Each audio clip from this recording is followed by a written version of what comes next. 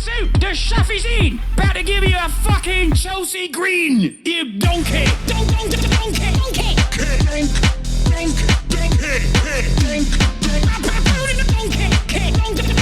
Listen to what I'm saying, and you will understand, perhaps, what I'm trying to imply. Patronizing. Yeah, I am being patronizing. I don't know who the fuck you are, and you're over here chirping all the way from fucking London about you want to fucking free Palestine, but also simultaneously you're talking about how both sides are fucking fine. Shut the fuck up. You don't know anything, okay? Who the fuck is this pink-haired twink?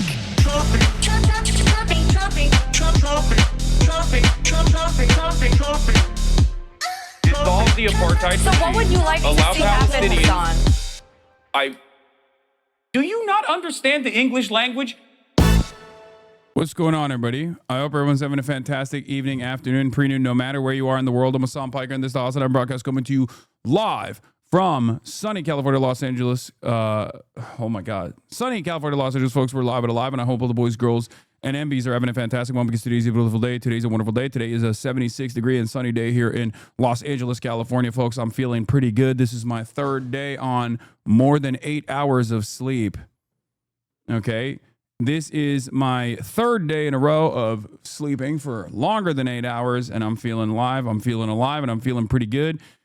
Not Sasalak says, I can't stop farting. I hope you get that checked, my friend. All right, this is part of the broadcast where I tell you about my personal news about what's going on in the world of HasanAbi Piker. It's Wednesday, September 24th, 2025, 11:14 a.m. I'm right on time, as always. Maybe a little bit later than I normally would be, but right on time nonetheless, because I'm my own boss and I'm on time whenever I say I'm on time. Anyway, oh my God. As soon as I got started, right on time. You know what else is right on time? My dad. My dad is right on time with lighting the house on fire. Okay, so this is a part of the broadcast where I tell you about my personal news about what's going on in the world of HasanAbi Piker.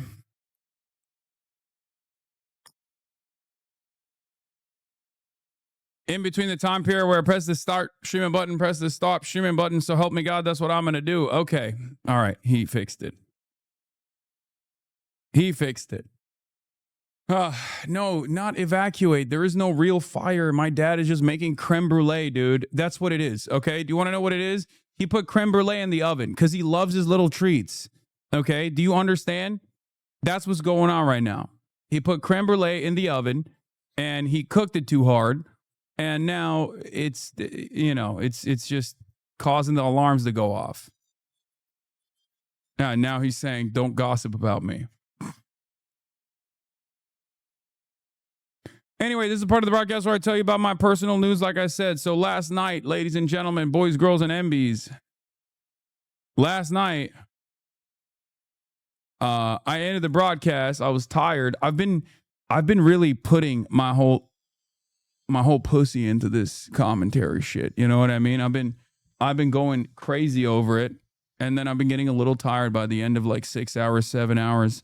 You already know what it is. But basically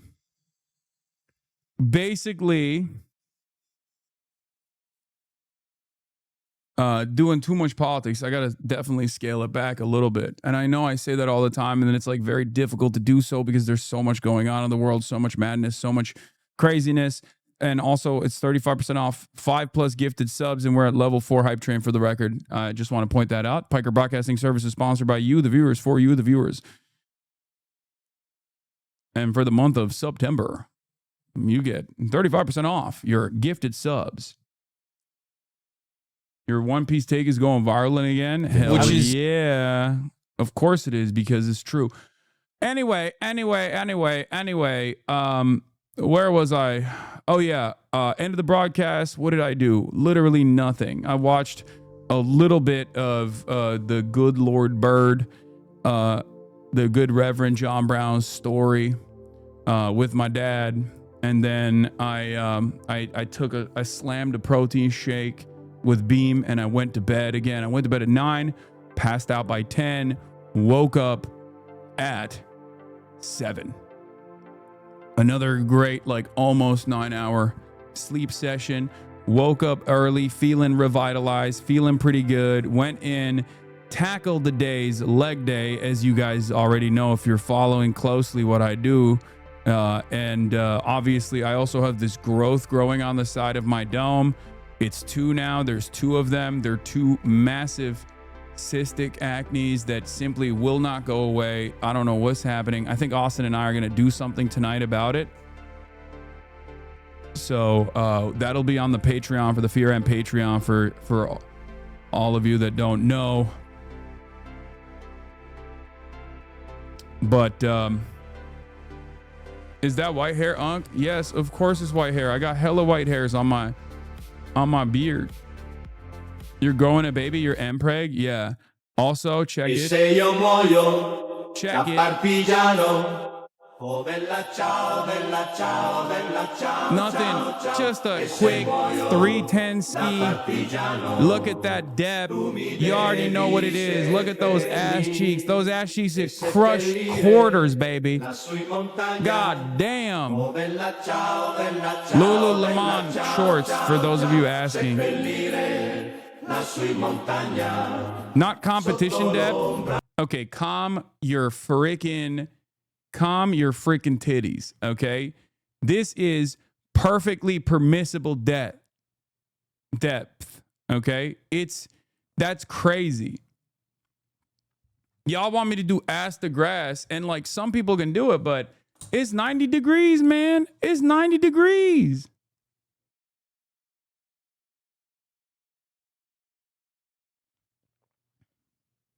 Not with that wobbly ass form.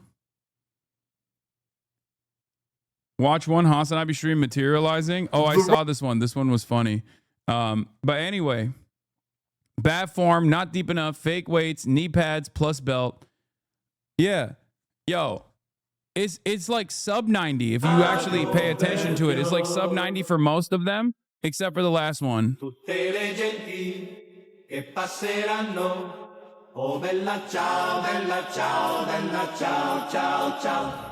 For me, my first 4 to 5 are just like, they're burners. I can just rip them. And then I hit the 5th one and I'm like, oops, don't have that dog in me no more. And you'll like, if you notice, that last one was the 6th one, and the 6th one is just not great form at all. The 6th one is not great. Who the fuck wears knee pads squatting dumb chatter? Wait, what? No, the knee pads that I'm wearing do help. They do help, but it's more so just to pack my knees because I have knee issues.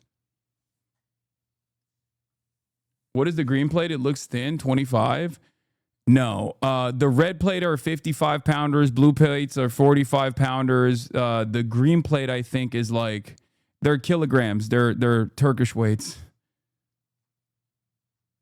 But basically, the total, all of those are kilogram weights, and I think it gets up to like 310 or something.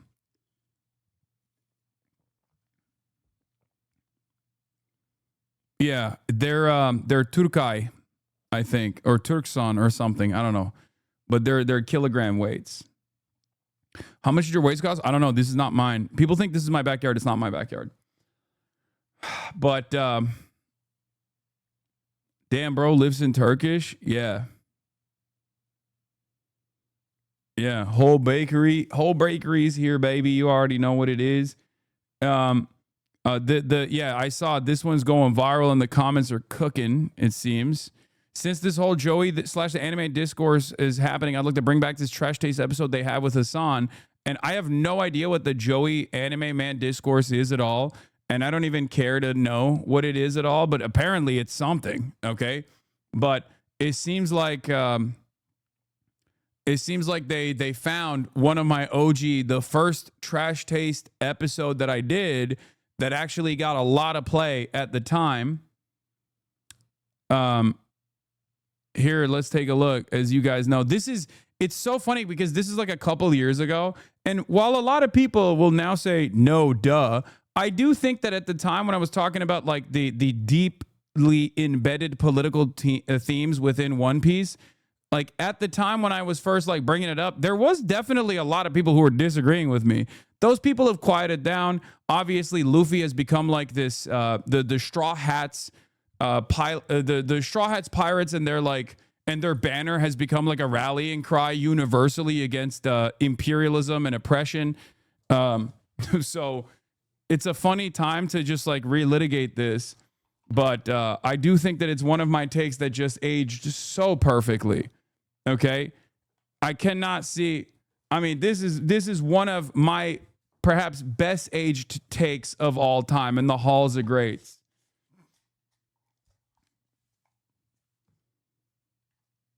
A very political anime, Connor. That's okay. Well, It is a very political what? anime. You told me One Piece is very political. Yes. What aspect? Oh my God, yes, I love this. Okay. This is going to piss off everybody, but I'm so right about this, even though, like, okay, first of all, again, maybe a little bit too long as an arc. He's quite literally about, like, indigenous populations being removed from their land and, like, violently trying to find autonomy and emancipation through violent means directly against, like, an enemy that is much more powerful than them. That is, like, that's like a land back movement, which is inherently very political, very leftist. Literally Israel. I'm talking about, I am talking about in that episode, the arc that I'm talking about is the, which one was it? The one in the Skypiea. Skypiea was about like the violence that that resistance movements engage in when they are trying to when they're on a just cause, on a journey to self-determination.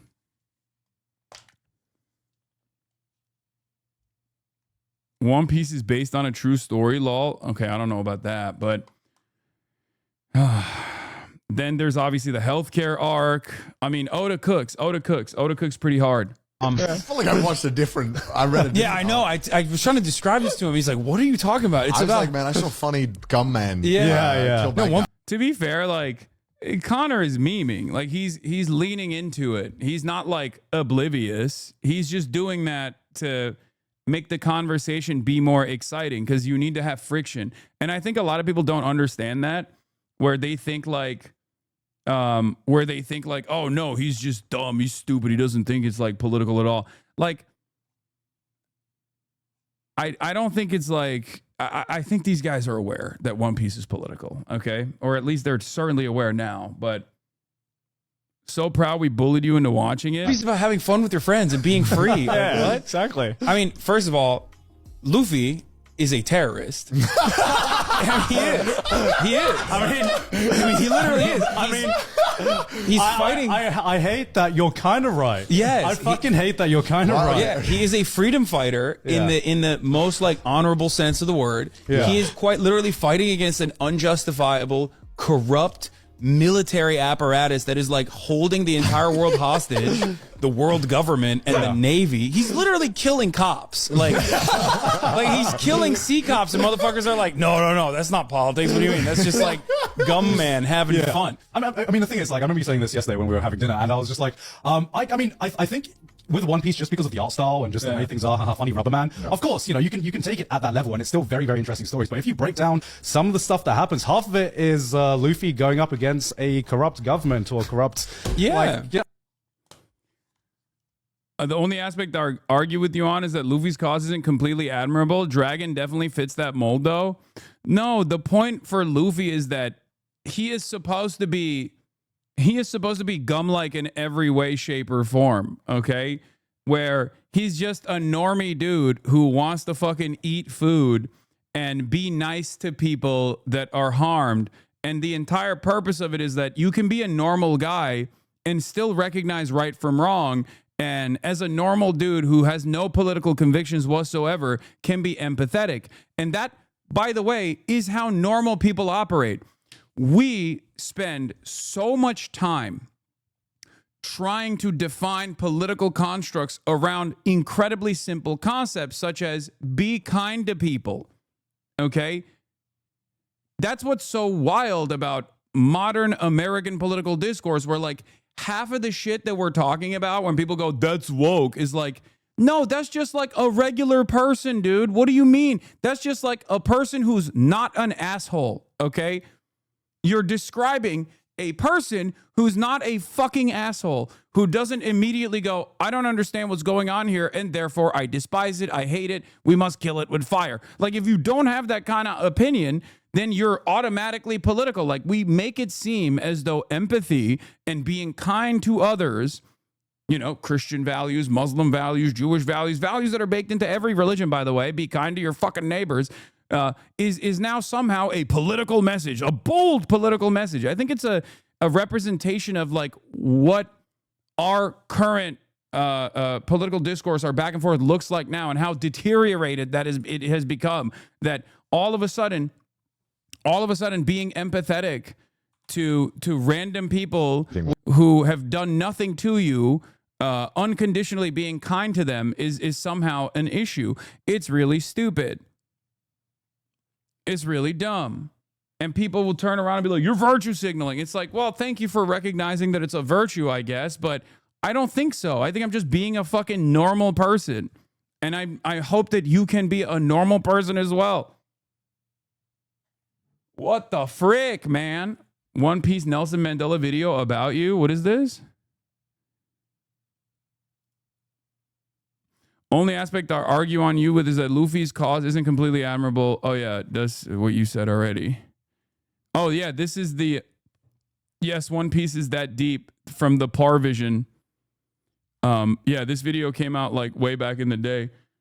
But I guess that take is going viral again.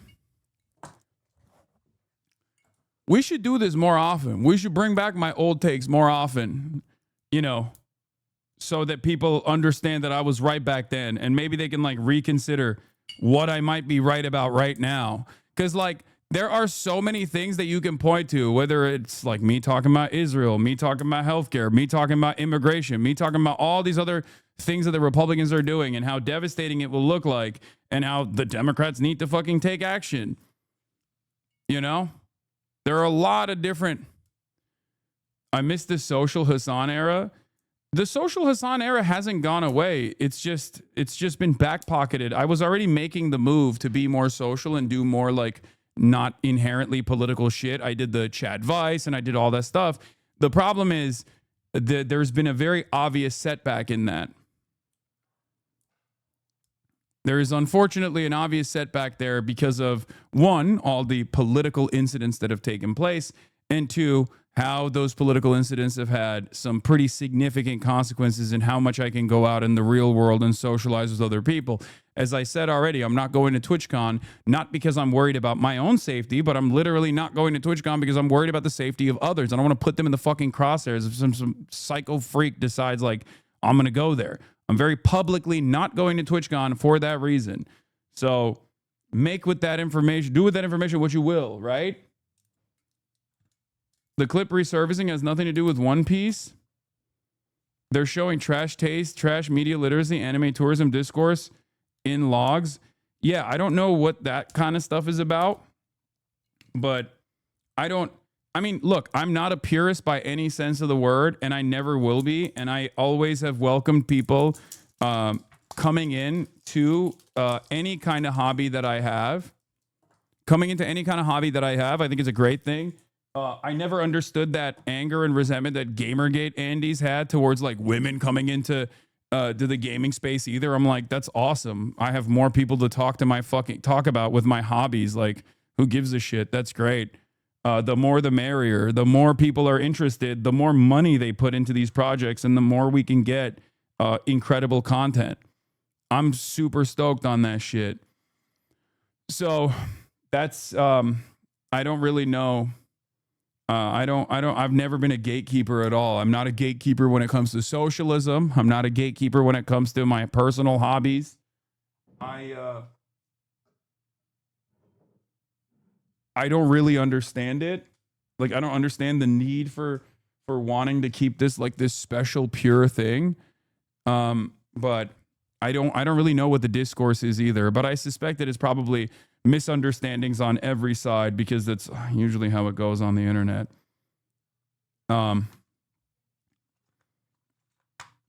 You are with your restaurants? Yeah, because I don't want motherfuckers to... Yeah, well, that's different.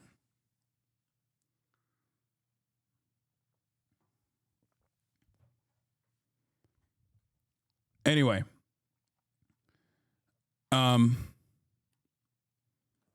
But yeah, glad to see the OG One Piece's political take going viral again. Maybe this will open up some people's perspective a little bit on being more open-minded to where I'm coming from. Buy an ocean bottle, mate? Why? I got a Twitch.tv mug right here.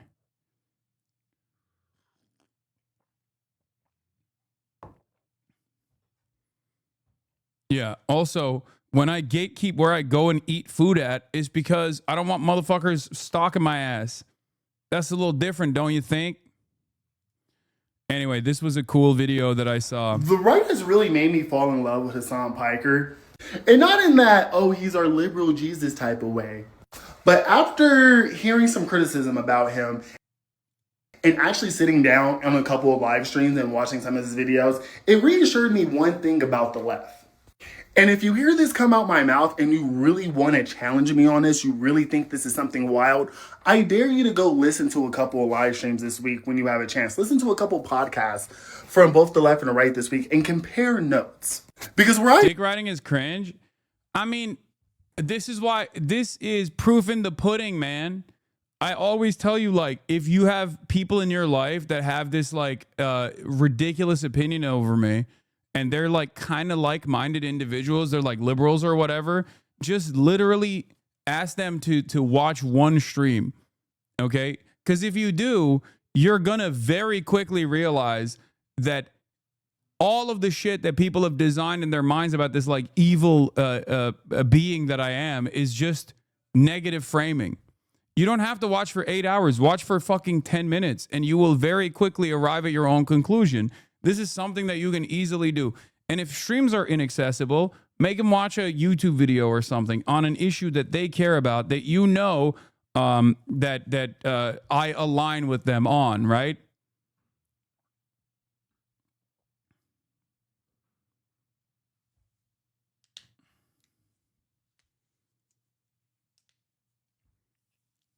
You don't stream for 8 hours? Okay, man. The couple of days where I don't stream for 8 hours, all of a sudden I'm not an 8-hour Andy. How is this? How is this possible? How is this possible?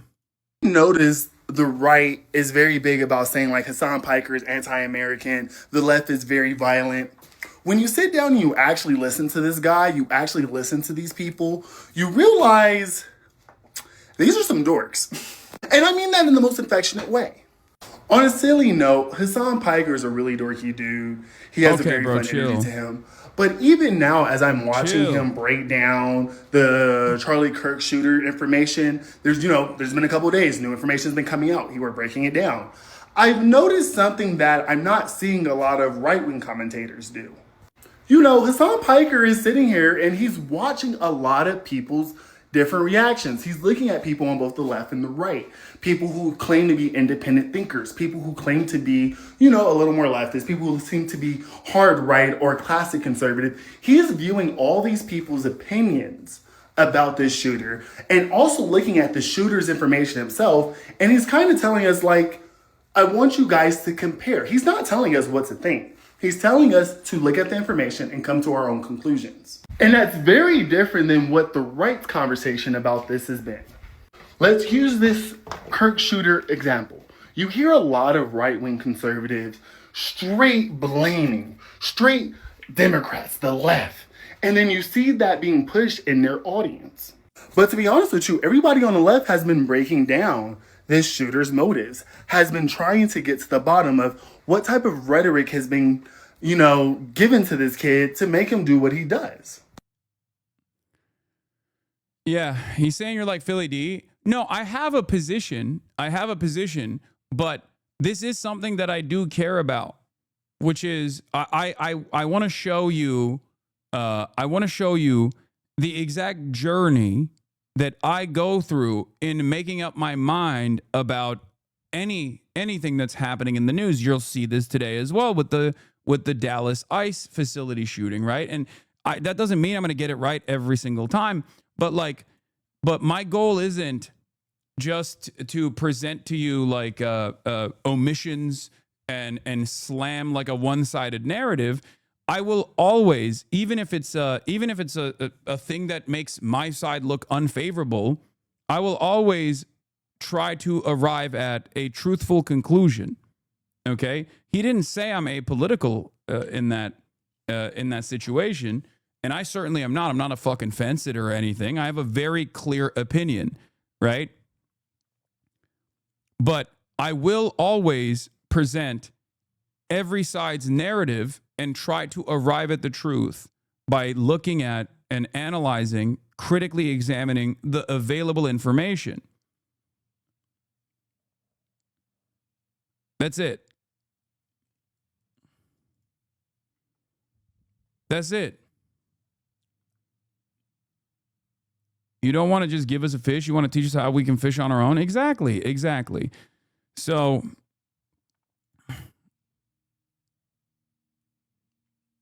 someone says, love that more people are coming out in support of him. It's very easy to support Hasan when you actually understand his message. Even understanding the controversial points that people try to bring up just brings it deeper understanding how he tackles topics beyond the crash out lol. Yeah. Anyway. And then you hypnotize us with trigger words. What do I always say? And we drop back into the trance. Exactly. Of course. What is this? Short. New Sean vid is a banger and pretty short if you're interested later. Hello, everyone. Today's video is... Dog, this is 4 hours long.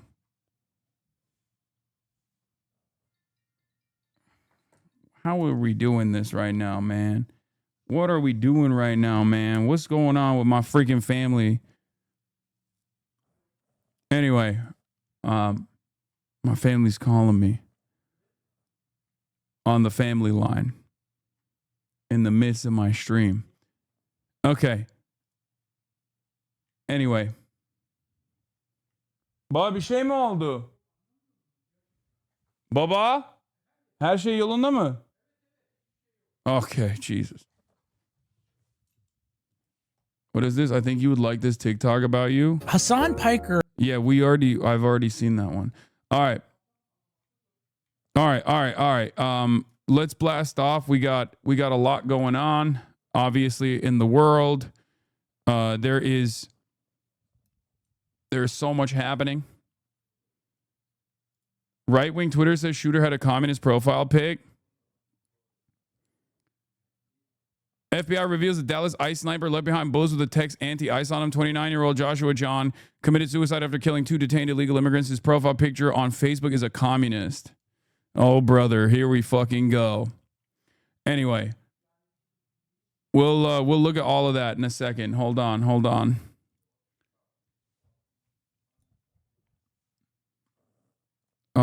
Where was I? All right, let's blast off real quick, okay? Dallas ICE facility shooting details.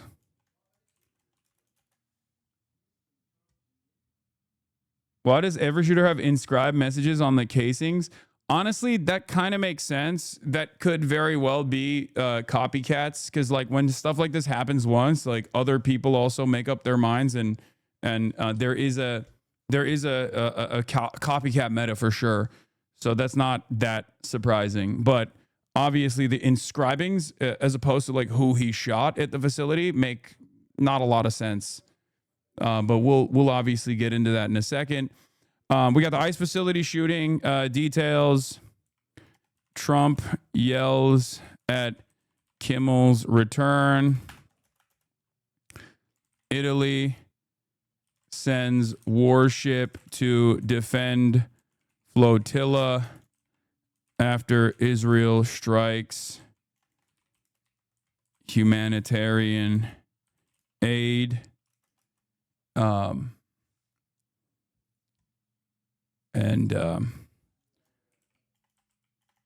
Palestine recognition at the UN and more. Get in now. Yes, you already know what I'm going to say. Oh, you're so brilliant. You're so clever, chat. Twitch.tv/HasanAbi. Okay, who has a blast off meme? Yeah, big W to the neo-fascist administration of Italy. Okay? Which is pretty crazy. That it's like you got like a straightforward right-wing fascist Giorgia Meloni and her admin literally taking these kinds of initiatives. It blows my mind. They won't even do state recognition, but they're doing this. And I think part of that is because of the anger, because of the general strike that took place. These guys are not fucking around, okay? Italy doing national syndicalism for real? I don't think it's like that. I think that the unions are objectively against what Israel is doing for a good reason.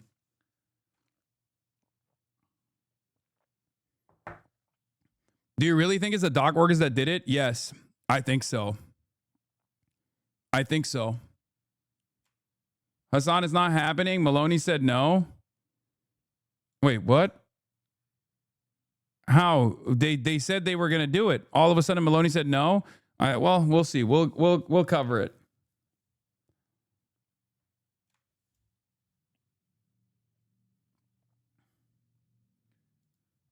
Yeah, I did see the Germany polls, which I thought were really funny. Majority of supporters of every German party believe Israel is committing a genocide. Majority of supporters of every German party see the truth that Israel is committing a genocide. Even the fucking AFD, okay? What are we doing? What are we doing? What are we doing?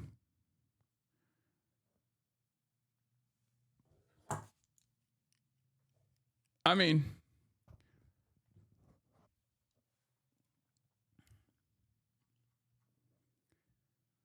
ay. Why? But the AFD and CDU think it's fire?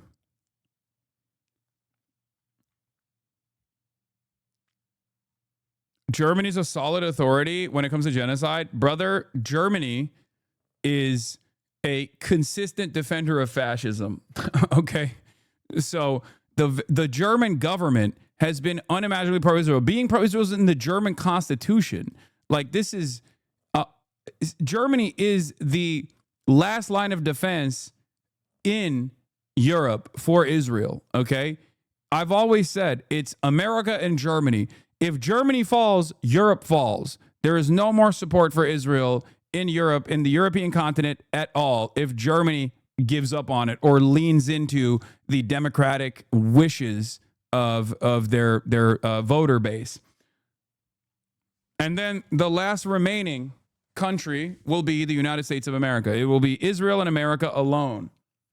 Obviously, Germany is never going to change their consideration. It's just, this is unsustainable. What's striking here is the divide between the public and elite opinion. The reality of the majority of the country recognizes is denied by the media, academic, and political elite. Do you not understand? What about Japan? Japan doesn't matter. I'm sorry. No disrespect to the anime enjoyers, but Japan is probably one of the most inconsequential nations on anything, on any international issue. It's just true. It's a vassal state. It's a vassal state with 50,000 almost troops. It's a completely captured vassal state that America wrote the Constitution of. Okay, a lot of people, I think, overextend the significance of Japan because they love anime or some shit, and they just think that it's like, you know, this is the reason why Japan is very important. Japan is at the table. It's like, nope, it's not. Okay.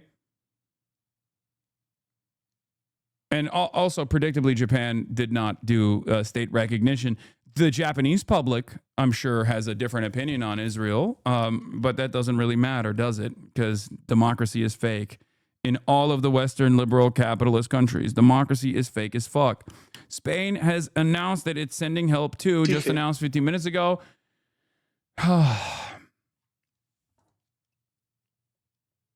Yo, you won't be saying that was a Gundam project gets off the ground? I mean, Japan, if they actually designed a Metal Gear, I think that they could be a real player in the international marketplace, but unfortunately, there's some significant setbacks there. Okay, their anti-nuclear weapon stance, I think, has been a big problem, a big hurdle to clear. They need to do Metal Gear Japan. They need to do it. They need to actually do it. And once they do it, they can be a player. Let's go. Not a Gundam, a Metal Gear. A Metal Gear. Otacon. Otacon.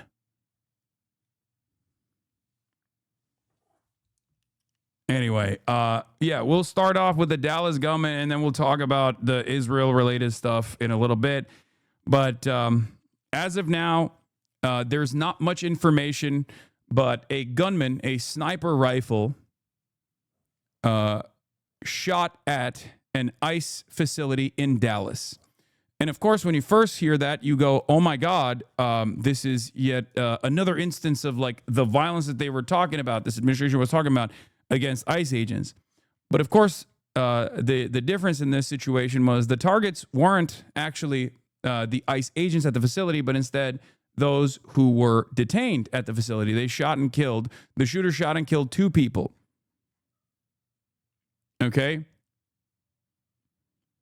Per NBC, Joshua John grew up in Allen, Texas, where he was in Boy Scouts, unemployed, but previously had done coding, registered independent, once charged with delivering marijuana. His older brother, he wasn't interested in politics on either side as far as I knew.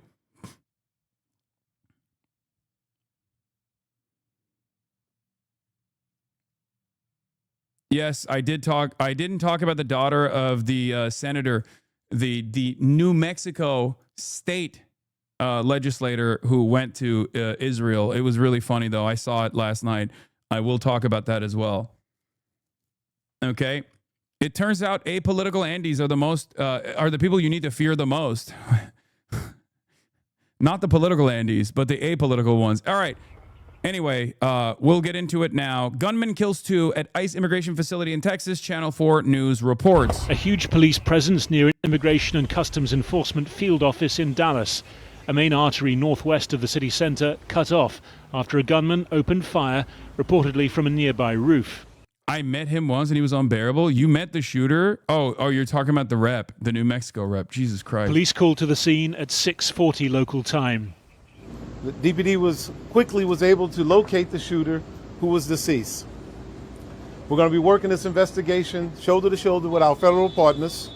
The investigation centered on the building next to the ICE Enforcement and Removal Center. The shooter firing from this roof, reportedly killing 2 detainees and leaving a 3rd critically injured in hospital.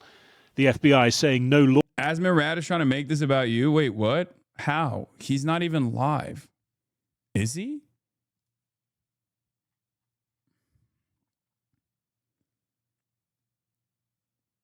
He tweeted. I mean, I don't really care what he has to say, and I'm sure I have more pressing matters and more significant ops than Asmongold, who will, of course, use this as an opportunity to stamp out any sort of political discontent, political dissent against the administration, and certainly the ICE practices and whatnot. So it's not remotely shocking to me that a lot of people will do this. Law enforcement officers were hit, but releasing this image of bullets found near the dead gunman. I can confirm at this time that the FBI is investigating this incident as an act of targeted violence. Yeah, this is an incredibly strange piece of evidence, I will say, because even with a Charlie Kirk situation with Tyler Robinson, like the bullets have Chow Bella Chow on them, right, engraved on them. But then and he's shooting Charlie Kirk. Like there is a through line, like a logical through line there, right? If you present it as if you present the victim in this circumstance, Charlie Kirk, is like a fascist, and you're like anti-fascist or something like that still makes some logical sense. Whether it's correct or not doesn't matter. But in this circumstance, he's saying like he's anti-ICE, okay? But also he's shooting at the detainees. He like shot and killed people who he would be supposedly trying to release, right? Like, it doesn't make any sense whatsoever, but let's take a look. The evidence that we've seen from rounds that were found near the suspected shooter contain messages that are anti-ICE in nature. But also, look. All I'm going to say is this. Even fucking Aaron Rupar said, this is the fishiest shit I've ever seen. We're supposed to believe the shooter wrote anti-ICE in pen on a bullet, then shot detainees, but not ICE officers. Like, anti-ICE in and of itself is such a strange... It's such a strange thing to write as well. Like, he didn't say like fuck ICE. He just said like anti-ICE. Like what?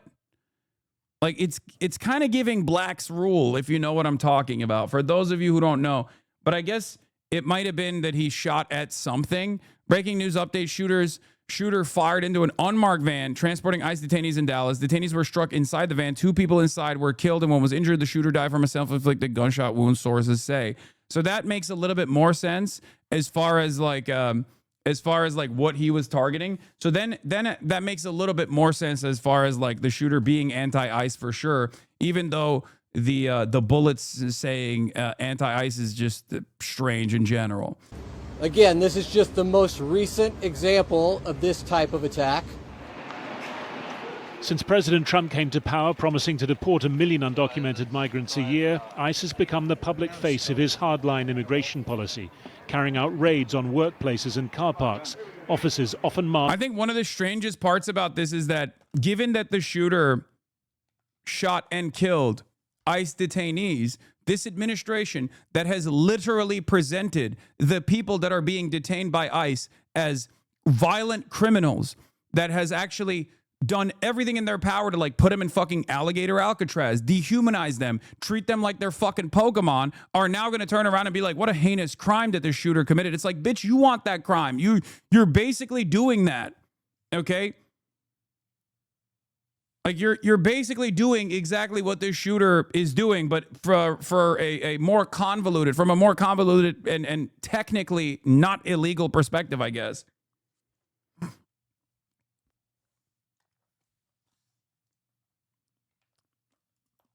Pulling people off the street. The field office attacked today, subject to a bomb threat last month. A month earlier, a detention facility, also in Texas, attacked in what authorities said was a coordinated ambush. For those of you who don't know the history of the Bracero program, and in the aftermath of the Bracero program, and I've talked about this before, in American history, in the aftermath of the Bracero program, there were mass deportation initiatives that were being taken place. And in this very same state, the state of Texas, you had ranchers with guns running around looking for marshals to shoot and kill. The reason why they were doing that is because they did not want their neighbors to be apprehended. They did not want their farmhands to be apprehended and mass deported. This is in American history. This has happened in American history. Not to say that this person is not like operating on some fucking left-leaning ideology or whatever, but just understand that this has happened throughout American history, okay? This is not new. I have brought this up on numerous occasions. I've brought this up a lot. People get very frustrated when mass deportations start taking place, and then they take matters in their own hands in a country like America where everybody has fucking guns and a proclivity to do violent things, and then they do shit like this. That left a police officer shot and injured. To every politician demanding that ICE agents be doxxed and calling for people to go after their families, stop. Bro, this dude killed detainees, and these guys are still talking about the fear that ICE agents have to experience on a daily basis. Once again, there is no consideration for the victims here. There is no consideration for the victims who were already apprehended and were presented as people that were slated to be deported from the country for the crime of being born on a different side of the fucking border. And what they're going to do in this circumstance is basically make it so that it's illegal for people like myself to say, you shouldn't do this. You should not engage in mass deportations. They're going to say, how dare you say that? You're threatening the lives of ICE agents. No, I'm not. I'm not doing that at all. Political violence is unacceptable. Obviously, I have never advocated for political violence. I don't advocate for political violence, but it doesn't matter. The violence coming from the system here is also unacceptable, and we should be able to talk about that.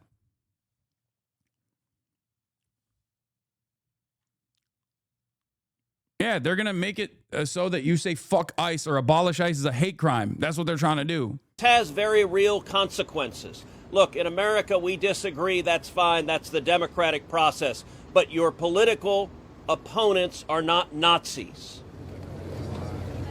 This attack coming 2 weeks after the assassination of right-wing activist Charlie Kirk in Utah, prompting White House pledges of a crackdown on left-wing organizations that it says constitute a domestic terror movement. America's political divisions, its culture wars, getting bloodier and more dangerous by the day.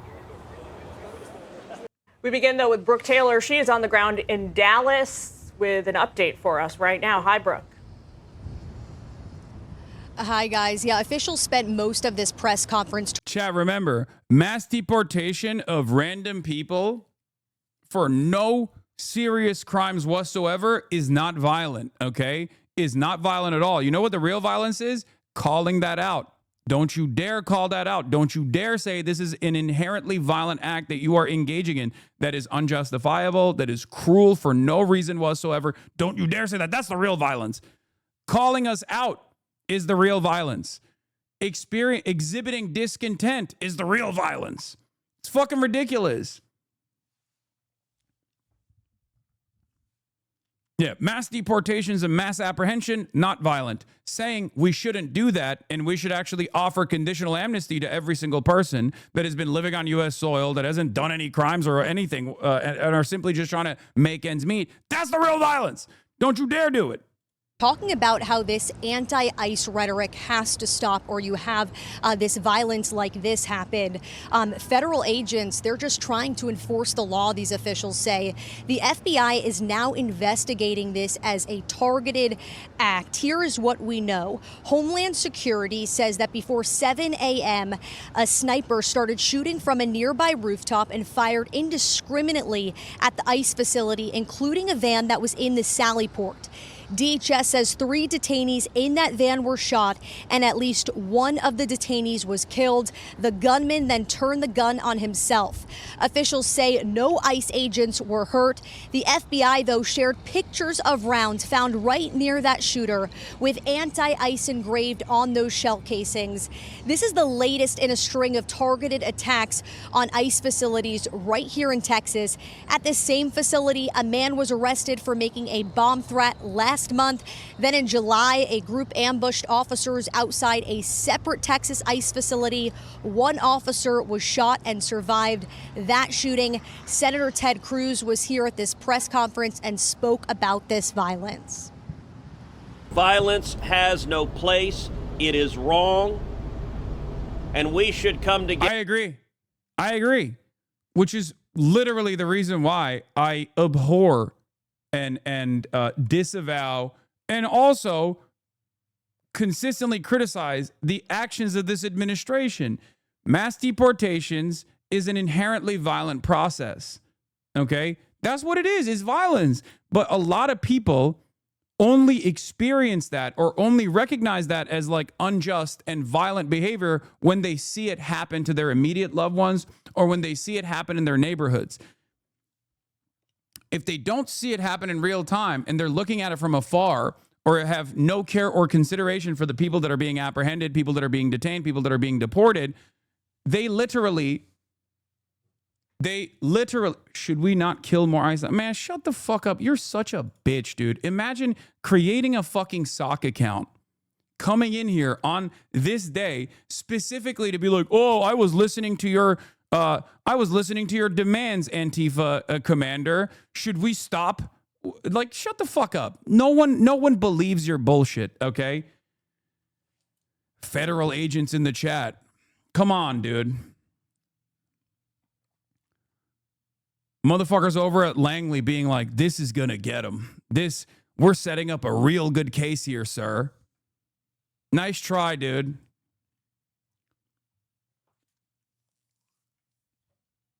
Anyway, as I was saying, the way we interpret, the way we look at violence, the way we see violence is entirely dependent on whether we have any sort of up close and personal relationship with the victims or whether we see it happen in our neighborhoods.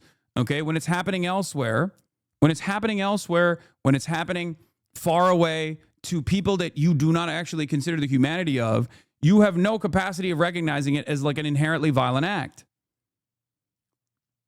If we want to have a debate about immigration policies, we can do so in the halls of Congress without demonizing each other, and especially without demonizing the men and women who every day put on a badge and go risk their lives to keep us safe.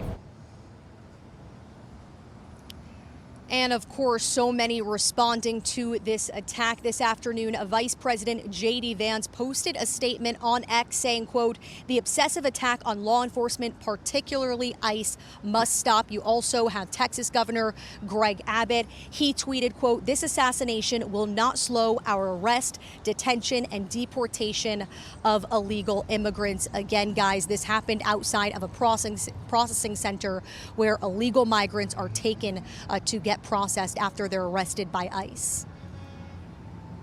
All right, Brooke Taylor in Dallas on the scene for us there. Stand Be by. careful pulling stuff up on stream for this. The pick of the gunman after suicide is all over Twitter. Oh shit, I didn't see that. I thank you. All right, Bill Daley's a former FBI investigator and joins us now. I mean, this almost seems like a daily occurrence, Bill, that we have another day, the sun comes up, dawn breaks, and another politically motivated shooting. It's just no sign of stopping. It's horrible, John. And you know, John, over these past several months and even the past since the administration took over, you know, we've seen this kind of push by politicians and other people around ICE facilities. They've gone as far as even some of these elected officials kind of, you know, trying to force their way in, stopping vehicles. So, you know, it is kind of a buildup of what we've seen over the past few months, only to this point to a deadly level. You know, I think a lot of people speak about this rhetoric. You know, I'll cite a few things, but I know a lot of people speaking about it like to talk more about the investigation. But, you know, when you have elected officials calling ICE agents, you know, agents, modern Gestapo agents, or, you know, governors moving to not have masks on ICE agents because they want people to know who they are so they can go after them.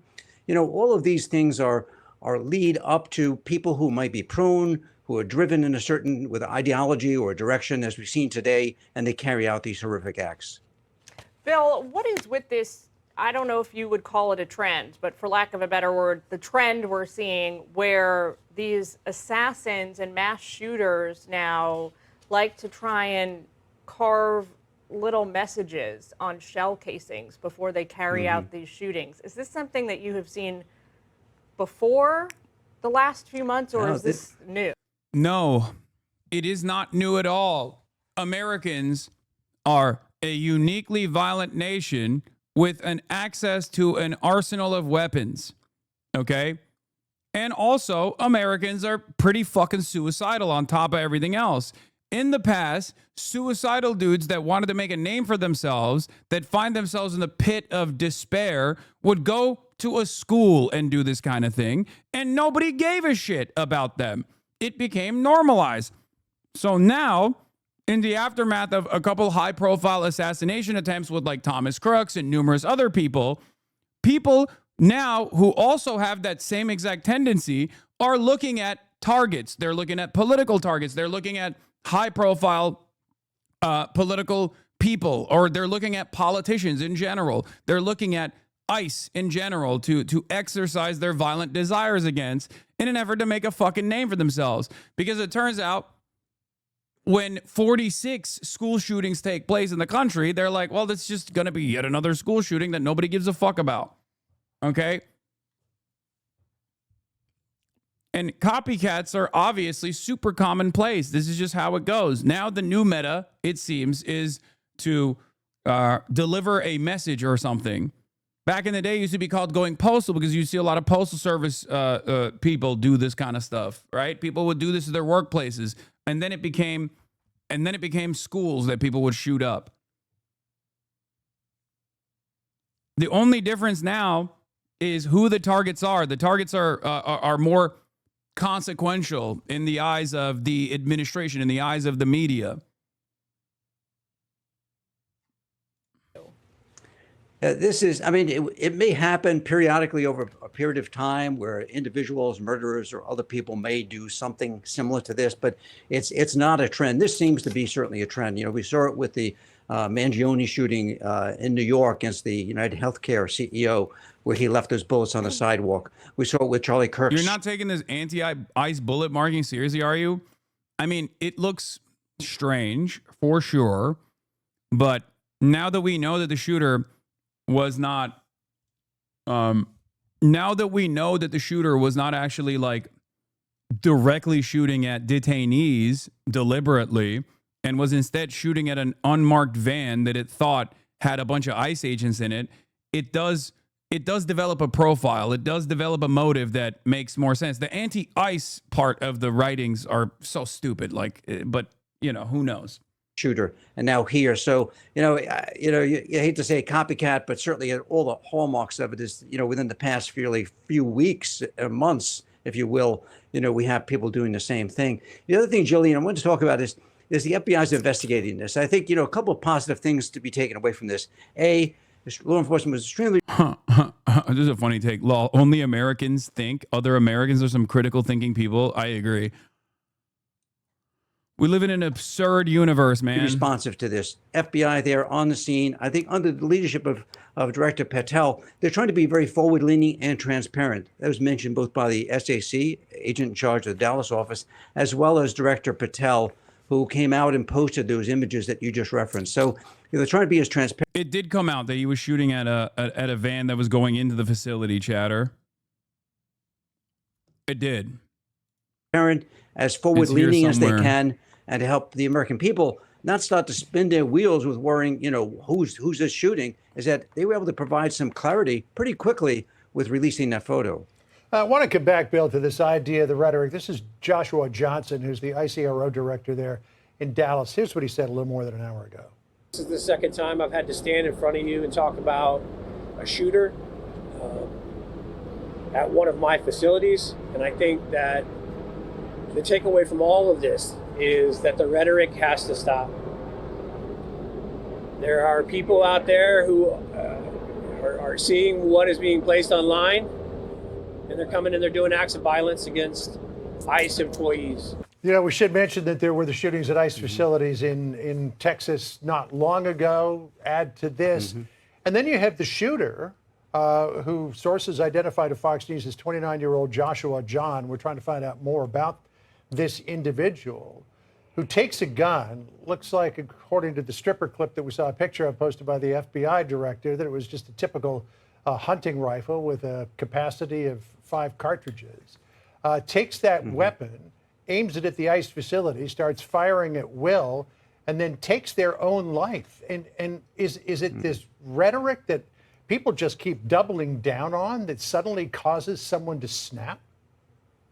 Yeah, this question in and of itself is bringing the attention back to those who have a difference in opinion with the administration and those who understand that these mass apprehensions that are taking place are fucked up. Just as it was the case with the Charlie Kirk execution, these guys immediately turn around and go, you know what the real problem is? It's the people that are naysayers. It's the people that are not patriotic enough. It's the people that are not sufficiently pro Donald Trump.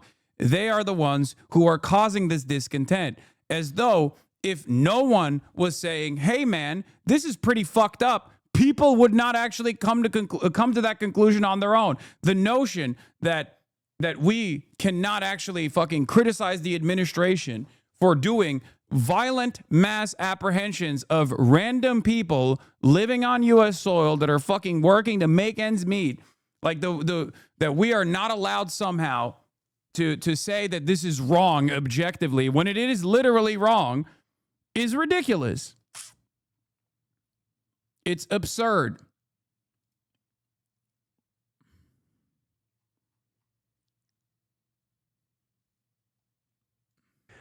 With kind of borrowing a little bit from my behavioral analysis friends, you just don't know what reaches a individual and what breaking point they have. And although many people can kind of, flick this rhetoric off as being just that, political rhetoric, it does affect a number of people. And I think today, John, with all of the various sources that people getting information, or ones that maybe want Yeah, they're going to come for people calling Nazi-style individuals a Nazi-style individual or a fascist, or they're going to come for people that are calling ICE Gestapo.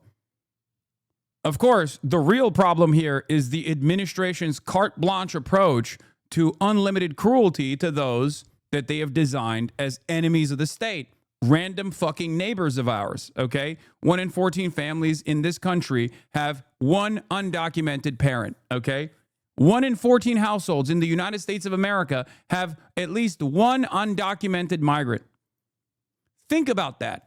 That's what they want to do. They want to go after 1 in 14 households, and we can't even say that that is fucked up. We can't say that that's fucked up. We can't say, like, hey, man, there's an alternative out there, which is called documenting these people. They're just human beings. Nope. You have to say that they're violent animals that are here to destroy the country. Otherwise, you're an enemy of the state and you must be punished. It's ridiculous. It's fucking ridiculous. Lock themselves into with regard to social media or news outlets, and they're hearing it over and over again. The fragility of people where they are at any particular moment may lead them to commit one of these acts. But the other thing, too, John, as we look into this investigation, and the FBI is doing this right now, is to find out, where did this person, where were they getting this information from? Where was he being, if you want to call it, kind of radicalized to conduct one of these acts?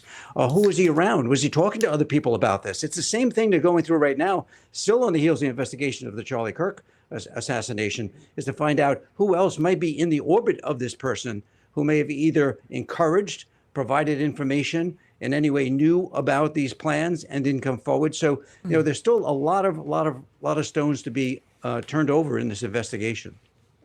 Why didn't they talk about the rhetoric when it was the Walmart shooting, the El Paso shooting, the Albuquerque shooting, the Buffalo, New York shooting, Dylan Roof?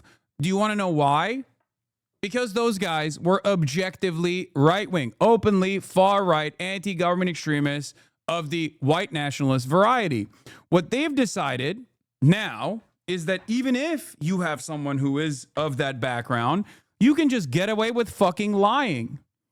Okay? You can just get away with lying. That's all you need to do. Just lie and claim that the shooter was a leftist, like they did in the Minneapolis shootings. Both in the first Minneapolis shooting, with Democratic congresspersons, Democratic state legislatures being targeted, you could just claim that the shooter was a leftist or whatever, and people would just go along with it. No fact checks necessary there.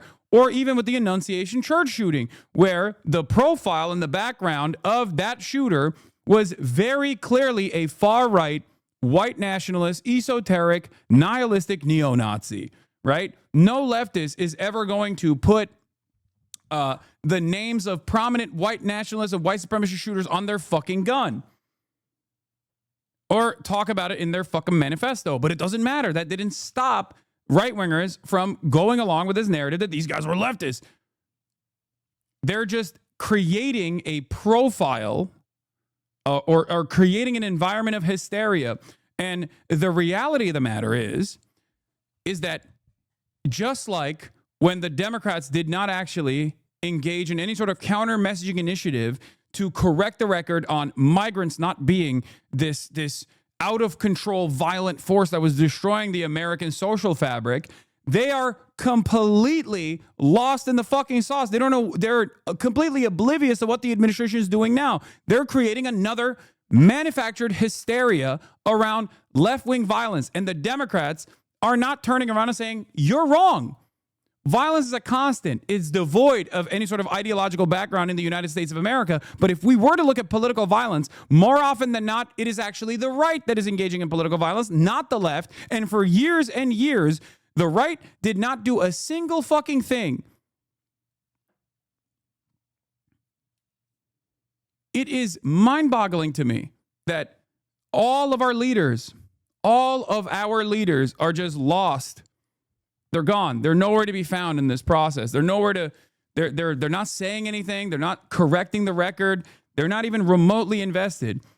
not realizing the warning signs, not realizing that the administration is once again whipping up an entirely new manufactured hysteria that they will use to erode the First Amendment. They will use to basically stamp out any kind of political discontent.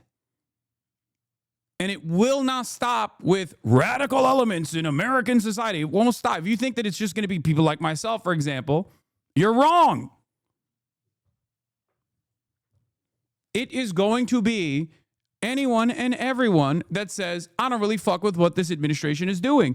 The Jimmy Kimmel attempt was a great example of this.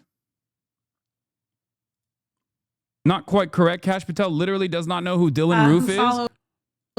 White supremacist propaganda murdered 9 black parishioners in Charleston in 2015. Do you deny this?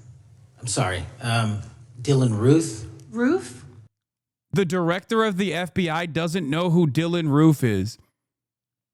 Dylan Roof is one of the most high-profile white supremacist shooters. I cannot believe that he does not know who Dylan Roof is. Under different circumstances, I would say he's lying, right? I would say he's obviously lying. He knows who fucking Dylan Roof is. But in this day and age, the incompetence, the sheer incompetence from this administration is so obvious that I don't know. I don't think he knows who fucking Dylan Roof is. I don't think he knows. I totally believe that he is that stupid. Roof, can you give me some more information? You're head of the FBI, you probably know this. If you don't know, that's fine. You can give me a reminder. I've got a lot in front of me. It was national news. Dylan Roof, who followed. God damn, he's so fucking stupid. We got absolute nutters leading. We got the fucking nutters leading the madhouse. Oh my God. What do you expect? Of course. For context, historically, specifically in Texas during the Eisenhower administration in response to Operation W Back, it was the Republican farmers who went out and ran marshals out of town. Exactly. That's what I was talking about. I literally talked about this before. I explained this throughout the election cycle to tell you how much anger and resentment builds when these kinds of mass deportation initiatives start happening. When Eisenhower did this, it was the Republican right-wing ranchers that literally would go around town in their fucking pickup trucks with weapons to hunt down marshals. Because at the time, it was the marshals that were conducting these mass deportation operations. This is before INS or ICE ever existed. There was no Department of Homeland Security, for example.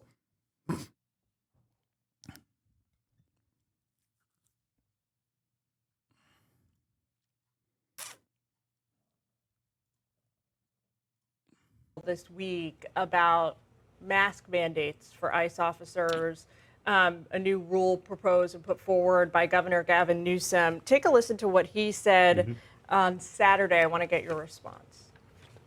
I'll be signing a bill, the first in the nation. Yeah. Again, this is what I meant when I said they're going to go after anything and everything. Gavin Newsom makes a perfectly reasonable initiative in the state of California, which demands that public servants actually follow the law, and they can't hide their identity when they're conducting these operations. There is so many good reasons for this provision to exist. Why, you might ask? Because if you have faceless, masked, armed thugs of the state that don't present their identification, that don't have to present their identification, you can have copycats. This has already happened. There are plenty of people who have been arrested for falsely presenting themselves as ICE agents to kidnap and sexually assault people. Okay? That's a real thing that has happened in America in the last fucking 9 months. These guys are public servants. They have no right to hide their identity in the process of taking away someone's liberties. Like, what are we talking about? I can't even comprehend how this has become a point of contention, that it's like, no, you have to actually shelter the public from who their IDs are. There's a reason why people's badge numbers are on their fucking chest, or used to be, right? What are we doing? What are we doing? This also protects ICE agents as well. Technically, if every single person that is supposedly acting out the way that the law is designed, right? If they're doing this lawful order, following a lawful order by the administration, there is no reason to try and hide your identity, because you're following the rules that the administration has presented. And it protects ICE agents because then people are in a country where everybody has a fucking gun. People don't immediately assume that it's a random group of people that are trying to engage in a fucking kidnapping in broad daylight. Okay? Because if you don't know that these group of masked thugs, okay, that are coming at you from an unmarked car, for example, are actually following a lawful order by the federal government, or if they're just a bunch of random psychopaths who want to kill you, if you don't know the distinction, if you don't know the difference because everyone is masked, then sometimes people are going to engage in an act of self-defense.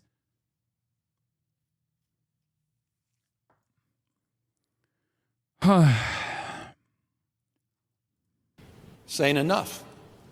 To ICE, unmask. What are you afraid of? What are you afraid of?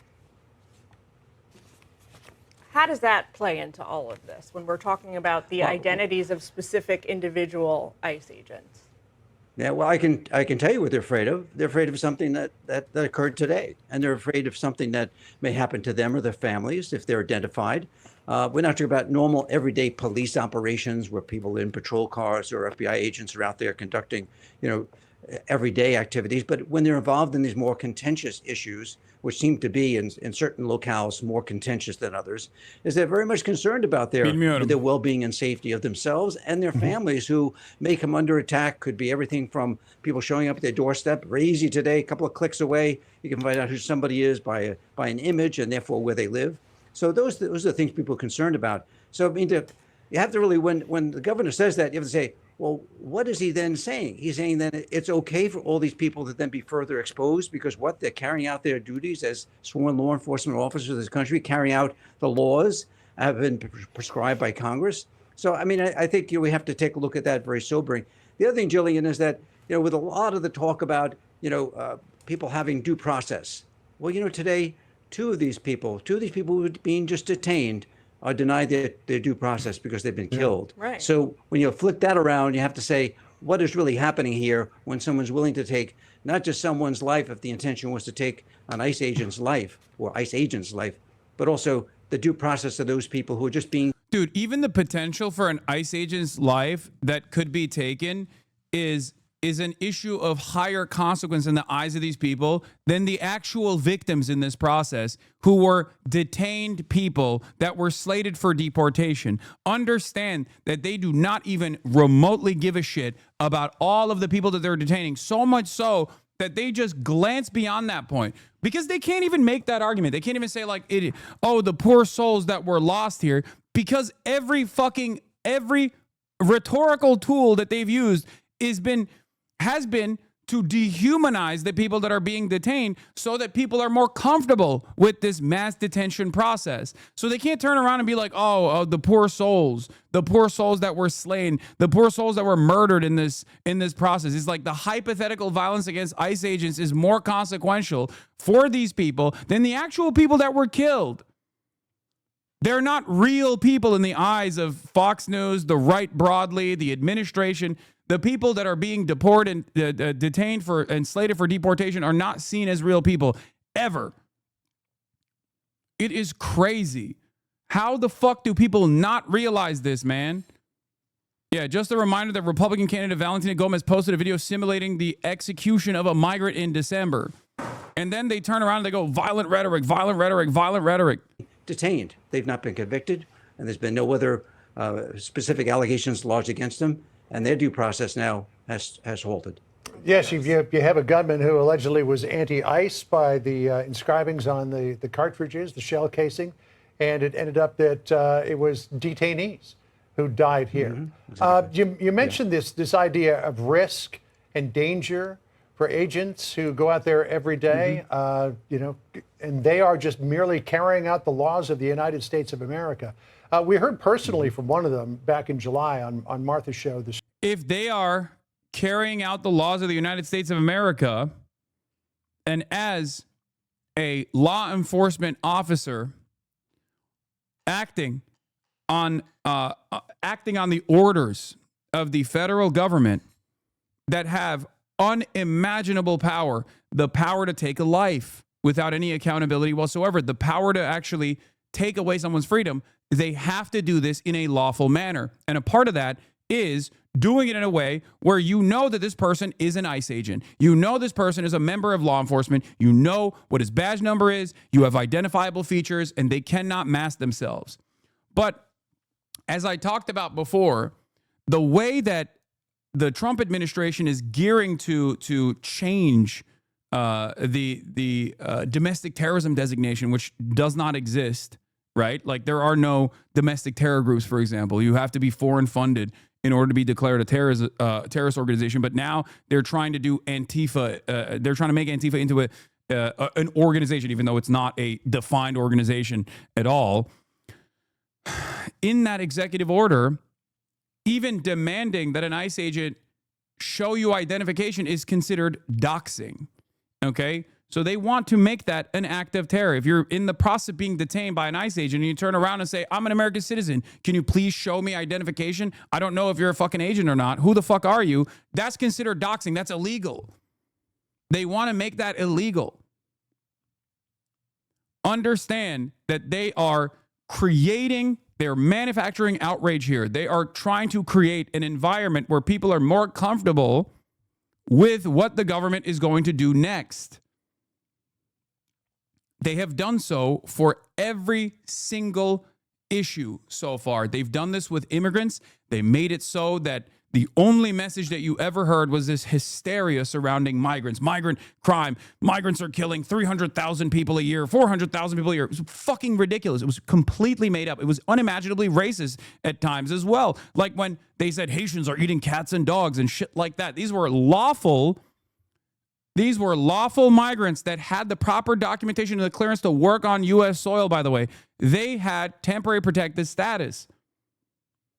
You're right, what's next? I'm telling you exactly what's next. They're not hiding it. They're not sheltering you from what they are going to do next. The only reason why you'd be oblivious to what happens next is if you are not paying attention, or if you're only getting your information from liberal media, from mainstream sources that are seemingly lost in the sauce, that don't understand what the fuck is actually taking place right in front of our eyes. Just like they were blinded or blindsided, either willingly or they were oblivious to this reality, to the consent that was manufactured to even start this anti-migrant mass deportation initiative.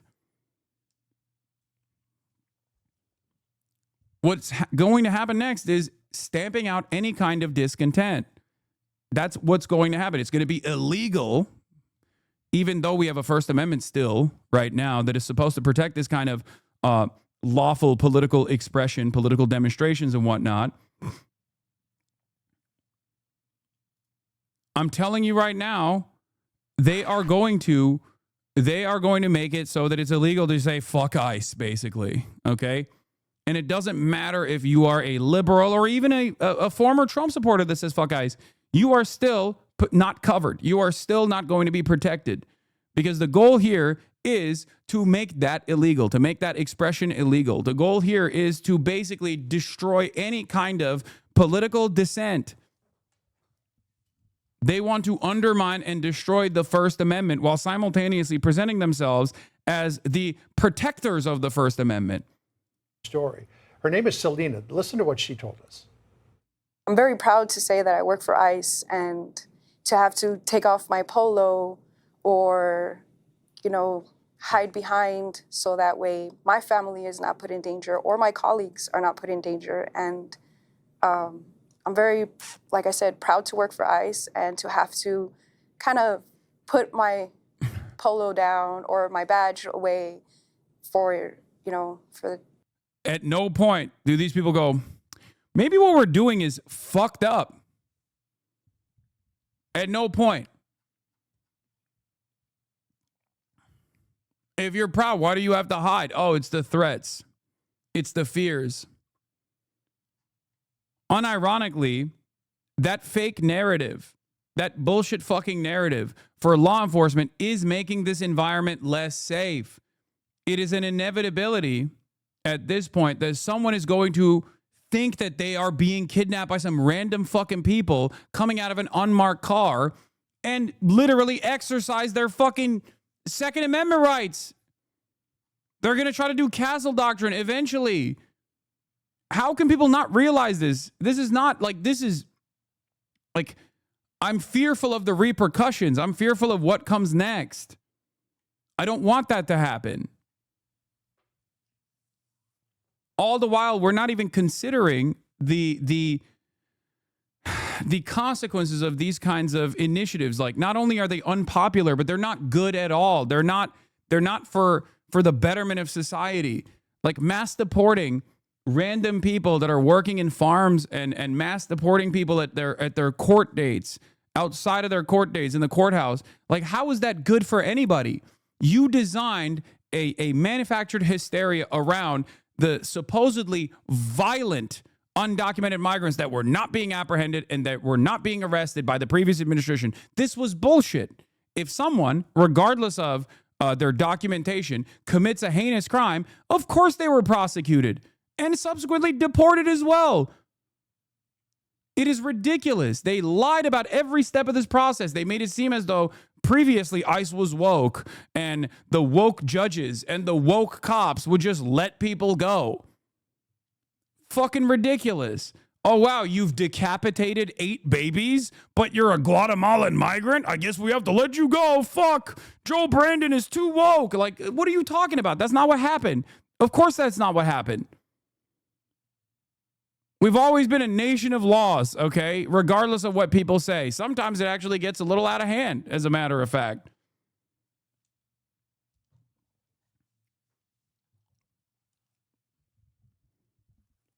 And not a single fucking Democrat turned around and said, what are you talking about? Everything you're saying is a lie. The safety of us. You know, so she says that when she's not on the streets there doing her job, she's got to go unidentified because of the potential risk to her or her family. Yeah, video shows ICE Exactly with a right, 5-year-old John. girl And it all while ties agents back to attempt to what we arrest first their started speaking father. about. Yeah. You know, it's this rhetoric. It's when elected officials are out there on national television saying that, these ICE agents are modern day Gestapo. Well, what are you supposed to do? I mean, if somebody heard that, during... What do you mean? It's true. And not only is it true, but it's also protected speech. What the fuck are we talking about? What are we supposed to say? How you do not get to dictate the way that people criticize the administration. That is goddamn un-American. What the fuck are we doing? That's not even allowed in other countries where they already have hate speech enforcements either. Like there's no nation state on the planet that isn't like a straight up dictatorship where you can't say the government is behaving like a fucking fascist administration and they just apprehend you. You know where they do that? In fucking Turkey they do that, okay? That's ridiculous. Turkey does not have a First Amendment. They don't have free speech there. It's ridiculous that in a country like the United States of America, we can't even fucking say the truth out loud anymore, where you're like, oh, sorry. It's just hurting people's feelings. It's like it's fomenting too much discontent, because at the heart of this matter is precisely that. You are making people too angry.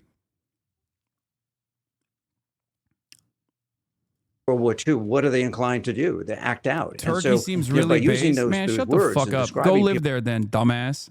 People in the fashion who are law enforcement officers of the country, sworn to uphold the current laws of our country, not being guided by politics here, but by the law.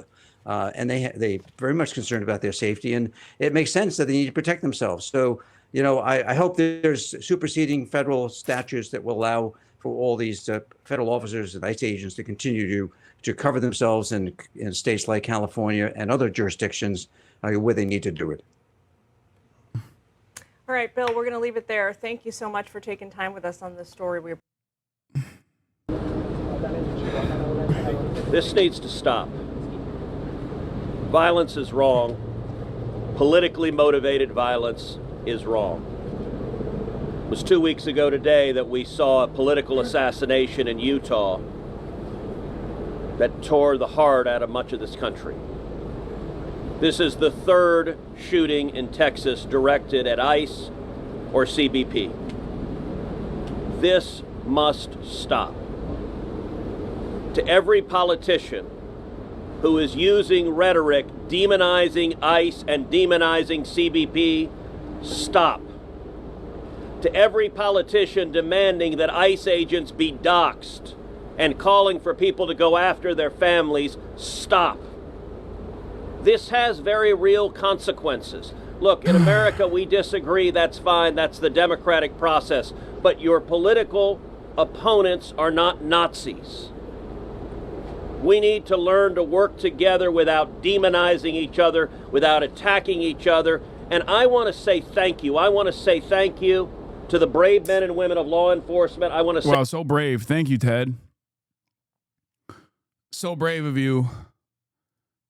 You know, a lot of people can't say this out loud, but I want to thank the boys in the blue. Thanks, Ted. Say thank you to the... Yeah, also, you would think that this guy shot and killed ICE officers. He did not. He shot and killed detainees, by the way. But of course, from the way that these press conferences have been designed, you would think that this guy went and shot and killed ICE officers, ICE agents. That's not the case. Brave men and women of ICE and CBP and everyone who puts their lives on the line to keep us safe. The divisive rhetoric tragically has real consequences. I hope that every one of us will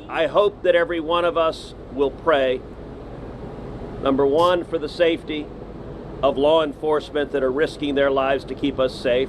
Number two, for the health of those who were shot and injured today. We still don't know the full details of who was injured, but for the families also of the victims of this shooting. Violence has no place. It is wrong. And we should come together. If we want to have a debate about immigration policies, we can do so in the halls of Congress without demonizing each other, and especially without demonizing the men and women who every day put on a badge and go risk their lives to keep us safe. And we should not be... Like, these people, I don't think regular Americans like can completely comprehend this, because like I said, like, they have this idea that like state violence is a constant, it's normal, it's normalized, it's supposed to happen, right? So they don't actually perceive actions of the state as inherently violent actions, no matter how violent they may get. There are instances where some people at least recognize it as like violent actions, like when a cop straight up assassinates someone who is unarmed in broad daylight, you know what I mean? But they don't realize that like all politics is about the distribution of resources and the distribution of power. And a part of that is violence. Who gets to do it? Who gets to be the recipient of violence? Okay? Like, in theory, what we're talking about here is that when the state behaves in a violent manner, people are supposed to go, people are supposed to say, okay, that's permissible, right? That's appropriate. That is the design of the state. It's done to protect as many people as possible, right? Because the state has a monopoly on violence. When cops go in and brutalize someone, or when cops go in and even arrest someone, even someone who deserves it, that is permissible violence, right? Because you are taking away someone's freedom. You are basically shackling them for an extended period of time, if not permanently for the rest of their lives. And there are instances where that is appropriate. Okay, there are instances where that is totally appropriate. If someone's a fucking serial killer, of course it's appropriate for the cops to literally arrest them, apprehend them, detain them, put them behind bars to ensure that they don't kill again, right?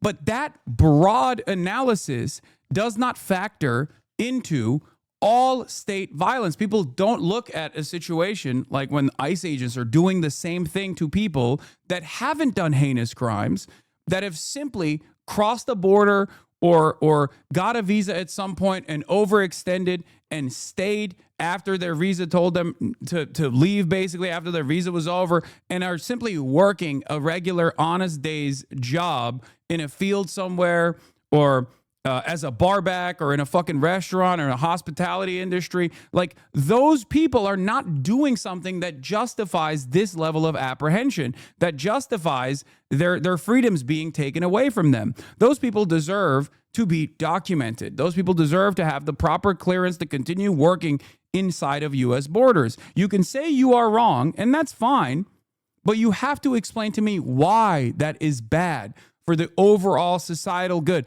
Why is that a bad thing? Okay? This is how discourse is supposed to take place, but these guys don't want to have this conversation any longer. They just simply want to apprehend people, detain them, arrest them, deport them, rip them away from their families, rip them away from their everyday existence, and kick them off into a concentration camp elsewhere in El Salvador or in other countries that they are not familiar with at all, and just make them into people who have to do slave labor elsewhere, okay? This is completely ridiculous. Like, the crime does not match the standard of violence that the state is applying, okay? And everybody understands that reality. That's precisely the reason why Trump basically started off this conversation about mass deportations by lying about migrants, by saying that migrants were all serial rapists and bloodthirsty murderers. Okay? Because if everyone was on board with just like doing this kind of thing to their fucking neighbors, he wouldn't have to lie and say that every single Guatemalan migrant is actually doing mass rapes and mass decapitations all around the country. He wouldn't have to lie. He could just be like, they're not here legally. They need to go. We need to fucking throw them in a slave labor colony in El Salvador. Okay?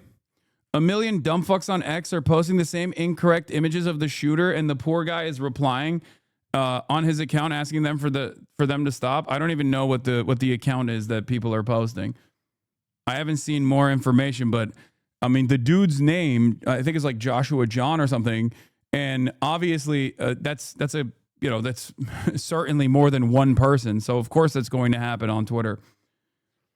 The shooter, of course, died. So he killed himself. And obviously, people are just redirecting their attention to whoever the fuck they see fit. Why can't they work in their country? Great question. Perhaps it is because their agricultural output is completely destroyed, for example. That could be one reason. That could be one fucking reason why they can't do that. But ultimately, you're asking this question, but you're also not presenting an argument as to why it's bad that they're working here. You're not telling me why they're somehow different than your parents that also immigrated here at a certain point. Okay? You're not.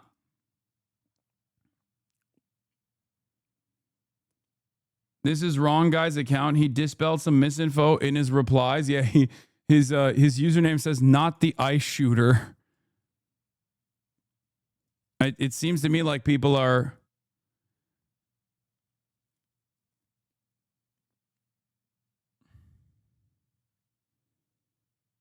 he's just like posting this one, Jim Hansen. I've seen some people claiming Joshua John was a furry based on a pic from his Facebook. Seems more like he was a commie since the hat matches the one on his avatar.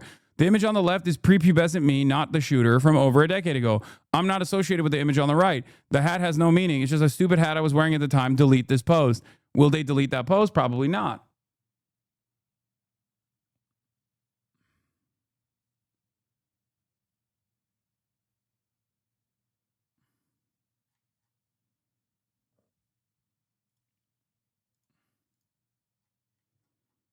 Putting language out there that inspires madmen to commit evil crimes. Our prayers are with the men and women of law enforcement, and we ought to come together and have some decency across the political aisle to say This violence is wrong, and it needs to stop. Senator, have you been told that immigrant detainees were the victims of today's shooting? My understanding is the details of who the victims are still being ascertained, so I don't want to go ahead of law enforcement releasing these details. What they have said is that no law enforcement was injured, and so that's a natural inference, but I don't know the details.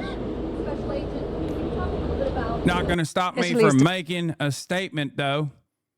But yeah, they have this and this. FBI reveals the Dallas ICE sniper left behind bullets with the text anti-ICE on him. 29-year-old Joshua John committed suicide after killing 2 detained illegal migrants. His profile picture on Facebook is of a communist. It's a glorious exposition comrade is the meme that's on the profile picture, which is another way to say cool story, bro, right? I've never seen Aaron Rupar tweet like this. Yeah, I saw that. Even the libs are hitting this is the fishiest shit I've ever seen.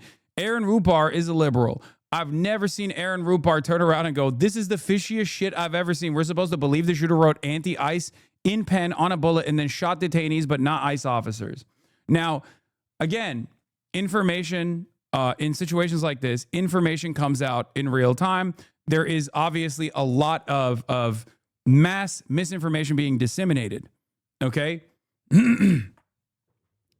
As far as the shooter's background goes, as far as the shooter's leanings goes, I'm sure the FBI will do everything in their fucking power to make it an associate of Antifa or anti-fascist violence or whatever the fuck they're trying to present as like the real fear that you must, or transgender people, you know what I mean? Like the real the real enemies of America, right? All the while, of course, J.D. Vance came out hot. The obsessive attack on law enforcement, particularly ICE, must stop. I'm praying for everyone hurt in this attack for their families. And then there was a community note. According to an ICE spokesperson, the 3 individuals shot were ICE detainees, leaving 2 individuals dead and 1 injured. No law enforcement was injured in the shooting, according to law enforcement and news reports out of Dallas, Texas. John Favreau says the vice president is not a reliable source of information. This is now the 5th or 6th time he's posted a political take contradicted by facts from his own law enforcement agencies. And then J.D. Vance turns around and says, the gunman had anti-ICE messages carved on the bullets he used. What precisely did I get wrong, dipshit? That's the vice president, man, beefing it out with one of the podjons. And no, the shooter did not carve anything onto the fucking bullets, allegedly. I want to know what the other messages were on the bullets. But here is the latest statement from our deranged Department of Homeland Security. I need you to understand something, okay? I need you to understand something. This is something that I've been bringing up quite a bit, okay? When these institutions drop all notion and pretext of impartiality in an effort to pursue the truth, when they become unreliable resources, all hell breaks loose. The reason why people are less invested or less ready to believe whatever the fuck the FBI says or the DHS says now more than ever is because they see the Department of Homeland Security from that same fucking account post Pokemon memes. Okay? When you do that, when you become an unserious agency, how the fuck do you expect people to take you seriously? This is incredibly destabilizing. Okay? I am no liberal by any means. You know this already. One of the things that I criticize liberals is about the infallibility of institutions, the defense of institutions. But unironically, this is one of the problems when these fucking institutions are not actually defensible. What is this fact check? What do you mean? What? It's not like fake. Yeah, we all saw it. What are we talking about? Why does this require a fucking fact check? Homeland Security posted a video featuring Pokemon theme song where they made the individuals that they're detaining and apprehending, they made them out to be like Pokemon. Gotta catch them all. What are we talking about? When you do stuff like that, or when you're Kash Patel and you are a patently unserious person in broad fucking daylight, and you come out with information like this, people are obviously not going to be immediately, they're just not going to believe you. You become an unbelievable person. Every time you do fucked up shit like this, you become less believable in the eyes of even Republicans, as a matter of fact. This is part of the reason why even Republicans are like, maybe it was Israel that killed Charlie Kirk, and they don't even fucking believe the FBI. This is what happens when you're unprofessional. This is what happens when you are openly biased. This is what happens when you reveal fake information or false information without actually taking this investigation seriously. I'm using the Tyler Robinson case because that was a major issue for the FBI. That was a major issue for the Department of Homeland Security as well. And these guys seemingly post like there's no tomorrow. They don't give a fuck. They have made a joke out of all of these agencies.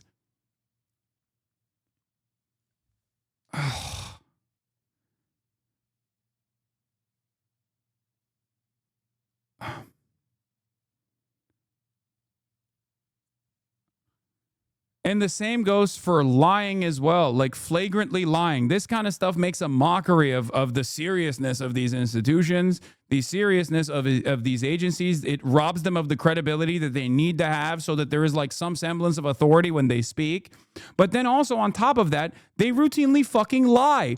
Like, for example, that same account lied and claimed, the Department of Homeland Security account, lied and claimed that there was no 5-year-old that was detained while agents were attempting to arrest their father. They said it was gross. It was gross to lie about this. It's on camera. It's quite literally on fucking camera, dude.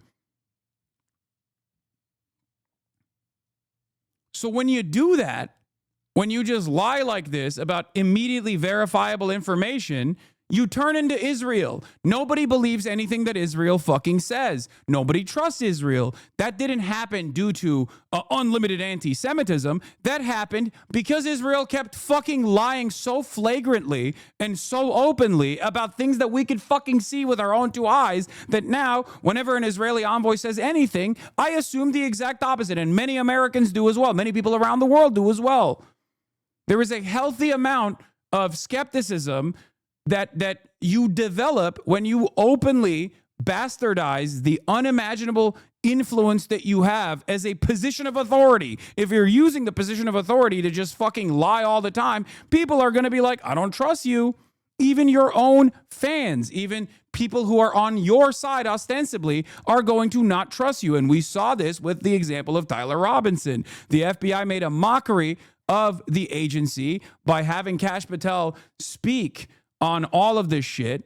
And now nobody even trusts the FBI when the FBI says, oh yeah, well, I don't know who the shooter is, or the shooter's background is this or that. And now people think, nah, it's actually Israel. Fuck you. Those are not my people who say that. Those are not, anti-fascists or leftists who say that. Those are right-wingers who are saying that. Those are people who love Donald Trump who are saying that now. Good luck.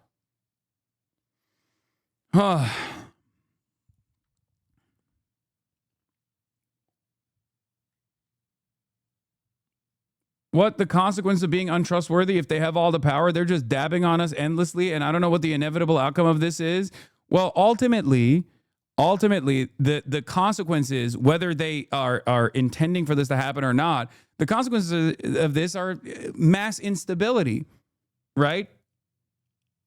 Like when you lose your own side because you have lost credibility even with your own base, then no one is going to trust you. And when no one fucking trusts you, when no one at all trusts you, then you can't have authority. This creates chaos. This is the social fabric eroding in front of our eyes, okay? The social contract eroding in front of our eyes is pure chaos, pure anarchy. And not like anarchism, the political ideology. I mean like anarchy in the colloquial sense.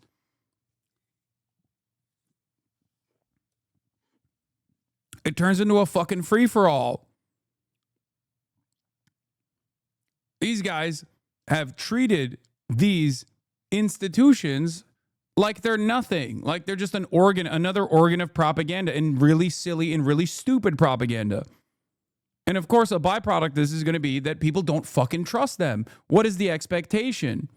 This morning, a deranged gunman attacked the U.S. Immigration and Customs Enforcement ICE Dallas field office from a nearby rooftop. The shooter fired indiscriminately at the ICE building, as well as at a van in the Sally Port where the victims were shot. 3 detainees were shot, 2 are deceased, and the other is in critical condition. The gunman was found with a self-inflicted gun wound. We can confirm the shell casings were found with anti-ICE messages on them. This was an attack on ICE law enforcement. This horrific attack occurred amidst the 1,000% increase in assaults against ICE.gov. Politicians and the media, pundits must stop with the vile lies and smears designed to demonize and dehumanize ICE law enforcement. This shooting must serve as a wake-up call to the far left that their rhetoric about ICE has consequences. DHS is working with partner agencies on the ground. Please join us in praying for the victim and their families. President Trump and Secretary Noam stand with the men and women of ICE. Like, they don't even give a shit. They don't even, they just, you know, it's just a talking point for them. Like, oh, pray for the victims. But also, if you fucking criticize ICE, we're coming for you.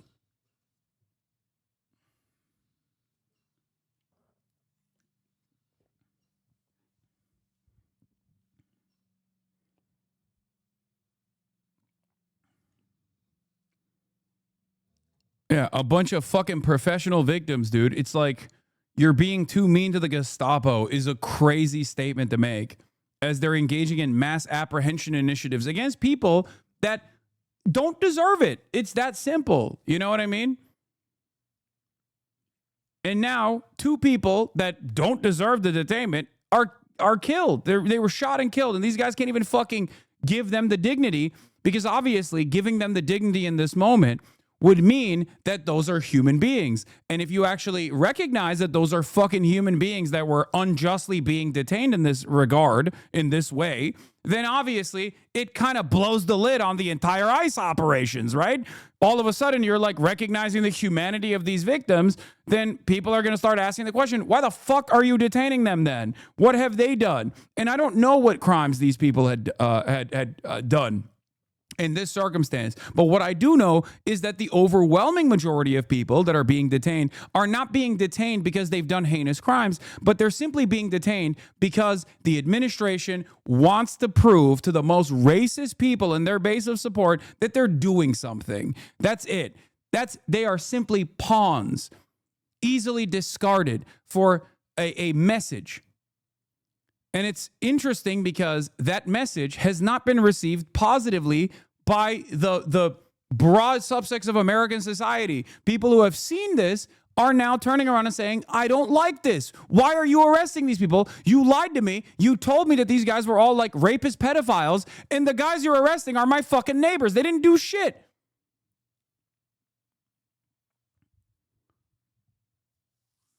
Donald Trump is underwater on his immigration agenda. It was his most popular policy. And now he is underwater on immigrant apprehension. No thanks, JD. I will not be going straight to hell today. Though when I watch you speak, I certainly feel like I'm already there. Oh, God, with these dunks. Anyway, yeah, here's JD Vance also using this as an opportunity to continue the anti-left rhetoric to try to say like, oh, it's the left that is doing this. We have to stop them. Where do you think it will go? Where do you think this will go, for the record? This is going to inevitably lead to the administration taking action, okay? The administration taking action against any sort of political dissent. And while we're all mourning and rooting for and praying for everybody who was injured at that ICE facility, and as far as we know, it looks like some of the detainees, in other words, some of the potential illegal aliens, were some of those who were affected. Look. He can't even, see, this is what I mean. He can't even recognize the humanity of those who were apprehended, who were shot and killed. Because if he does, then all of a sudden, it leads people to question why they're doing this. Why are you doing this to regular humans? You should be doing this to violent, barbaric, rapist monsters, not regular human beings.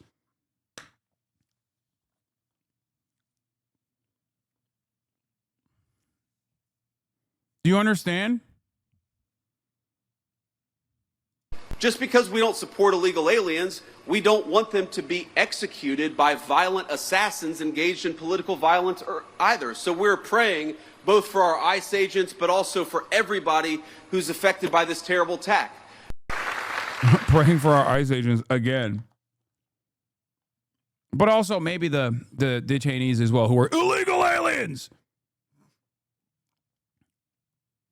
Like, if calling a right-winger a fascist for demonstrating fascist ideology is violent rhetoric, what is calling a fucking detained person who was just slain an illegal alien? What is that? Words or violence doesn't go in one direction only. It goes in both directions. But these guys want to maintain whatever kind of violent, dehumanizing rhetoric they want to fucking engage with. And then when you say that that violent and dehumanizing rhetoric is identical to the way that Nazis fucking operated, you go, whoa, that's words are violence. Words are violence. How dare you? At its root, this is something that many of you have probably experienced, right? Someone says something racist, you call them out and you say, hey man, that's racist. They yell at you for calling them out. It's not the racism demonstrated by that person that's a problem. It's that you are calling it out. You're the problem.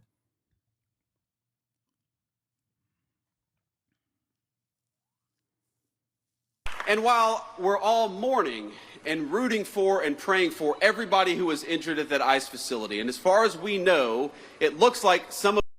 Here's the other thing that he said. Because here's what happens. Because here's what happens when Democrats like Gavin Newsom did say that these people are part of an authoritarian government. When the left-wing media lies about what they're doing, when they lie about who they're arresting, when they lie about the actual job of law enforcement, what they're doing is encouraging crazy people to go and commit violence. You don't have to agree with my immigration. My thoughts are the administration is doing this since there are millions of people breaking into our country illegally. You do realize that Obama and all the Dems are deporting millions as well too, right? Why does it only matter when Trump does it? Ugh. Take this to someone else that has defended the mass deportation policies of previous liberal administrations and not the one fucking guy who has been actively yelling at the Democrats for doing the exact same thing. There are plenty of people who are not morally consistent on this, okay? There are plenty of people who are hypocritical on this. I'm not one of those people.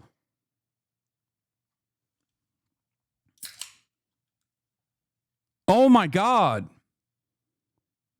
It doesn't make any sense because, like, imagine if you actually won this argument on the virtue of hypocrisy. Like, what argument have you won? Is it bad or is it good? What's the argument? I believe it's bad. You want to know why I believe it's bad? Because these people are not harming anyone. As a matter of fact, they're actually helping people, okay? They are literally contributing to the economy. Not that they have to, they're human beings. They simply just want a better life. There is no difference between someone who has come into this country from Guatemala versus your parents that were on fucking Ellis Island, okay? There's no difference. They are just human beings. I do not believe that there is any significant difference between one person over the next. The only difference is that the administration has taken their sweet time deliberately to not offer them the proper documentation.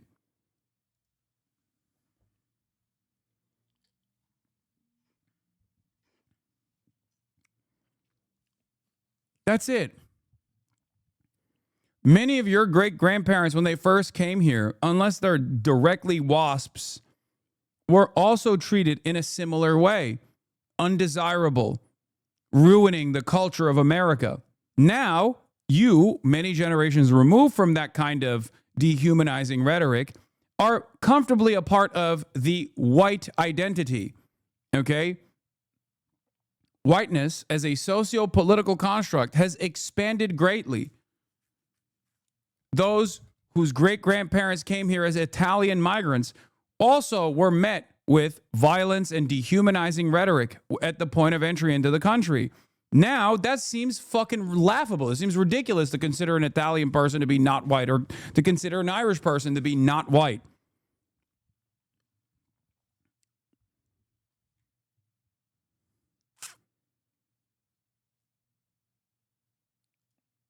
Anyway, everyone, I'm here to speak amicably, not be rude in any way, just asking asking questions to better understand. Okay, well, I hope you understand, Elon Musk 858. Yeah, swarthy German mentioning coming. I'm not even going to get into it, okay? Go back far enough, yes, Germans were considered not white by Benjamin Franklin himself. The only people that were considered white that weren't immediate WASPs, white Anglo-Saxon Protestants, were French because Benjamin Franklin wanted to fuck French ladies, okay? That's why he was like, I'll make a consideration for the French. That's it.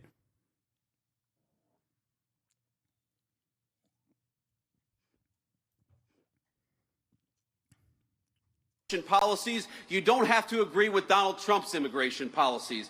But if your political rhetoric encourages violence against our law enforcement, you can go straight to hell. So when 90% of them supported Obama on deportations, then they were all wrong, right? And ultimately they have to swallow crow since they were all on board. You might as well call 90% of the current Dems Nazis since they had the same mindset just a dozen years ago. Again, I have to repeat this. First of all, the 90% that supported Obama's deportation policies is a ridiculous number and it's not correct. But the percentage of Democrats that did support it, I did fucking call fascist. I did. Why do you think liberals constantly say I'm a fucking spoiler and I only want to divide the left?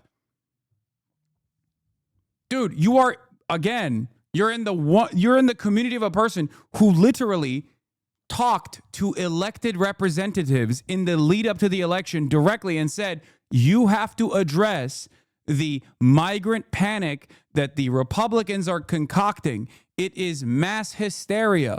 And in the absence of any sort of counter message and in the absence of any sort of counter narrative that actually shows the truth, this is going to become a major problem.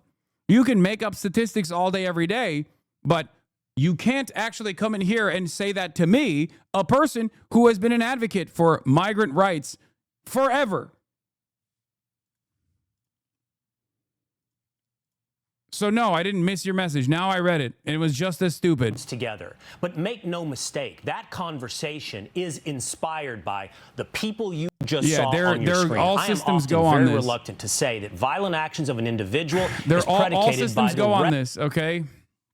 Hundreds of mass shootings conducted by Trump supporters being like, I love Donald Trump, that's why I'm killing black people or whatever.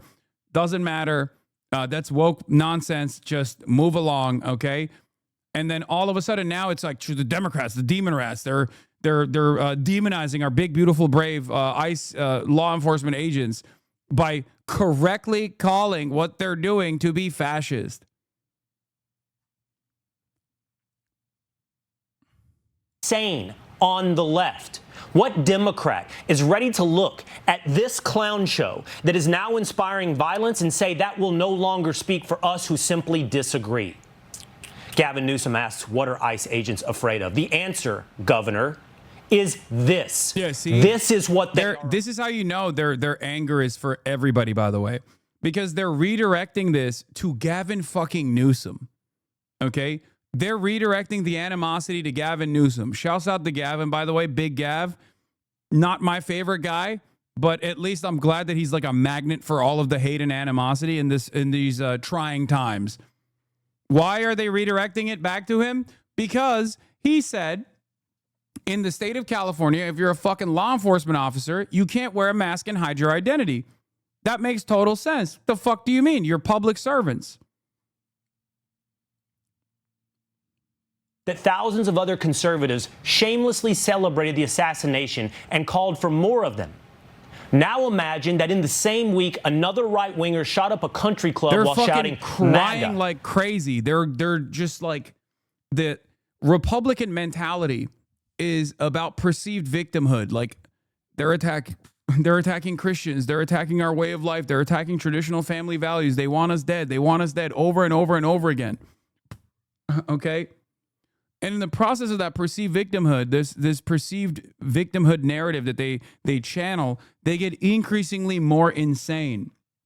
But because they're fucking professional victims, there are plenty of people in the base that also subscribe to this professional victimhood narrative. Like, think about that. These guys have all the levers of power, and they're still fucking crying. They do all of their wishes. They get away with whatever the fuck they want to do. Unlimited violence to designated targets of the administration, vulnerable populations, whether they be trans, whether they be undocumented migrants or whatnot. And now also the left, right? Any expression of liberalism, any expression of empathy is now going to be punished. They have full control. People don't like what they're doing. So instead of addressing the democratic wishes of the majority of American society, they're just trying to stamp out people that say, I don't like this. This is fascism through and through. Okay? That's all this is. They are doing this at the behest of some of the most racist dipshits in society, because they're not going to actually address the cost of living crisis. They're not going to actually offer you free health care. So they're just trying to throw red meat at key parts of their base. For the white evangelical Protestants, it was abortion, right? It was criminalizing abortion, making it a punishable offense, even though it's a part of healthcare, part of regular ass healthcare. And this was met with a lot of animosity, even from Republican voters, as a matter of fact. Then now they're turning around and giving a lot of the white nationalists in the base that are fearful of Mexicans and Guatemalans and whatnot a opportunity to feel comfortable, an opportunity to say, hey, look, we got your back. We're doing things that we promised we were going to do. We're doing mass deportations. All the while, none of that is actually productive. It's not even good for the economy. It's actually very bad for the economy. And all you're doing is enforcing cruelty upon some of the most marginalized, some of the most vulnerable communities, just so a couple people can feel better because there's someone else that they can lord over, someone else that's lower than they are. And if you call that out, you're a fucking enemy. What's going to happen when it's not only, 60% of the American public that's against this, but 75% of the American public that's against this? What's going to happen when it starts eating away at the base? Are they going to arrest all of us? Is that what they're going to do? Do they think that, like, if you simply deplatform or arrest or make threats of deplatforming or criminal prosecution against those who are critical of the administration's actions, what's going to happen when you criminalize that? Do you think that's going to make people feel better? Do you think that's going to make people think, oh, you know what? Previously, I really didn't like that the fucking masked agents came to my neighborhood and packed up my neighbor that I like quite a bit. He's done nothing wrong. He's not a criminal at all. He just works at a fucking restaurant in the neighborhood.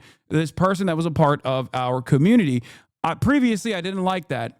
But now that they arrested people who are saying that this is fucked up and wrong, demonstrating my feelings, now I actually believe it's a good thing. Is that what we think is going to happen? No, of course not. You cannot stamp out discontent, especially if you are not offering anything material to the base of support. If you're not giving them an immediate improvement in their lives, and you do this kind of shit, people are just going to keep getting increasingly more and more angry.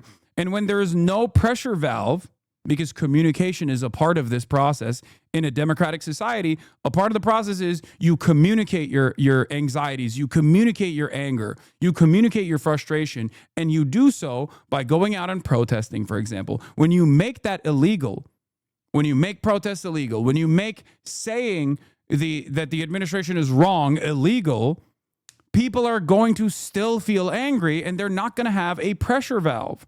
They're not going to have something that they can do to exercise their discontent. It doesn't go away.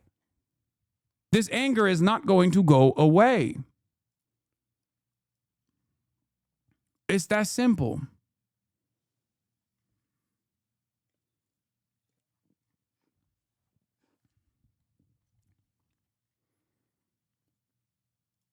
It's so dumb and so just like you communicate to your, in air quotes, fans, insinuating violence, Nepo baby. Okay, man.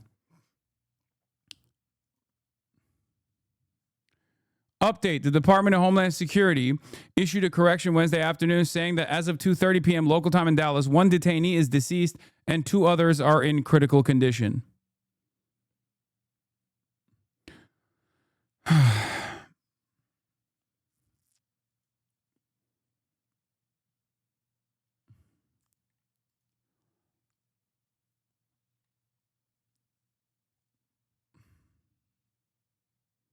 Back to better parenting, to better education, to the fundamentals. And it's not going to be something that happens overnight. But we Genuine question. I don't agree with deporting anyone already on U.S. soil, but what do you think about border control? Do you think having an open border policy is better? I think at least we should do background checks. Yes, dude. Yes.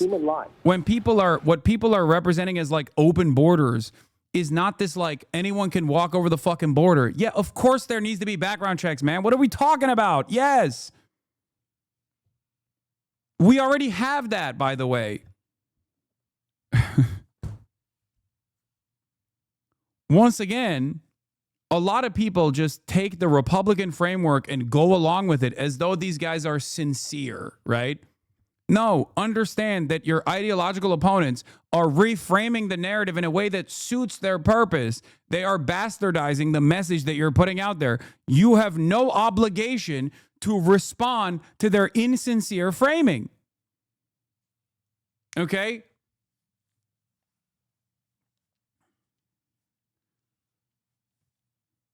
Oh, fuck. What are the chances of the 2 detainees that died that were in the U.S. legally? It could be the case. I mean, these guys detain legal, lawful, permanent residents as well, because right now they want to get as big number as many people as possible, right? In order to soothe the appetite for death and destruction by some of these fucking losers in American society. This is not like a majority opinion. Obviously, that's why it's unfavorable, right? But in the process of doing so, to get as many numbers as possible, they're just apprehending people who look Mexican. They're apprehending people who sound Mexican. They're doing it all the time. And there are a fuck ton of Americans with actual paperwork who were born on U.S. soil even, that get detained in the process. We don't even fucking know if these guys were actually here illegally. They might be, but we don't know. And it doesn't seem like these guys even give a shit about addressing whether or not these guys, like addressing the victims at all. Governor Greg Abbott, thank you so much for being with us here Thank you, today. All right, we have a bit of breaking news now for you. It's about former FBI Director James Comey. We get to that next. Yeah, they're also, I guess they're prosecuting James Comey or something. It's all petty grievances, man. It's all fucking petty grievances. It is crazy. So you think anyone whose background check is good, they should be able to just walk in? If someone is not harming anybody and they're going to be a good contributor to the American economy, why the fuck would you avoid letting them into the country? This is what I don't understand. Yes.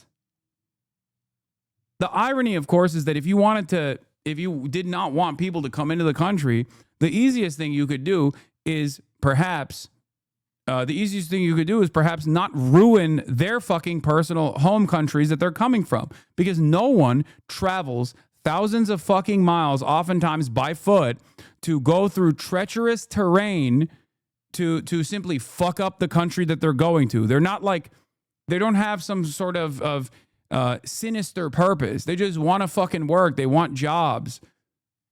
They want to make ends meet just like you do. We must address the reasons as to why migration takes place from Latin American countries first and foremost. If you truly think this is a major imposition, which is not the case, by the way, it's not a major imposition.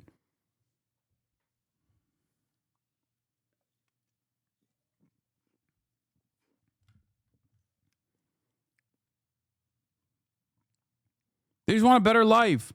And we're a large enough country, especially because there is no lump sum of labor unless there is a process of different tiers for who is allowed to work legally and who is working illegally.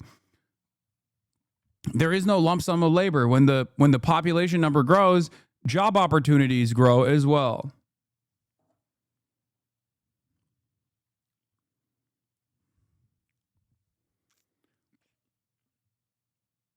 Can you show proof that illegal immigration isn't rising in numbers? What do you mean? Did I even say any of that? I mean, the Trump administration claims that they've stamped out illegal immigration now because of their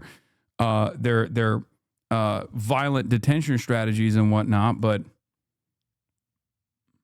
anyway, Donald Trump has also released a statement, and we'll obviously return back to this situation later when more information comes out. I'm going to continue talking about all this other stuff as well. But Hasan, I know you're going to call me an anarchist, but I don't think we should base the idea of immigration being good or bad based on it being productive to our fucked up capitalist society.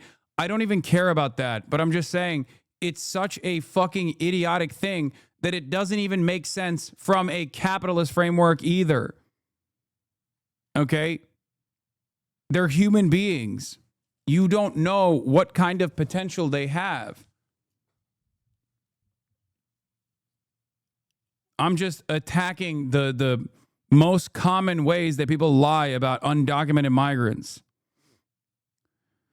Anyway, Trump says, I've been briefed on the deadly shooting at ICE field office in Dallas, Texas. It has now been revealed that the deranged shooter wrote anti-ICE on his shell casings. This is despicable. The brave men and women of ICE are just trying to do their jobs and remove the worst of the worst criminals out of our country. But they are facing unprecedented increase in threats, violence, and attacks by deranged radical leftists. This violence is a result of radical left Democrats constantly demonizing law enforcement, calling for ICE to be demolished, and comparing ICE officers to Nazis. The continuing violence from radical left terrorists in the aftermath of Charlie Kirk's assassination must be stopped. ICE officers and other brave members of law enforcement are under grave threat. We already declared Antifa a terrorist organization, and I will be signing an executive order this week to dismantle these domestic terrorism networks. I am calling on all Democrats to stop this rhetoric against ICE and America's law enforcement right now. The Trump administration is fully committed to backing law enforcement, strong borders, securing our homeland, deporting violent, illegal criminals, and fully rooting out the left-wing domestic terrorism that is terrorizing our country. Thank you for your attention to this matter. Democrats are so fucking stupid. Oh my God, if they cave on this, if they just like don't actually come out and say this is ridiculous, the reason why people are angry is not because Democrats are saying anything. The reason why people are angry is because you're deporting their fucking neighbors for no goddamn reason other than to distract people away from your inability to address the economic harm that they were fucking experiencing. If the Democrats don't come out and say that, they might as well just obey in advance and say, yes, you're right, Mr. President. We hate the evil radical left. And then they'll go get arrested too.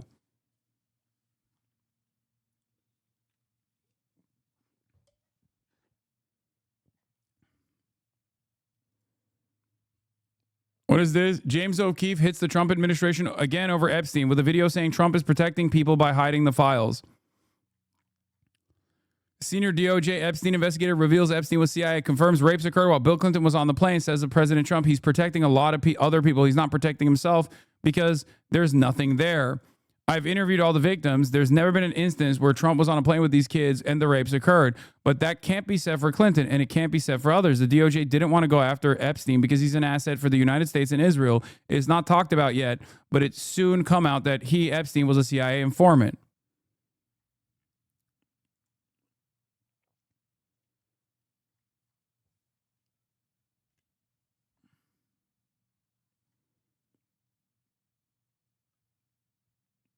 All these deportations and my wages haven't increased and my rent and groceries are only getting more expensive. Exactly.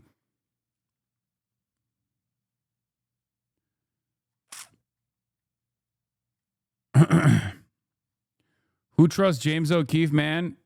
Are you gullible? No, I don't. But it is important that a person who is a profoundly important Republican hatchet man is now seemingly turning on the Trump administration a little bit, because this is how the right also moves on this issue, slowly but surely. It's the same reason why I cover the Candace Owens conspiracies about how it was definitely Israel that killed Charlie Kirk. Okay? I cover everything. I cover all angles. My job is to correct the record and to look at the actual facts and examine them critically in an instance where people are spreading misinformation, and many people do it for partisan purpose. Sometimes they do it in a way where it's not even, it's like somehow clearing Trump, but also simultaneously shitting on Trump for protecting Bill Clinton. Also, that narrative that he is designing here is unironically closer to the truth than any number of different Epstein adjacent conspiracies that you have heard. Okay? The idea that Donald Trump is protecting the super wealthy, including fucking Bill Clinton, is unironically the case. The real reason as to why he's not revealing the Epstein files or a client list is because he does not want people to pursue. He does not want people to be like, what the fuck? All of our societal elites were somehow connected to this like serial mass rapist, pedophile, sex trafficker that was very clearly an asset for U.S. and Israeli intelligence. Interesting. Remember, Donald Trump is a major dick rider of Israel. Okay, Israel says jump. Donald Trump says how high.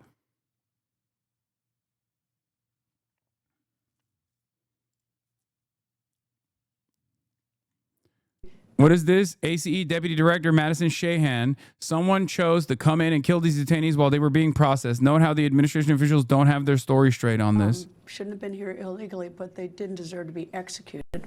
Absolutely. They didn't deserve this at all. And, you know, there's a Justice Department for a reason, and they'll go through their due process. But somebody chose to come in and kill these detainees as they were being processed. Are they processed like hourly? So if you're sitting up on the roof, you're probably going to see a couple of vans out during the day? Absolutely, and especially in the morning. A lot of our operations take place in the morning. It's when we see a high traffic area. And the situation could have been much worse if there was even more detainees, even more ICE officials at the facility as this person decided to throw rounds into our facility. You know, I mean, it's unthinkable. I mean, you're just going to work, you're doing your job. Anyway, moving on from this, we are going to talk about Italy, which experienced a general strike 2 days ago where every single union, or many unions in the country, including, most importantly, the dock workers union, came out and said that they were going to do a mass action, mass mobilization, and a general strike because of the administration's inability to address Israel's unlimited violence. They had also presented in the past that they would stop all of the actions in the ports, stop all commerce altogether if the flotilla, which also had some of their rank and file members on it, the Gaza humanitarian flotilla that I covered yesterday that was shot at by Israeli drone strikes, if they were harmed, if they were stopped, that they would shut off the Italian ports. They would stop commerce altogether. Okay? An expression of solidarity, another recognition for Americans as to why labor union power matters. Okay? And it turns out this actually worked because while some people have said that it's not true that Italy is actually sending a naval vessel to protect the Gaza flotilla, it seems as though the Spanish government has said they are going to do so. They're going to send their own vessel as well. But let's see. Italy's Unione Sindacale di Base, the rank and file union, has announced a permanent mobilization in 100 squares across the country in solidarity with the global Samud flotilla. In Rome, the protest will begin Friday in Piazzi di Cinquecento. Did I say that right? I don't know. Following the attacks yesterday involving drones and 12 explosions on 9 different flotilla ships carrying humanitarian aid for Gaza, USB warned that if authorities try again to stop the flotilla, the response will be immediate. General strike without notice. Cinquecento. Okay. USB is one of Italy's largest independent unions with tens of thousands of members concentrated in the public sector, logistics, transport, healthcare, and precarious or temporary work. Founded in 2010, it is known for its militant politics, strongly anti-austerity, anti-NATO, and anti-war. It has led strikes against privatization, labor precarity, and international wars. On the 22nd of December, USB led Gaza solidarity strikes that shut down ports and transport hubs across Italy. Its new call raises the stakes. Organized labor is now threatening nationwide walkouts to defend the flotilla's right to sail. Amazing. This is why organizations matter. This is why labor organizing matters. Okay? Now, the Spanish government is also taking note. Tomorrow, a maritime action ship will set sail from Cartagena, equipped in case it is necessary to assist the flotilla or carry out some type of rescue.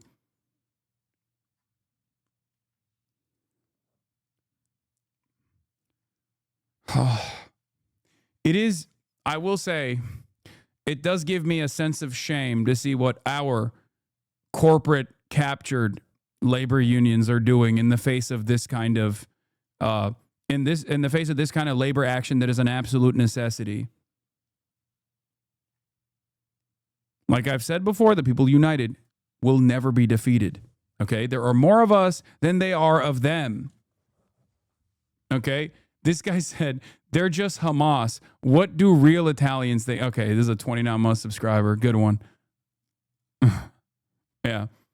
The entire rank and file of like one of Italy's largest labor unions is actually Hamas. They're all Hamas as well.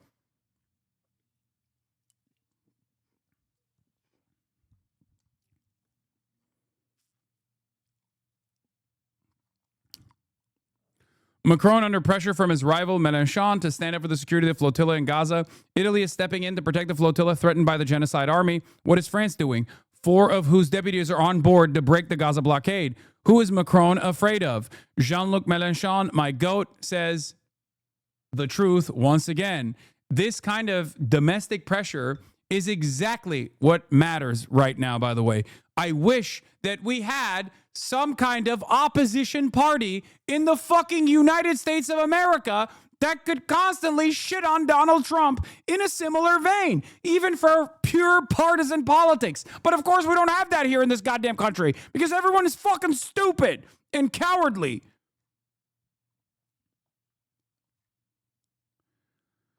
Oh.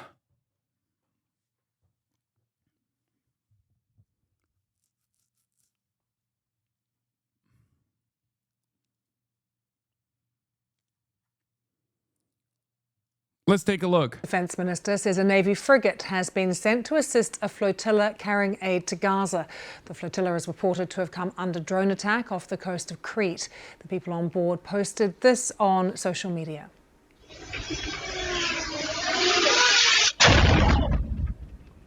The global Samud flotilla said more than a dozen explosions were heard around the flotilla as it sailed off Greece late on Tuesday, with damage caused by unidentified objects dropped on deck. Some of those on board recorded messages. Here's one of them. We just heard another attack right now. We know of 5 vessels that have been attacked by a bomb.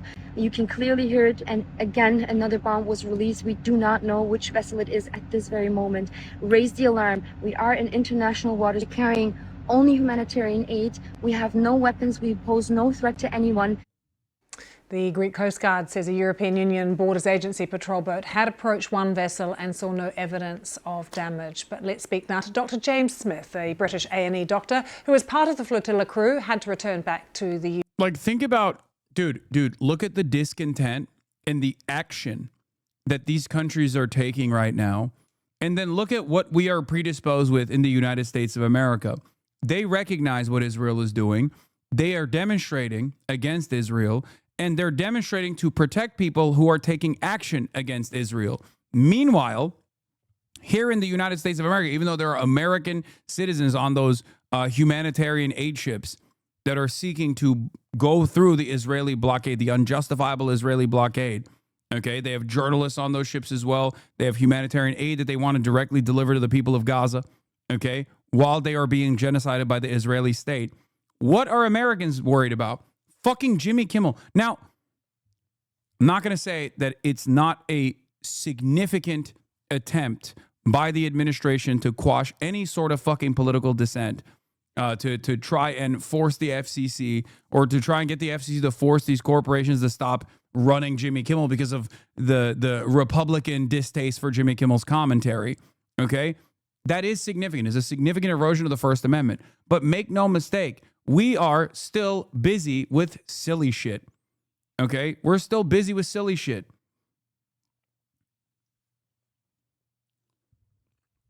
We're still busy with silly shit in a country that is perhaps most responsible for Israel's continued genocide. It's our money that is going over there to kill those children. It's our tax dollars.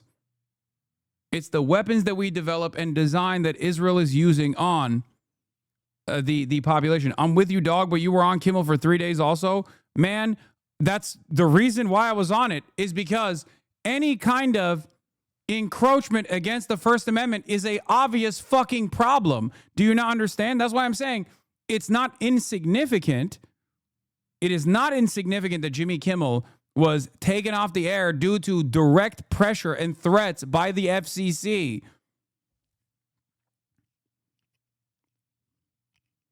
That is still an erosion of American liberties.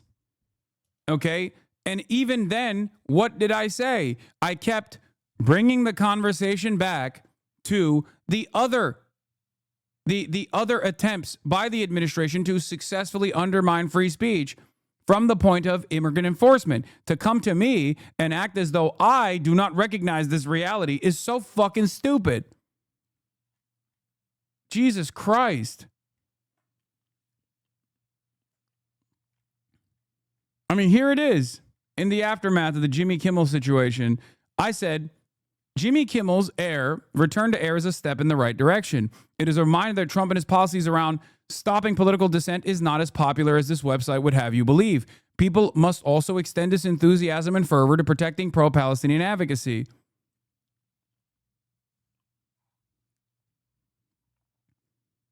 To accuse me of dropping the ball on pro-Palestinian advocacy is so stupid when you clearly don't understand that a big part of the reason why an administration that comes after Jimmy Kimmel for, like, you know, tepid ass takes about the fucking administration are clearly going to destroy my opportunity to speak out against Israel. I understand that reality. I'm surprised that you guys don't.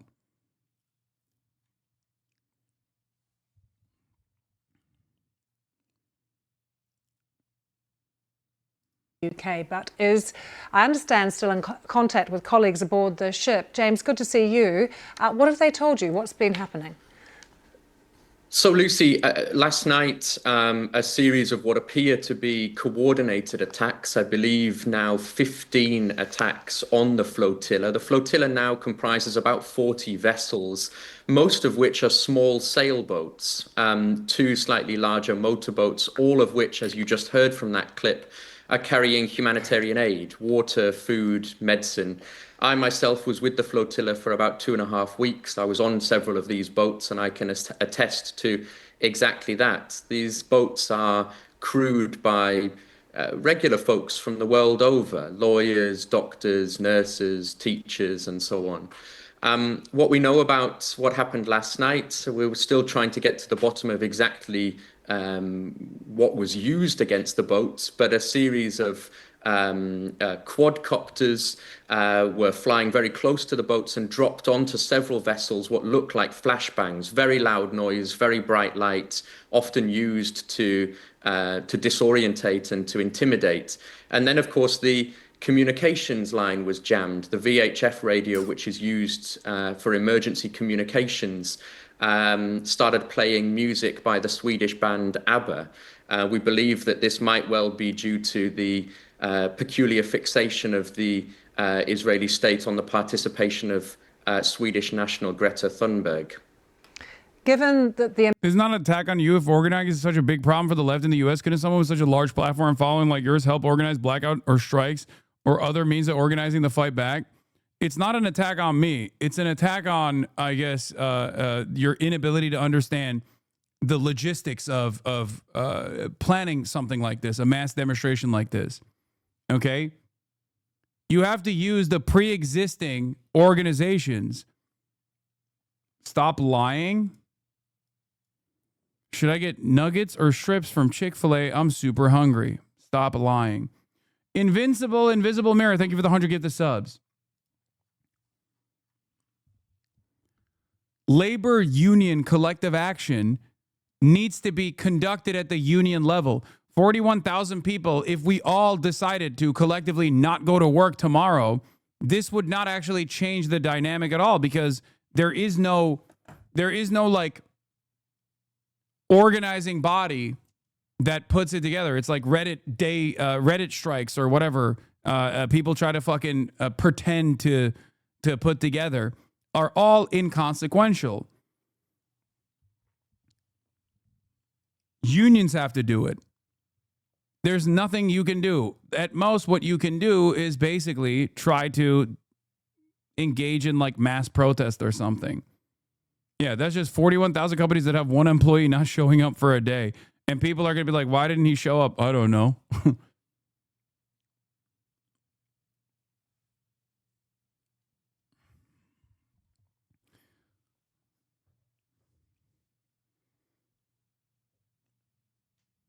Agreed, you can't go out and call for a general strike, but as an activist, I constantly see the need for new structures. Are the established ones that are stagnant and concerned about contracts? This is only something that you can do from within. If you're a rank and file member, if you're already a part of union organizing, you can approach your union to demonstrate, to take action. Otherwise, it's just a sick day. That's not how this works. The amount of aid on board the flotilla is so small when the scale. But 10% of the U.S. workforce in a union, they are in an institution of power, is just fucking. Isn't that just dogmatic Marxist cope? That is just so wrong. One singular sector, one singular union, the longshoremen's union, could literally destroy the American economy. The Teamsters could completely shut down all logistics in this country. You are wrong. It doesn't have to be all unions. One union could completely shut down the economy. One union. Are you kidding me? That's the reason why it's illegal for many of these unions to even engage in work stoppages.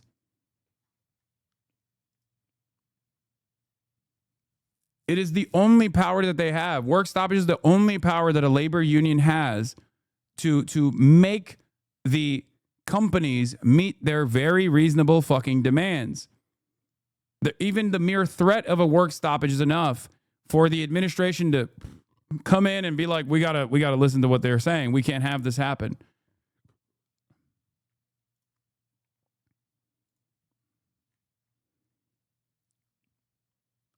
That is the reason why America has so many anti-union provisions, anti-labor provisions in their own rules, in their rule book.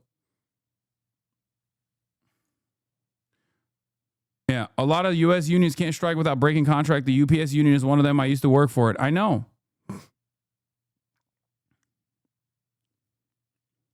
That is the principle of solidarity, however, that it doesn't matter. If a labor union takes this action and they have enough runway to protect their rank and file, this is why strike funds are important. Okay, this is why they have a legal team. This is why they have strike funds.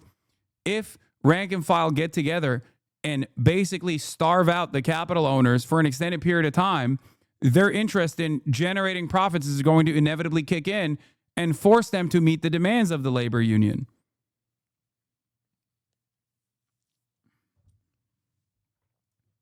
Need is so large, James. What was your motivation for being on board, for being part of the flotilla? We're all unemployed. He doesn't need to worry about union. Wait, what? We can do it with this community. Let's do something similar with your community.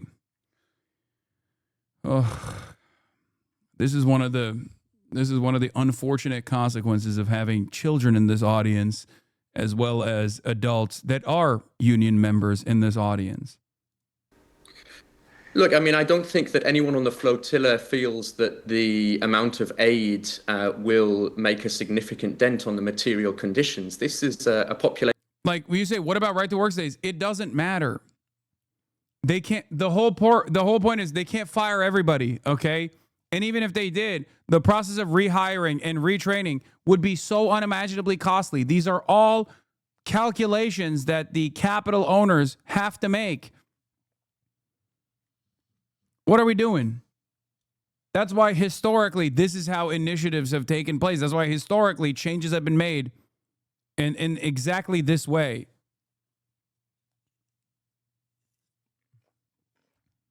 of more than 2.1 million Palestinians who are being subjected to genocide. The focus of the flotilla is not only to bring aid, but to draw attention to Israel's atrocities in Gaza, Israel's flagrant breaches of international law, and the failure of what's left of the international community to uphold its collective legal, political, and moral obligations. We know that direct action flourishes where political and legal systems fail to uphold the most basic values, the most foundational commitment to human rights. And the flotilla is doing what states have refused to do. Israel is perpetrating genocide against. How dare you? Strips are way better. Didn't unions get disbanded back in 1950 during railroad strikes? Why did you dodge my question about the choice? HasanAbi dodge. You didn't answer my question. Oh my God, shut the fuck up about chicken strips, man. Jesus Christ. Lock in, chatters. Lock And it in. is incumbent upon all states, per the terms of the Genocide Convention, to act to break Israel's illegal siege. And really, that's the primary focus of the flotilla, to continue to draw attention to what Israel is doing to the Palestinian people in Gaza. And James, in terms of your job as an A&E doctor, we have been hearing from 2 Australian doctors, surgeons who are working in Al-Shifa. They are barely functioning there. They describe just horrific conditions that they're having to operate in. And of course, so much of the rest of the infrastructure within Gaza has collapsed as well. I know that you've worked inside Gaza. I mean, what are you hearing from other colleagues who are in there at the moment? Much the same as what you've just described. I mean, the situation in Gaza deteriorates day on day. Israeli forces have invaded Gaza City, where there was still some functioning healthcare facilities, some bed capacity. The Israeli tanks are now very close to Al-Shifa hospital. People, of course, being forced to flee towards the south. In the last couple of days, PMRS clinics have been repeatedly targeted. They're not going to hit the but Hamas line. No, at this stage, if you haven't noticed, mainstream outlets are also responsive to the quite reasonable demands being made by the public. And it's I said this a while back. Mainstream media basically follows like this broadcast, but 6 months later. So if you see something that I cover, and when it comes to like broader recognitions as far as like the genocide, they're 2 years too late, right? But for a lot of things, for a lot of issues, like they initially thought that they could just like hide the anger and resentment that the public was experiencing and the demonstrations, and they thought they could consistently contextualize Israel's violence. And they kept that up for quite a while. But at a certain point, they have a higher priority of maintaining at least a shred of legitimacy, a shred of credibility. So if you got hundreds of thousands of people in the fucking streets being like, this is a genocide, we have to stop it.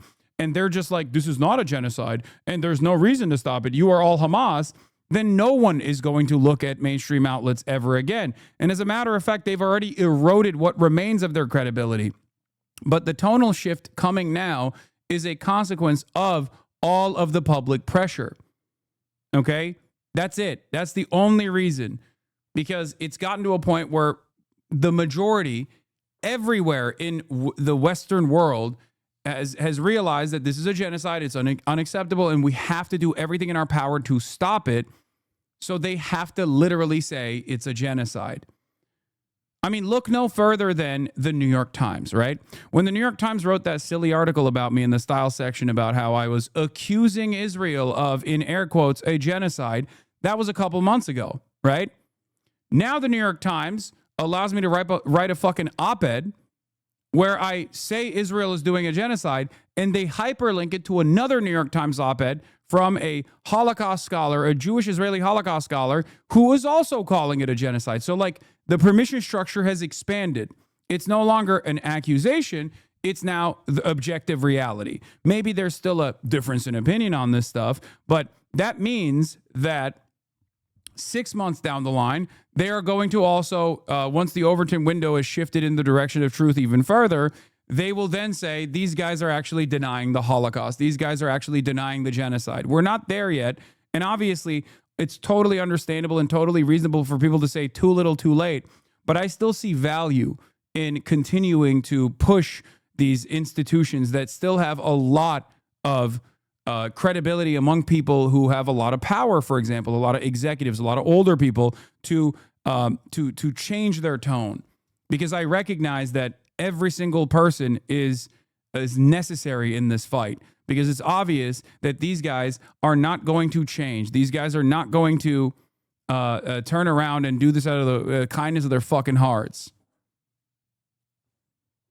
They're not going to do it. And if this administration in the United States of America didn't recognize that this was a deeply unpopular issue, they wouldn't be doing stuff like this. Trump will sign executive order on domestic terrorism networks. They're doing this because their agenda is unpopular. A strong administration that has this broad popular mandate would see no need to stamp out discontent. They'd just be like, all right, shut up. Keep chirping into the fucking wind, stupid. Nobody cares. We're doing the wishes of the popular. We're abiding by the wishes of the Democratic majority. Do you understand? It is only in your weakest moments do you engage in this kind of like fascist control over flows of information. This is not a time to stop. It's actually a time to keep pushing. The Palestine Medical Relief Society, ongoing attacks on Palestinian healthcare and humanitarian workers, and of course on the entire population of Gaza, and still no tangible action from the sailing in international waters. Again, the flotilla comes under attack by drones. There was another one, yeah. We just experienced a fifth attack. We need to assess which boat was that. They're likely throwing flashbangs at our boats. It's very, very important that we stay on alert. Right now we are in a moment of full drone alert. We need to pressure the world for these attacks to stop. In addition to physical attacks, the boats also faced electronic warfare. And right now they're jamming our VHF, as you can hear. We do not know where this is coming from, the sound, but other vessels are experiencing the same thing. They're jamming our radio. As news broke, people tried to contact their governments for help. Israel just attacked United States military veterans on the global Samud flotilla. I need the U.S. Department of State to call Israel and tell them not to bomb U.S. veterans. As the sun rose, Al Jazeera's Hasan Masood confirmed the details. The fleet's ships were subjected to at least 13 attacks, during which repeated explosions were heard, targeting 11 of its ships. Human rights activists heading to Gaza say they're undeterred. Global Samud Flotilla, a peaceful, legal humanitarian mission, was targeted with more than 10 attacks. From the night prayers till dawn, these drones kept circling above us. This is psychological war to scare us and stop us from going to Gaza. We are not afraid, and we are determined. We will stand against this genocide. Earlier this week, a U.S. envoy confirmed in an interview for the first time that Israel was behind one of the initial attacks on the flotilla in Tunisia. Israel is attacking everybody. So if Israel is attacking Syria, Israel is attacking Lebanon, Israel is attacking Tunisia. And as Israel's attacks continue, yet another appeal from the boats for accountability and assistance. From an Irish perspective, I speak directly to the Irish establishment class, the media and political class right now. If anything happens to me or any of the other 21 Irish participants on this flotilla, we hold you responsible. I think I speak for everyone on this flotilla. We don't want to die. We don't want to be murdered. In the last week, Greek protesters have called on their government to cut ties with Israel. In Italy, thousands went on strike in a show of solidarity with Palestinians in Gaza. I'm telling you, man, they can't keep this up. It's going to get to a point where they have to make another consideration. They have to recalculate. Do we just erode all notion of liberal democracy and recognize that we are a fascist authoritarian government, and this is the same for every single country? Or do we actually listen to the totally reasonable and totally just demands being made by the majority population? This is why I keep repeating over and over again. This is the strongest we have ever been. Okay? This is the strongest we have ever been. That is precisely the reason why these governments are trying to actively make people fearful of demonstrating. Okay? I hear you, but despite this, it keeps happening. Okay, but it doesn't matter because a year ago, you would have never expected actual European countries to not only recognize the state of Palestine, which is, again, conditional, it's symbolic, it's bullshit for the most part, but also simultaneously fucking send naval vessels to protect a mass mobilization of humanitarian workers that are trying to cut through the unjustifiable Israeli blockade at a time when they're continuing to do genocide to the Palestinian population. That didn't happen out of nowhere. It takes time. I totally understand that as human beings, okay, we have a finite amount of time on this earth, and therefore we have a very narrow understanding of what it takes for change to be implemented. But these things do have the capacity to move very fast, and it's happening in ways that I even did not foresee. It's happening faster than I thought it was going to happen. You have to have patience in the face of unimaginable cruelty. There is no other way, okay? There is no fucking other way. Israel has already lost the battle as far as global recognition. It will never be seen as anything but a pariah state ever again. As I kept repeating over and over again, especially over the course of the past couple of months, I said, this is the most popular Israel will be today. And tomorrow, Israel will be even less popular. Okay? And the day after, it will be even less popular. And as long as discontent keeps growing, as long as people realize that this is unjustifiable, that they stay strong, they stay resilient, and they have to for the people, for the sake of the people of Palestine, for those who have been martyred, to honor them, and for those who are still alive, to make sure that their lives are preserved. You have to keep doing this.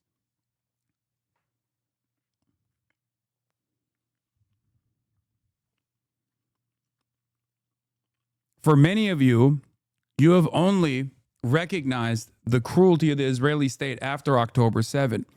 So for you, you look at this and you don't understand what things used to look like a decade prior. You have no understanding of that. So for you, you're like, what the fuck's going on? I totally understand why you feel the way that you do. But if you were around for the past 10, 20 years and you recognize this reality 10, 20 years ago, this is completely unprecedented.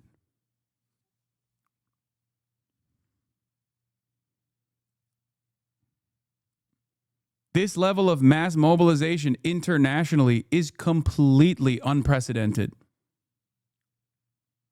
It's directly cutting through the multi-billion-dollar lobbying and influence peddling network that Israel has designed with no pushback whatsoever over the course of the past 80 years.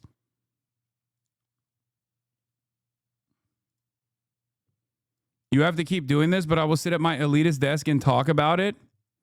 That's really funny that you're saying that, because I don't just sit at my elitist desk and talk about it. I fucking go outside and I go and talk at fucking rallies too. Not that it makes a difference for you, because you don't know that. Or even if you did, you just want to still present this as me just sitting at my fucking desk. Never seen you at one? Oh, so it must not exist. Are you a baby? Do you have no object permanence? You do realize that this means that you're an idiot, right? I am a baby. I can tell.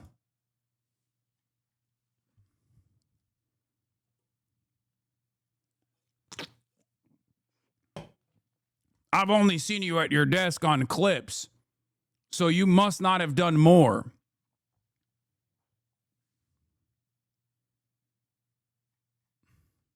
Calling for arms shipments to Israel to be stopped. Even in Israel, some activists marched towards the Israel-Gaza border, calling for an end to the siege. Their signs read, "By land and the sea, break the siege," and "Hands off the Samud flotilla." A sentiment that's growing around the world among people who feel their governments are complicit in the genocide. Sama bin Javed, Al Jazeera. Don't miss out. Get the full picture. So that's where we're going to. Anyway, now let's move on to some domestic incidents. Okay.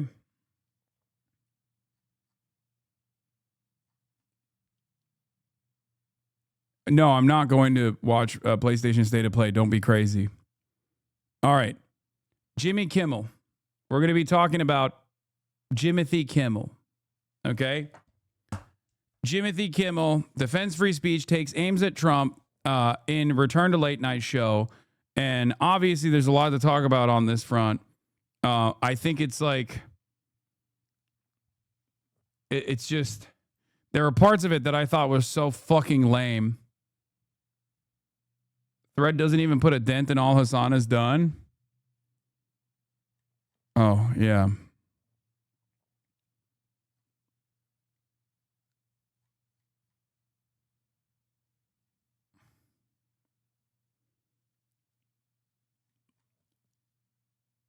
Let's talk about Jimothy Kimmel. For those of you who don't know, Jimmy Kimmel was taken off the air due to pressure from the administration in a direct violation of the First Amendment. The FCC does not have any power over the content beyond like censorship over slurs and things like that. And yet the head of the FCC, Brendan Carr, who in the past had openly admitted that the FCC has no power for censorship due to the political nature of the commentary, decided to take unprecedented action and say, well, we don't like this guy. We don't like what he had to say. And his like incredibly timid monologue about Donald Trump, not really giving a shit about Charlie Kirk's death. And said, we're going to do this the easy way or the hard way. When referencing Jimmy Kimmel's monologue and demands to take him off the air. Let's take a look at what has taken place since then. Again, Jimmy Kimmel, he is back on late night TV. I know you've heard about this nearly a week after Disney suspended him after an outcry over his comments about the man accused of killing Charlie Kirk. Now, in his monologue, Jimmy Kimmel did not apologize. He took some jabs at his critics, but he was still off the air in several cities where dozens of ABC affiliates refused to run the show. Jonathan Bigliotti has more from Los Angeles. Jonathan, good morning to you. I can't wait to hear the reaction to his return last night.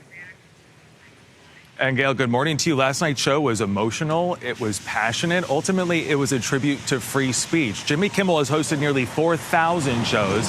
Last night's was perhaps his most consequential. This motherfucker cried, bro. He cried.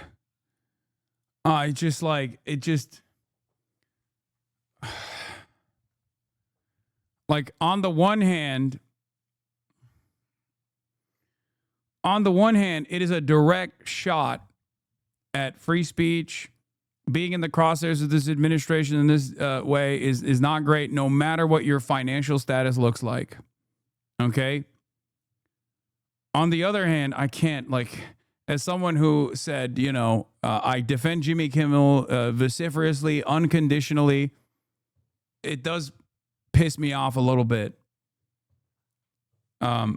It makes me a little bit resentful because while it's good that public pushback caused the corporate overlords to reconsider leaning into the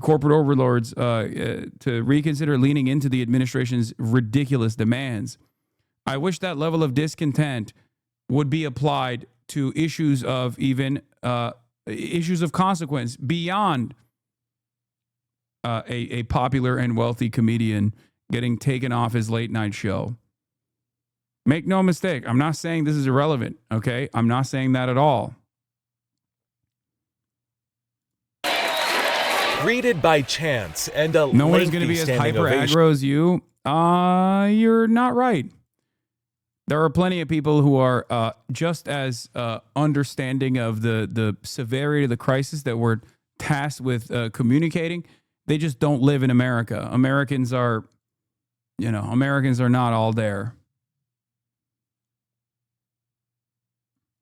Your hate for the libs is a bit much. Not everyone is as dedicated as you, or at least us, towards politics, no matter how much you would like it to be. Jimmy is kind of a normie.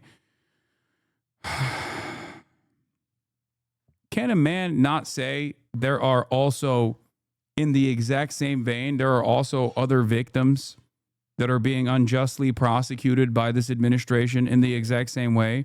Just because many liberals don't give a shit about that doesn't change that reality.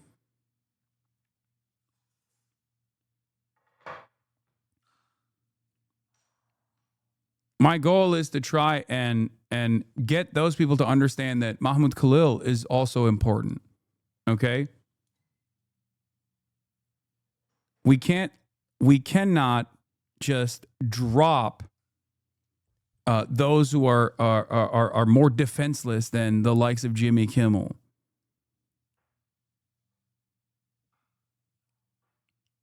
That's it.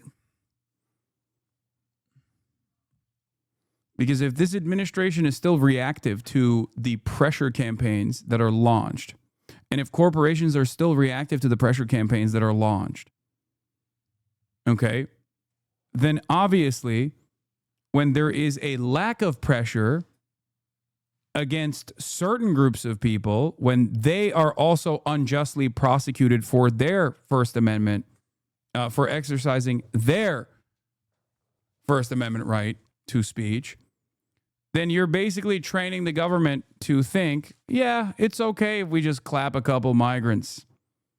Immigrants are not worthy of the same protections. That only allows the administration to directly erode. Told you this already. As soon as I saw some of the claims that were being made by the FBI, I was like, there is no fucking shot that gun tubers who have massive right-wing audiences, of course, we're going to take the official narrative and run along with it. Okay? It just does not make any fucking sense. And these guys love recreating high-profile assassinations. They are going to endlessly discuss this. They are going to try to recreate it and show that it's impossible to recreate over and over again. This is what they do. This is their bread and butter. They're gun sexuals, man. It was so dumb for them to not wait a couple days and reveal accurate information about accurate information about the gun and what took place, because these guys are going to fucking obviously go through it and discuss it. Eyewitness to 9/11, which is weird, this guy, the old guy. And then he was arrested for threatening to bomb the Salt Lake City Marathon finish line in 2013. This is George Zinn, Z-I-N-N. There's so many different things, and I get it. Believe me, I'm always the last person to be like, okay, buddy. That's the odds of that are in the billions. They said that's like 0.00007% likelihood that this guy was there for 9/11. He was there for Charlie Kirk's murder, and there was a third component. He was there for some. He was. I think he was arrested for terrorism. Allegedly. Listen, if there's anybody that doesn't go down the rabbit hole, it's me. My goats. When the goats talk, you listen. Okay, that's called valuetainment, baby. It's called goat talk. And when the goats are talking, we shut the fuck up and we listen. Okay. Yeah, Candace Owens is running around talking about a trap door potentially. Candace is basically saying, do I have evidence Charlie Kirk was killed by a shooter who hid behind a trap door beneath his feet? No, but it's alarming that the federal government hasn't investigated this because that's what happened. She's insane, says Pedro L. Gonzalez. Pipeline. Is she insane, or is she the most sane out of all of us? Oh my God. It's hard. It's hard for me when the administration is so desperately attempting to create a profile of the shooter that will allow them to stamp out any sort of leftist opposition. It is so hard for me not to lean into these guys who are very clearly destroying that narrative every single day with their ginormous audience of right-wingers. Okay? Oh, that's fucking hard for me. Hard for me to to look at this give horse, I guess, and say, no, the teeth are perfectly fine. I'm going to look at the gift horse in the mouth and say, no, the teeth, not so great. Almost exactly behind where Charlie was sitting. Here's that maybe it's a water pipeline. I don't know, but there it is under the flag. And to your right. My favorite version of this was they were saying that the auditorium, like the outdoor seating that Charlie Kirk was at the center of, looked like the candles that you light during Hanukkah, a menorah. Fucking awesome, dude. Respect to the mentally ill. You know what I mean? Shout out mental illness, dude. Y'all are really cooking with gasoline. Okay. I went into my tips line and I saw that somebody had messaged me about this. More than one person messaged me about this. They're like, hey, yeah, there's like a whole underground thing there. And to your right, you're observing those two little boxes. And they told me that was a trap door. Now, I'm not implying someone, popped up and shot Charlie, but that's a close up of that area. I'm just implying that there's an entire underground there. And I remember Hamas tunnel or the same kind of tunnel system that we saw in New York in the Chabad tunnel. Like the ones we saw in Brooklyn. I'm just saying. The year of the tunnel continues. Yeah. When I looked at the footage, I felt like it was coming up. I don't know anything about ballistics. I'm not an expert.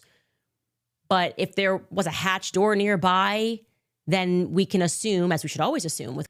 This is where Charlie Kirk was sacrificed. Bro, come on, bro. Come on, bro. That's crazy.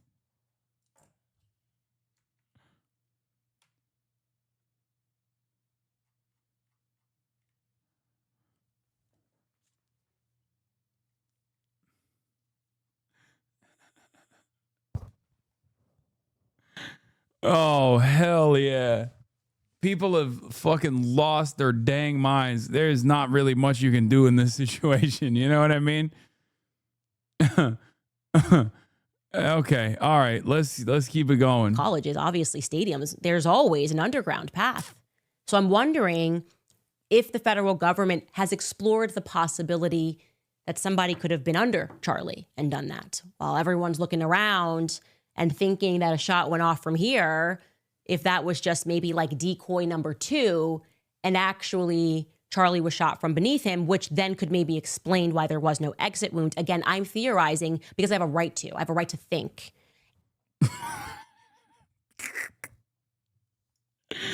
Yo. She has a right to think. That's true. Hey, more power to Candace Owens. Okay. Listen. More. She has a right to think. And that is interesting to me. Where does it go? There was a Twitter response to that photo also saying, I'm a literal Nazi and I think this is bullshit. Yeah.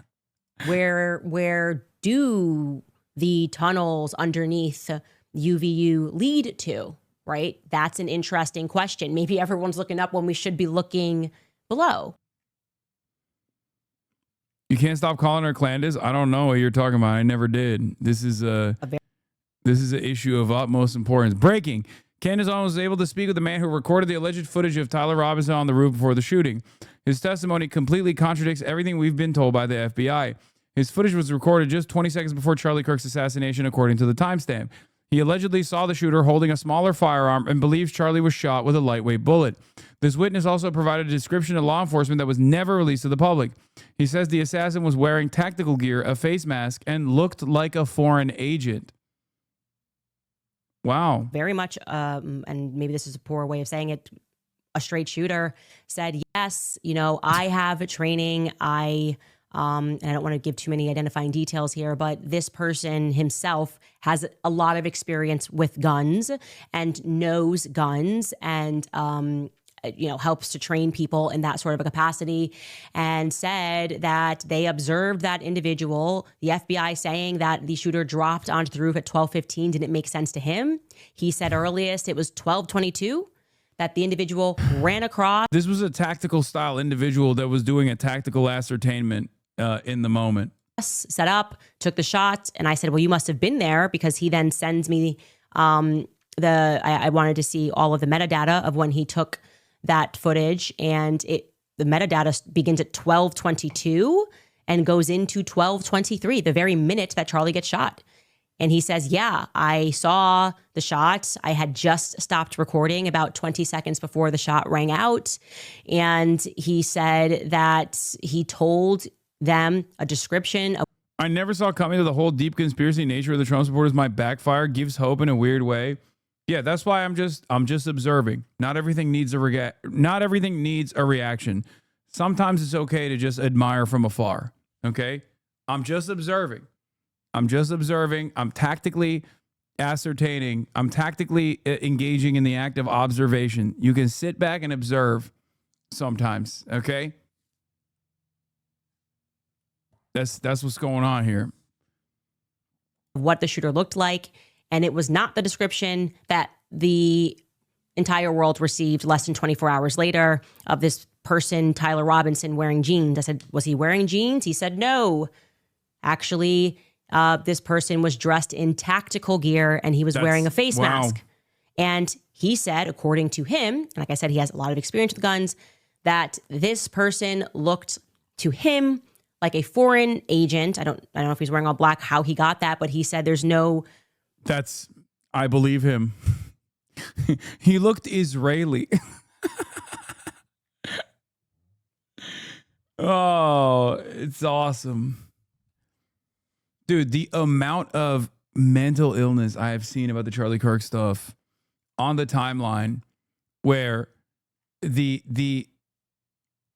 administration is like so desperately trying to create this perfect narrative about Trantifa, and these guys are like, nope, not even a little bit.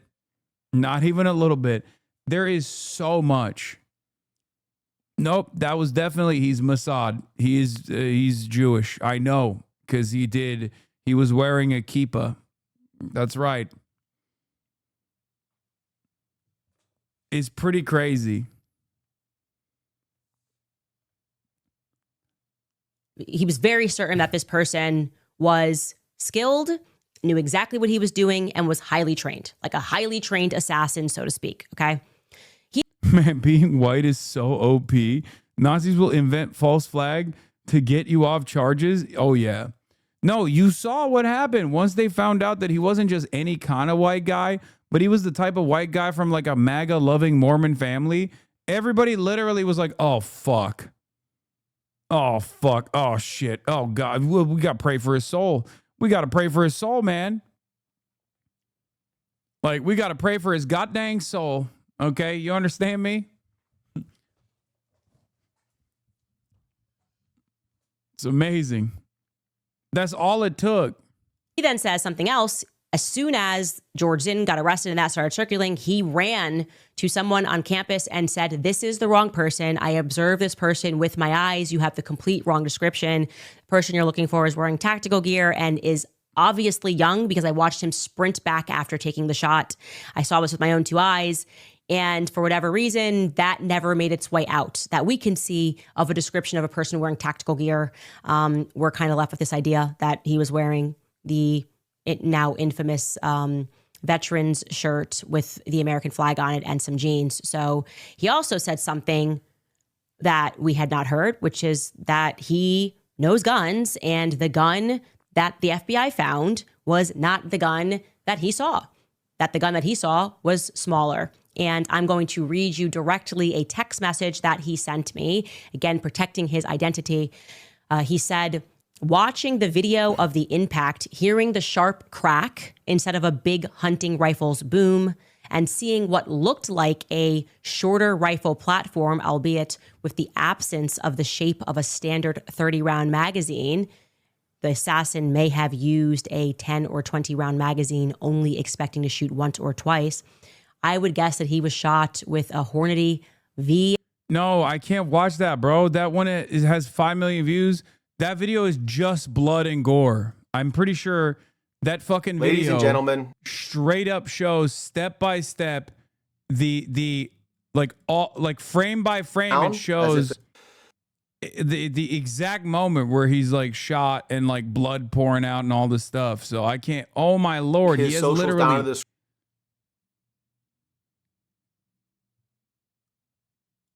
There's a photo of another random guy who's been shot as well, talking about how, oh, fuck, it has 5.2 million views in 2 days, though. I kind of want to watch it.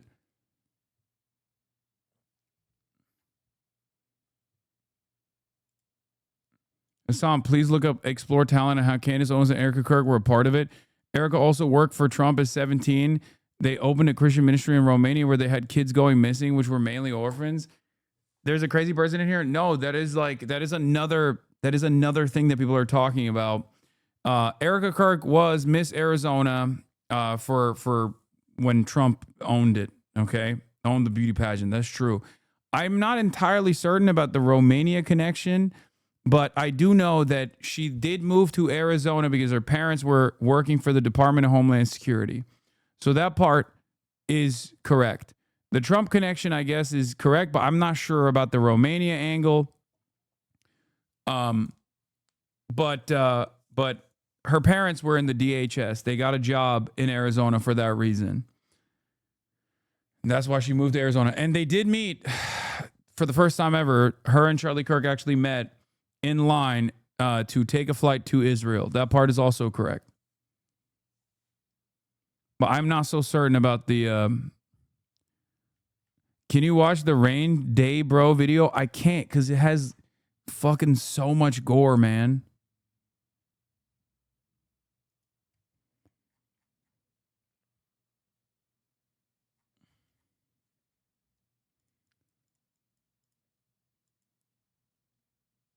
I don't know what's going on. What was the additional context that made the weird cop speak Discord make sense?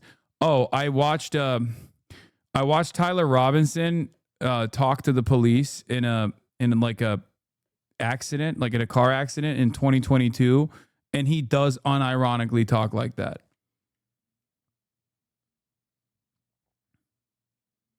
It's not even a joke. It's safe after 6:30, or if you cover 80% of the vid and only show the dude talking. Okay, you know what? Fuck it. Let's watch it, dude. Fuck it. YOLO. This video has 5.2 million views in 2 days. Okay. Another gun tuber guy. His name is Range Daybro.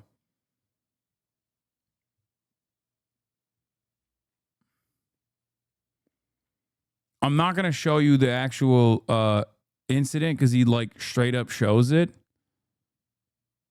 I think he shows it like, I don't know exactly when he shows it, like maybe around here. But I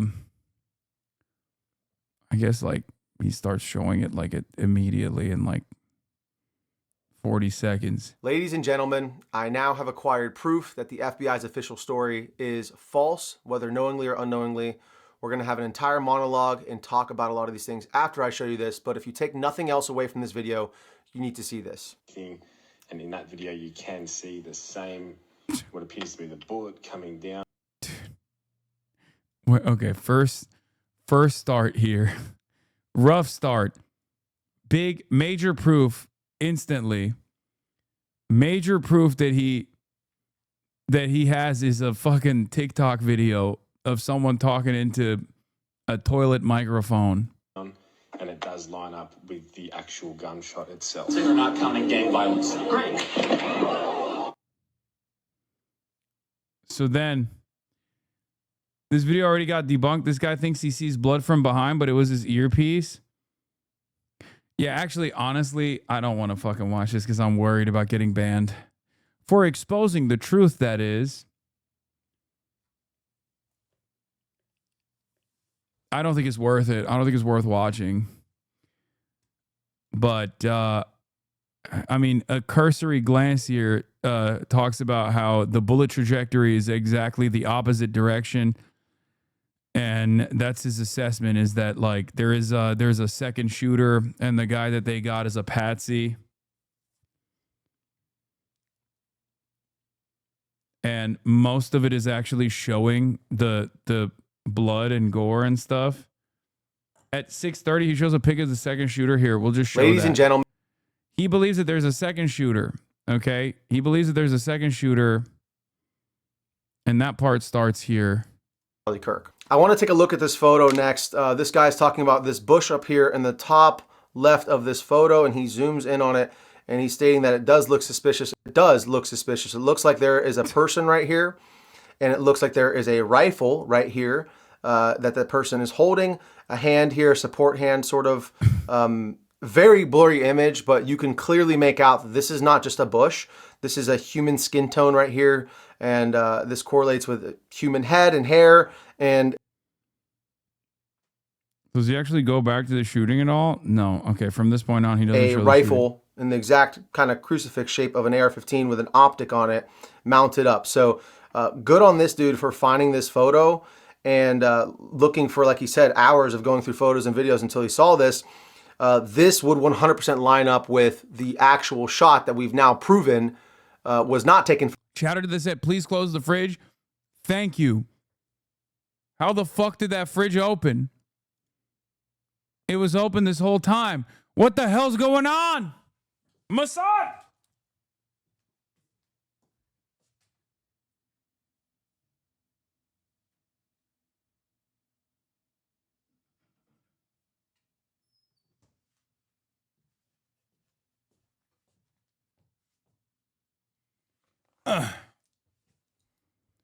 Did Kaya open it? Did Kaya open the fridge? Was there a tunnel underneath? Anyway, let's continue. From the front was taken from the back side of Charlie. This would line up exactly with that bullet trajectory and the entry and exit wound that we exhibited, that we saw here on camera. I like that he put the little shooter up there.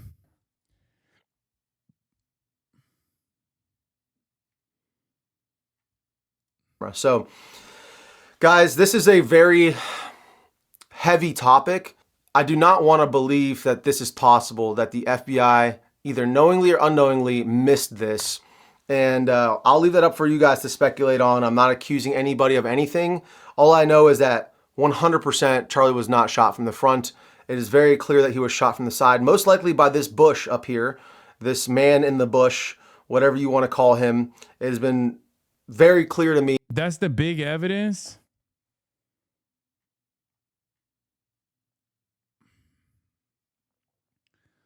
Oh my God. Incredible moment to end that fucking piece. Erica and Megyn Kelly reveals Erica Kirk was shaken about the Jezebel. Oh my God. Ain't no fucking way, big dog. Are we for real right now? This is another narrative, a third shooter.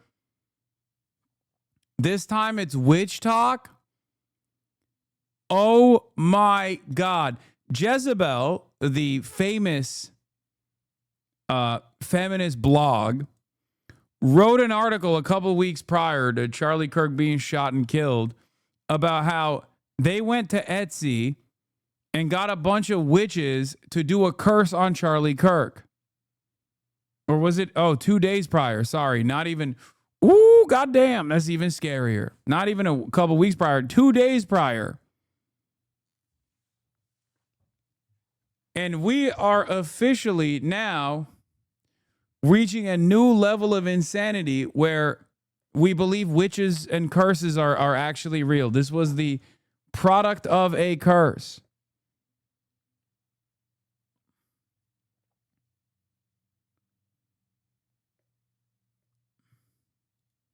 What is this? Did y'all know Erica Kirk is banned from Romania because of her evangelical group is accused of trafficking children out of Romanian villages? Birds of a feather, I suppose. Have any of the 16,000 users retweeting this or 129,000 liking this post, which claims Erica Kirk is banned from Romania over child trafficking allegations, bothered to check whether it has any basis in truth? Because I have, and it doesn't. It's totally made up. Yeah, The part that is not made up is that they actually met on a trip to Israel. The part that is not made up is that Erica's parents got a job at the DHS, Department of Homeland Security, which is why she moved to Arizona, as I told you.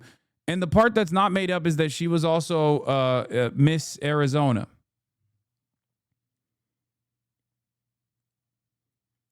For the property that Trump owned, the beauty pageant that Trump owned. This was the article for The Curse 2 days before the shooting. Hey, FBI, does hiring witches to curse Charlie Kirk before his assassination make one accessory to murder? Are you fucking for real?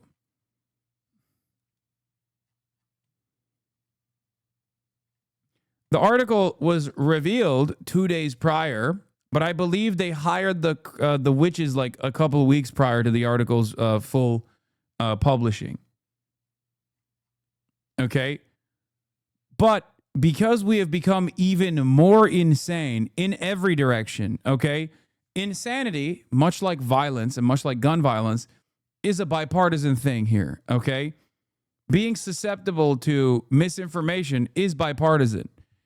Insanity is also bipartisan, and that's why there are so many different conspiracy theories flying around, but this one has to be the best one, honestly. The idea that like witches are capable of killing people with curses is so medieval age coded. Like I used to joke about how like we're becoming medieval peasants. Like we have the brain of a medieval peasant, but this is unironically medieval peasant shit. Charlie Kirk heard about these curses. We're going to have to unfollow. Can't jeopardize the coven. Okay, I'm sorry. To Witch Talk, I know there's hella fucking Wiccans in this chat. I know you have cast protective spells over me, and I love you for it. Keep up the good work, please. Okay, keep up the good work. And don't listen. If this might trigger warning to the Wiccans in my fan base, this might come across as I'm making fun of the mysterious ways in which you make the world turn, okay? And that news genuinely rattled Erica in particular. She knew Christian teaching on this subject. She loved Charlie, absolutely. And she was scared when she heard of the curses Jezebel had called up. So much so that she and Charlie contacted a friend who I believe she said was a Catholic priest, but definitely a friend, and asked him to come over and pray with them over Charlie the night before he was murdered. She eventually worked it through, and so did Charlie. That, as she later told me, weapons will form but not prosper. That Satan and those witches have no power. Doesn't this mean that witchcraft is real? Like you have to believe it, right? Like this kind of is a point for the witches, no? Like kind of an L for prayer. Like no disrespect to anybody involved, but like doesn't if you're bringing this up sincerely, aren't you kind of saying that like witchcraft trumps the Bible? She was waiting impatiently. And Christian prayer? Like isn't this the admission here? Before results.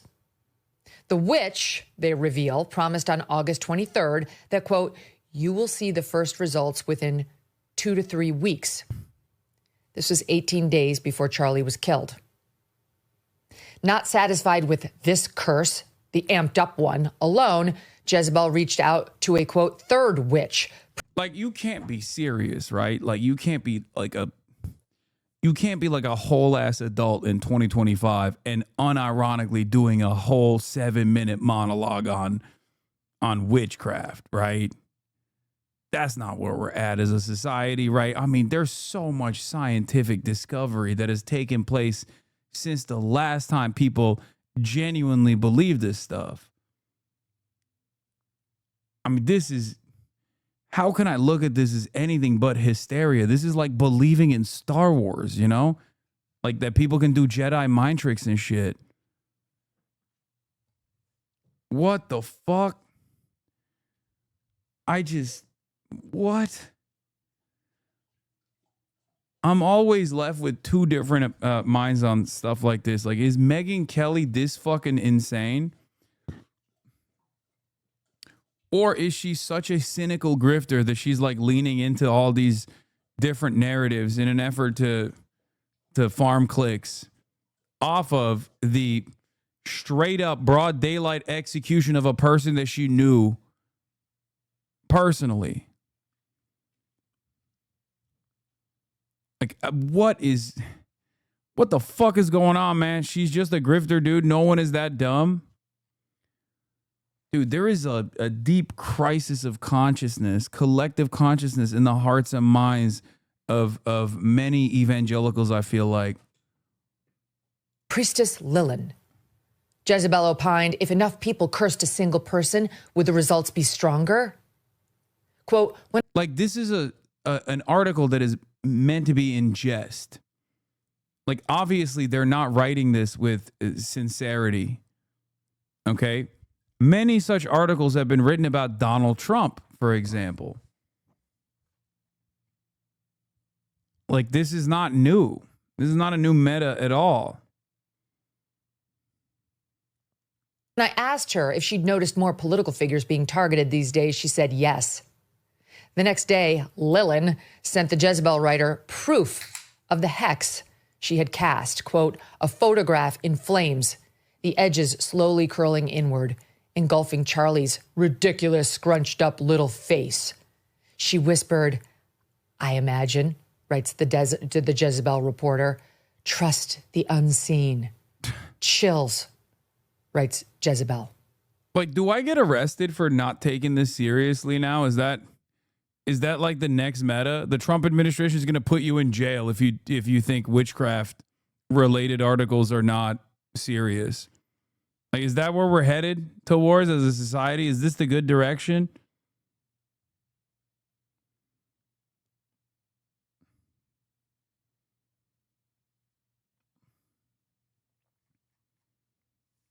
What the fuck? Are we going to start stoning women? Are we going to bind them with massive stones to see if they float? And if they die, then, you know, I guess. But if they float, then they're a witch. Like that type of shit. The Salem witch trials, burning women at the stake.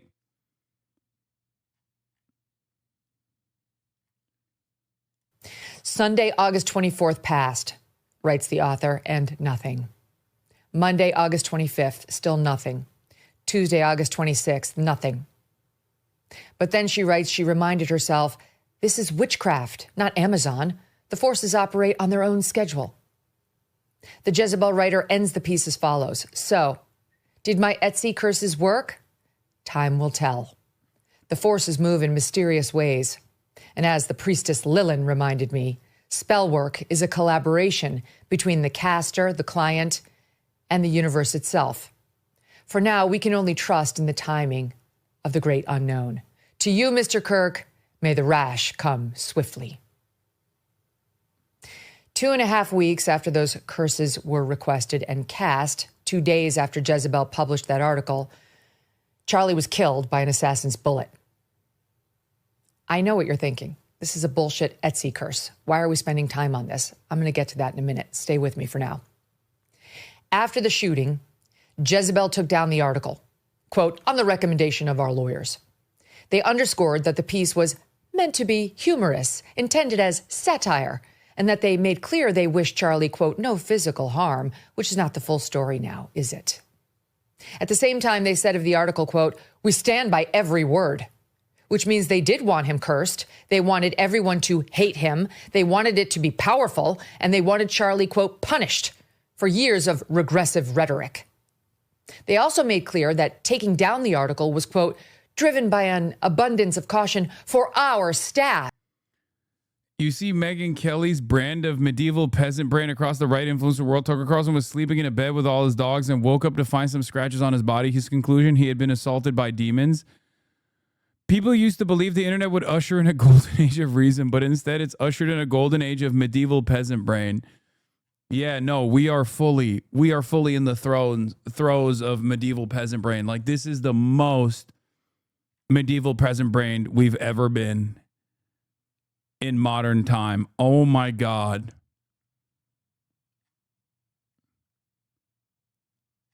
This is so nutty, dude. Oh, please, if you read the article, the effects of the curse were like make his head slightly larger every day and shit like that. I don't need to read the article to know that the Jezebel franchise did not actually successfully put a fucking evil hex on a prominent political commentator, okay? It's the fucking Jezebel. It's like getting scared of an Onion article, okay? What the hell? Like, yeah, it's a fucking satirical feminist blog. What are we doing, you know?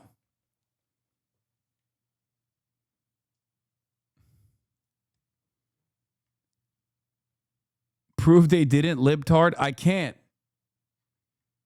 do it. I can't prove it. And I am scared of the witches. Please don't curse me. Downplaying women's achievements, shaking my head. In other words, they were worried about violence against them by Charlie Kirk supporters. They also, they wrote, wished, quote, to avoid the piece being misused in a tense and volatile environment. There was not, they made clear, any change in their editorial and judgment. In fact, they emphasized, quote, we may republish at a later. Why do you always shut down ideas you don't understand?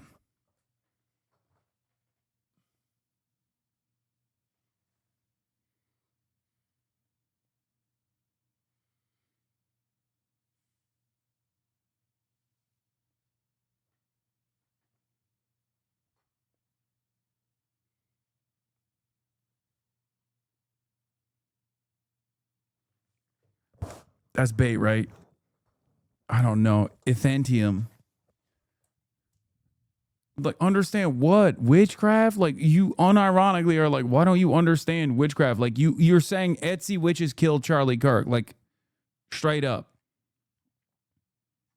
You are saying right now to me, in all sincerity, this is not rage bait. You have one option to pull out right now. I'm giving you the exit ramp. Are you in all sincerity telling me that Charlie Kirk was assassinated because of witchcraft?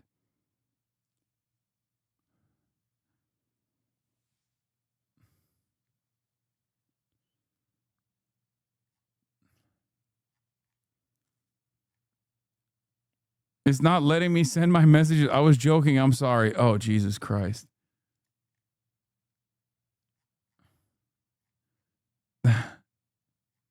Date. They then rambled on about the country's gun problem and the heated political divide in the country and free speech, noting they do not actually condone political violence. Now, again, you may be saying to yourself, why are we talking about Etsy curses? None of the reason why they are saying that is because there's insane people like yourself. Obviously, if they condoned political violence, they would be writing an article about how they hired an assassin to kill Charlie Kirk rather than hired a bunch of Etsy witches to hex Charlie Kirk. Obviously, they don't condone political violence. The article itself is supposed to be in jest. this is real. Well, two things. First of all, Christians are opposed to casting spells or trying to contact. Yo, come on, man. Oh, no. Now, again, you may be saying to yourself, why are we talking about Etsy curses? None of this is real. Well, two things. First of all, Christians are opposed to casting spells or trying to contact the spirit world, not only because they believe there's only one God, but because they acknowledge the existence of the devil and evil spirits. Here is Father Mike Schmidt. He was on the day Charlie died, helping us through that as well. But he came on our show first time a couple of years ago, and here he is discussing this very subject. The motivation behind the Ouija board is actually something where I'm trying to contact spirits. What? is fucking going on the right, man? I thought I watched enough right-wing commentary to kind of get a good grasp of the insanity over there. It turns out the well is so much deeper. Here we have a pastor sincerely talking about Ouija boards. You must not try to make contact with the spirit world, I say, from my position of authority. What the fuck?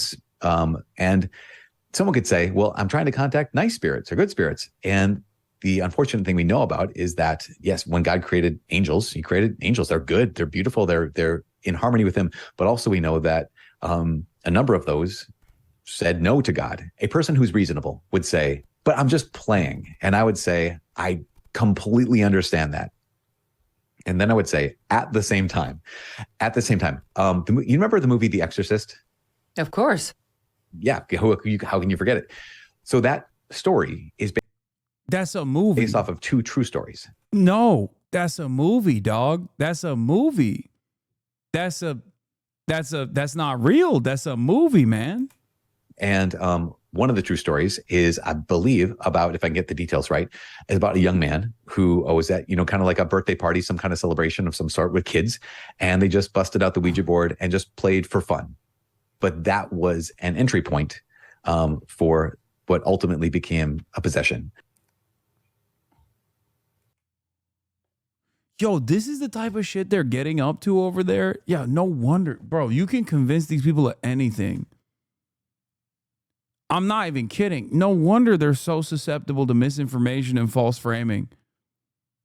You could convince a motherfucker of anything, bro. You can make him think movies are real. Is this okay? Are we all right?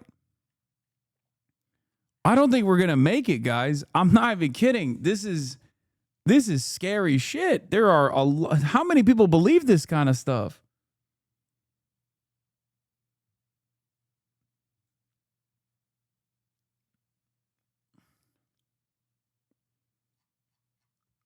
What the fuck? In other words, you're playing with fire, messing with this stuff. There actually are demons in this world. Calling up the spirit world. You're disrespecting the believers in your community, bro. As a Muslim, we believe into witchcraft, not the magician of Oz ones. But come on, the fact that we know a lot of our era doesn't mean we know or can explain everything. So we need to remain humble. Doesn't mean to believe any freaky statement, but just like, okay, I can't prove it's unrelated, but I'm okay you believe that. No. There's a limit to that. This is my limit. You've arrived at my limit, okay? I've never shit on someone for believing in God or, holding on to their faith in the spiritual journey, all this stuff, okay? But there is a limit to it. Once you get into the realm of demons and spirits and like a guy touched a Ouija board one time and the devil came, that's insane. That's an insane claim, man. What about jinns? Yeah, bro. I was afraid of jinns when I was a baby, okay? When I was a child. When I was a kid. When I was a little kid, okay? That's when I was afraid of jinns. I'm 34 fucking years old, man. What is happening? You live in a boring reality? You used to be more chill about this?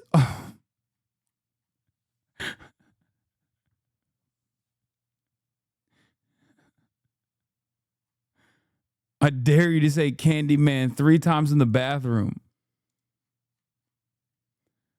Oh, I can't tell if this is fucking rage bait or if it's people trying to bring back whimsy into their lives or something, or where we're at.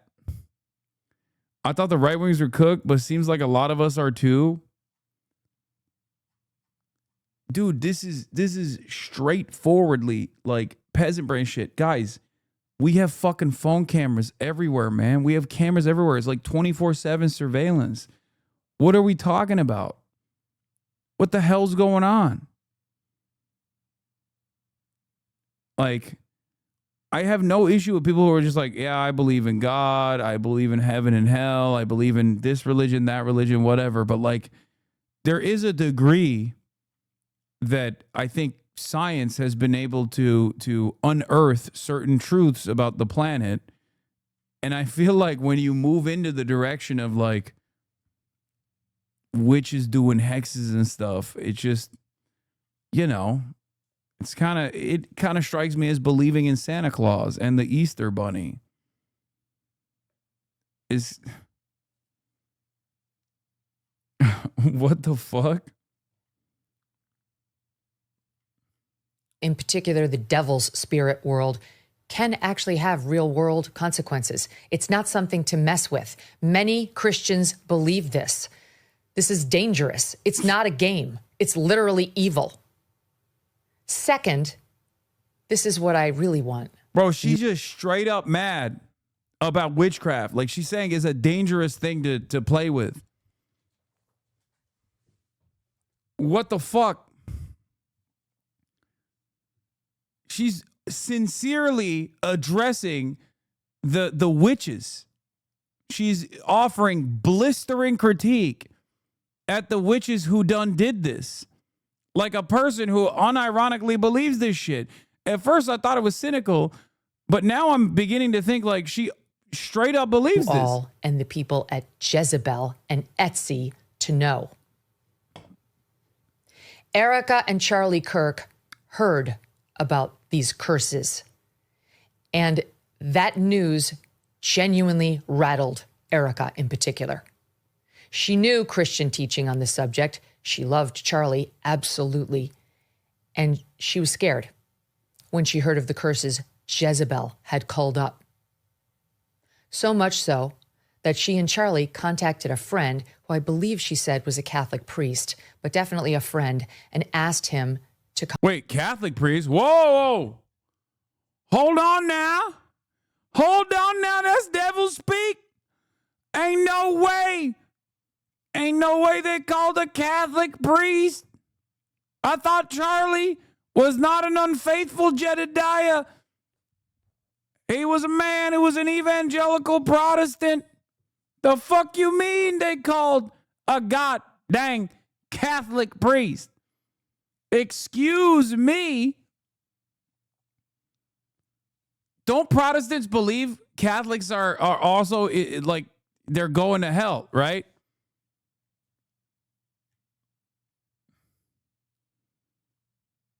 I thought Erica was initially Catholic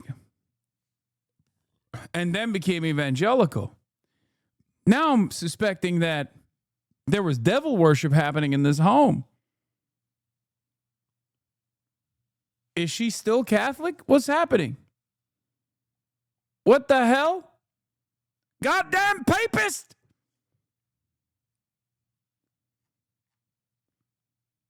Catholics do the exorcisms.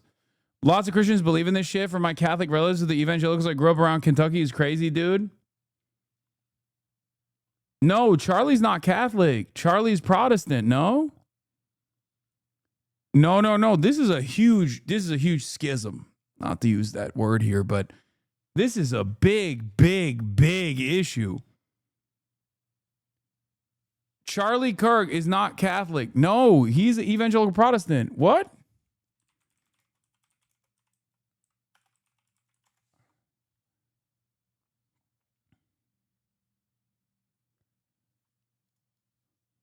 Angelus, Charlie Kirk, to California bishop. I'm this close to becoming Catholic. What?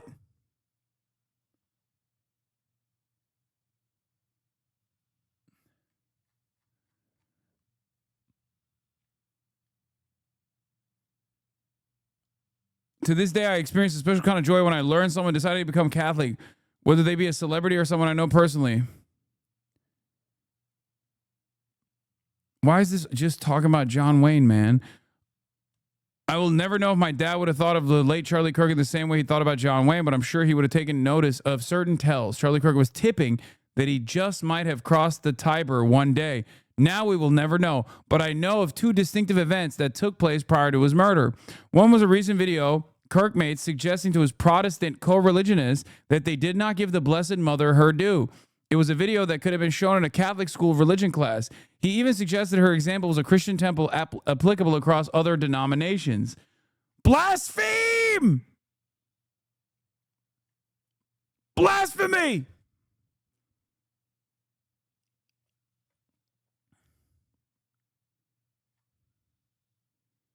Instead of Mossad doing it for leaving Israel, it was Kenneth Copeland for leaving evangelicalism. Candace says Charlie praying to the rosary. Wait, what? No, I think Charlie was definitely on the brink of changing some of his perspectives. And I can tell you factually, Charlie was praying the rosary. Charlie was going to mass. One of my last conversations with Charlie was me joking with him saying, just make the last step. Okay. You are, I said specifically, you're too smart to be a Protestant. Just take the last step, Charlie. He says, ha ha. Speaking about Mary. And typically when those steps start taking place. We saw this last week, but I didn't understand the significance until I saw another article talking about Charlie Kirk potentially taking the next step towards Catholicism, which is unacceptable. He was this close to losing the divine grace of God. What the hell?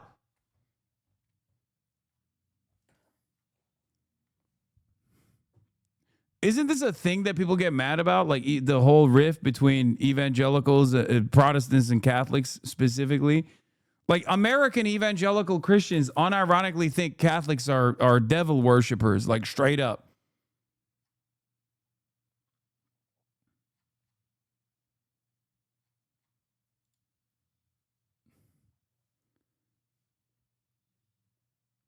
What if this was the shooter's motive?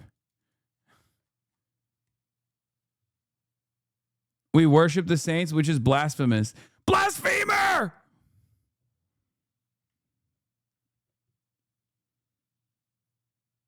You don't even decide, so who cares? You do what your parents say, which is why switching is wild. My Baptist great uncle won't go to his daughter's wedding because she's marrying a Catholic, lol.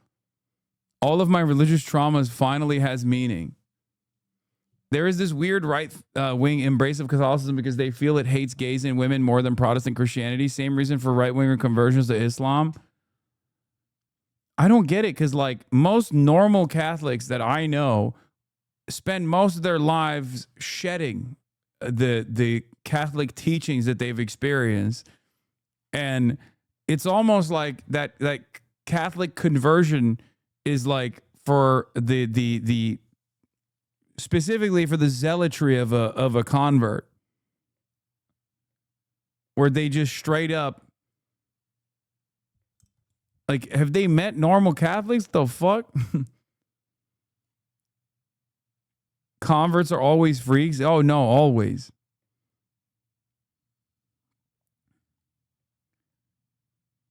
Cradle Catholic does not equal converted Catholic.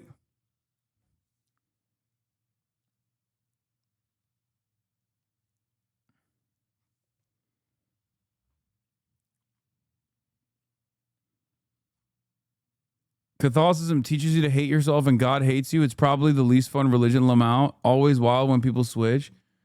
I mean, there's some really cool, really metal parts about Catholicism, but I don't think that's the reason why people fucking switch. You can't convert to Catholicism. You have to go through a life of shame and pain first. Sorry.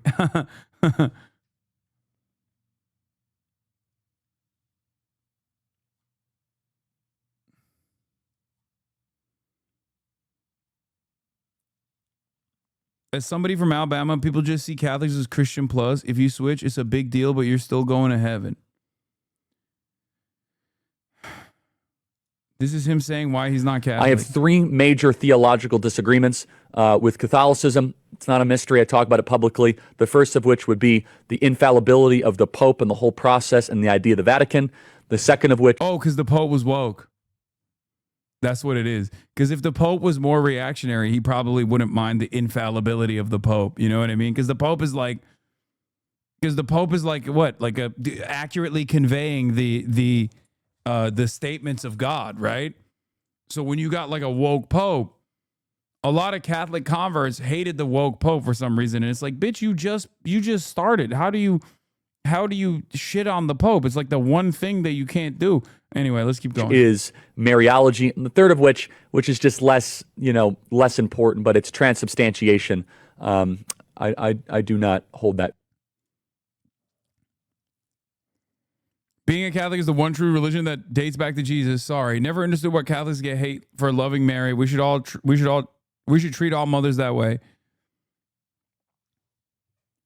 He sounds pliable. If he would have been in here a few years ago, you could have got him to take the Shahada with the rest of us. Yeah. Islam is the true light. He would have reverted. MashaAllah. Who could say he didn't in his last moment? You know what I mean?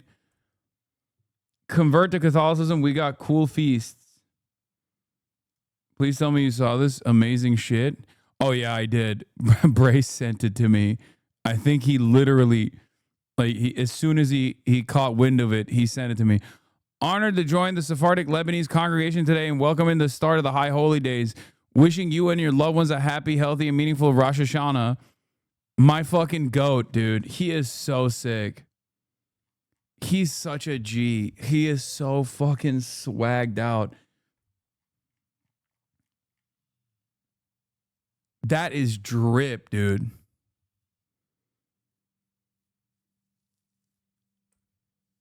I feel like you could wear this to on other occasions as well.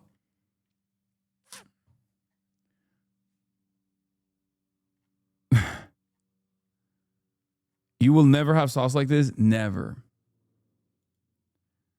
This tweet basically sums up Catholics. Yeah, I've read this before. Every lifelong Catholic I've ever met is like, I think we're supposed to give this food to poor people. And every adult convert is like, the Archon of Constantinople's epistle on the Pentecostine rites of the Eucharist clearly states women shouldn't have driver's licenses. This account is one of the most annoying fucking centrist liberals and hates me, but this was an absolute banger.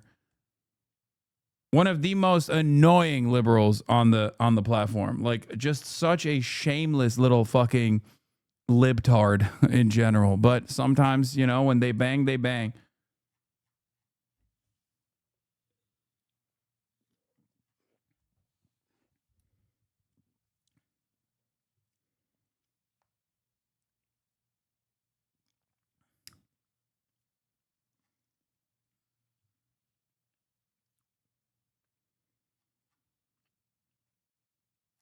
Anyway, that is, I can't believe we took these many different sidesteps from one singular Megyn Kelly video about witchcraft. Remember, we were talking about witchcraft and how witches were responsible for Charlie Kirk's assassination, which is now the third conspiracy that has hit the towers. And it's fucking awesome. Congratulations to the Christians. But in this process, while she was describing this, Megyn Kelly accidentally revealed that Charlie Kirk and Erica Kirk called in a Catholic priest, which led me to go down this rabbit hole about Charlie Kirk being on the verge of converting to Catholicism. And a lot of people were like, no, you don't understand. Charlie's Catholic. He's not. I was right. He was an evangelical Protestant Christian. Okay. How dare you? This is heresy. I believe his wife was Catholic, however. And I thought that his wife had actually also converted to evangelical Protestant Christianity. But it may have been that she just kept a lot of the Catholic elements in her belief. Come over and pray with them over Charlie the night before he was murdered. She eventually worked it through, and so did Charlie. That, as she later told me, weapons will form but not prosper. That Satan and those witches have no power. Of course, God's will is the one that matters, and his blessing over Charlie was real and palpable. All you had to do was spend time with Charlie to know that. But why torture a family like this? A Christian, believing family. Why do this vile thing to a young couple parents to two babies living in accordance with the gospel, deeply in love. Yes, political, but doing nothing other than speaking publicly about their views and their desires to make other people's lives better. Who would do such a vile thing? Jezebel, that's who.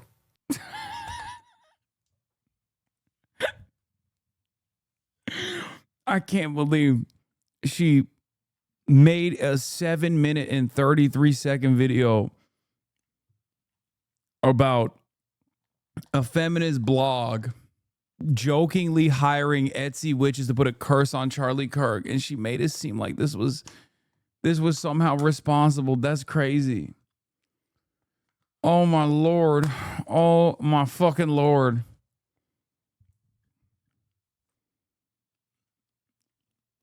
We done did it now. Wait, they're trying to get the witches off Etsy now? Let's cancel evil. Thanks for the reporting, Megan Kelly. Etsy, please check your inbox. Jezebel, your publication is trash. Press at Etsy.com. Jezebel's cursing of Charlie Kirk. Megan Kelly reported today that Jezebel writers use Etsy to have witchcast curses upon Charlie Kirk's family. Whether you believe in curses in the spirit of the world, in the spirit world or not, you as a company must agree that malicious activity like that is a gross misuse of your services. I don't blame Etsy, but I do expect Etsy to review and admonish accounts that offer such witchcraft services. Etsy should be a marketplace for what is good, beautiful, and true. Don't let your services be used by those who wish anybody from any political side harm. Tim Anderson, pastor.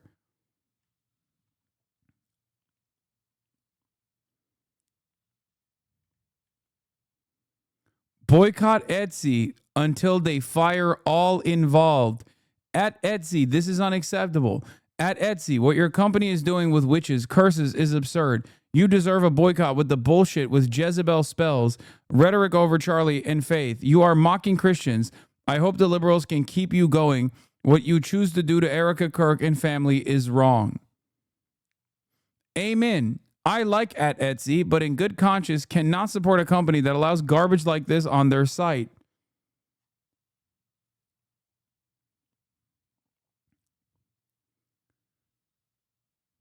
This is too stupid to parody.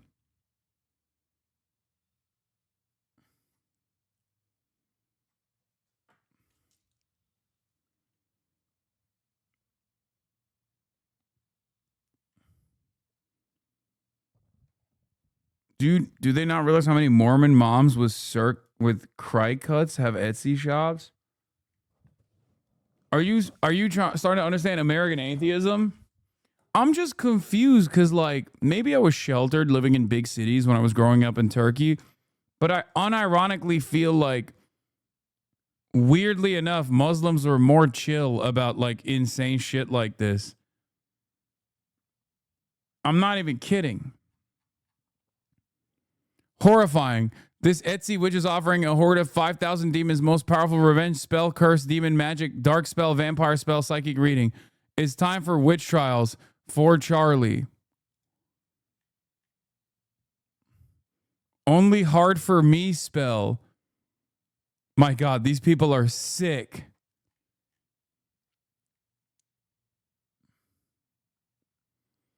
Nah, evil eye is pretty real in the Muslim communities.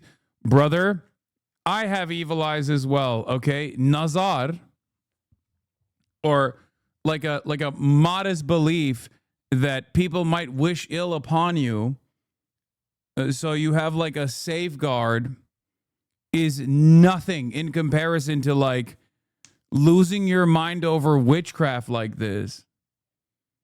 And I'm not even saying that it's like not a thing. I'm not even saying that people don't behave that way in Turkey. I'm openly and readily admitting that maybe I'm oblivious to it. Oh, the thing I can oh yeah, kurşun döktürme. Oh my God. Oh my God. You just unlocked a fucking formative memory. Oh my God. Lead. Oh my God. Oh my God. I totally had forgotten about this. My parents, when I was growing up, there's this ritual where they will melt lead over the head of whoever they want to literally take away all the bad juju from. And I fucking hated that process. You just unlocked childhood trauma that I had just that compartmentalized in my brain. Oh my God. I'm Assyrian. We call it Rusus. They melt lead over your head. Like an old, scary, demon-looking lady comes to your house and they put like a fucking veil over you, like sheets over your head. And then they take lead and they melt it and then they switch it from like one container to the other over your fucking head. And it's supposed to protect you. Yes. Mylodomancy is a technique of divination using molten metal. Typically, molten lead or tin is dropped into water. It can be found as a tradition in various cultures, including Austria, Bosnia, Turkey, Czech Republic, Germany, Finland, Estonia, Latvia, Switzerland. Some versions have been found to have potentially harmful effects on human health. Lead, or more recently tin, shapes are melted into a ladle over a flame, and the molten liquid is then poured into the water. The resulting shape is either directly interpreted as an omen for the future or is rotated in a candlelight to create shadows, whose shapes are then interpreted. The shapes are interpreted symbolically, for example, a bubbly surface signifying money, a fragile or broken shape, misfortune. The shape of the lead before melting can refer to a specific area of one's life. I don't think this is a Muslim thing. I think this is more so like a Turkish thing, potentially.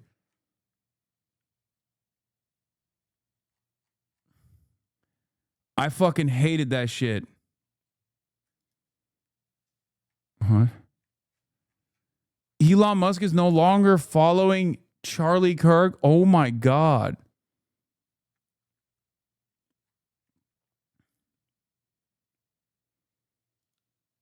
Mystical Turkish lead melting ritual. This yes. woman was invited to my aunt's house to perform the Turkish version of lead pouring. This is a pagan ritual where molten lead or tin is dropped into cold water over a person's head. The ritual often begins with a prayer from the Quran and several maneuvers to open our energy for biohealing. After this stage, we were not allowed to cross our arms or legs because that would impair the flow of energy. Your PhD having parents did that to you? Yes, bro. They're fucking nutty. People can be nutty, even if they're brilliant, even if they're very well read. That's what I'm saying.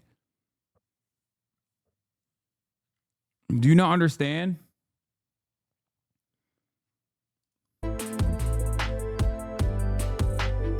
Are you telling us you're a full metal political commentator? What part of you is metal? After this, she burned sage and put a coin in the bowl full of cold water. A piece of garlic was also involved, but I don't really remember what that symbolized.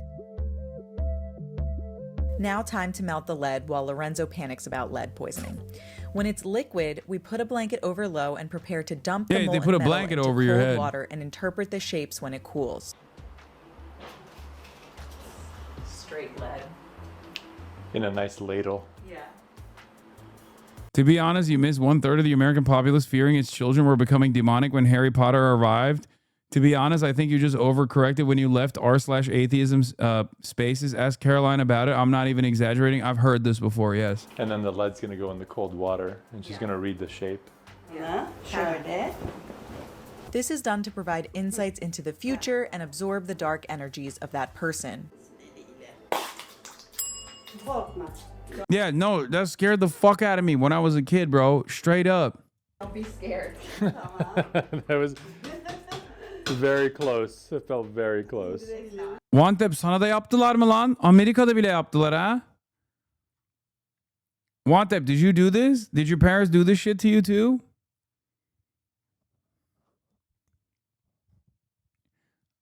Yok, babaannemin evinde görmüştüm ama. Oh, he says it happened in his fucking grandmother's home. Bro, this shit was so scary. Oh my God. You don't understand when you're a kid. You don't understand. When you're a fucking kid and you're under the covers like that, and then like you're just hearing the lead drop into cold water, that shit is terrifying. I hated this shit. I hated it so much I forgot about it until that one chatter brought it up. That's crazy. You just unlocked memories, ancient memories in my brain.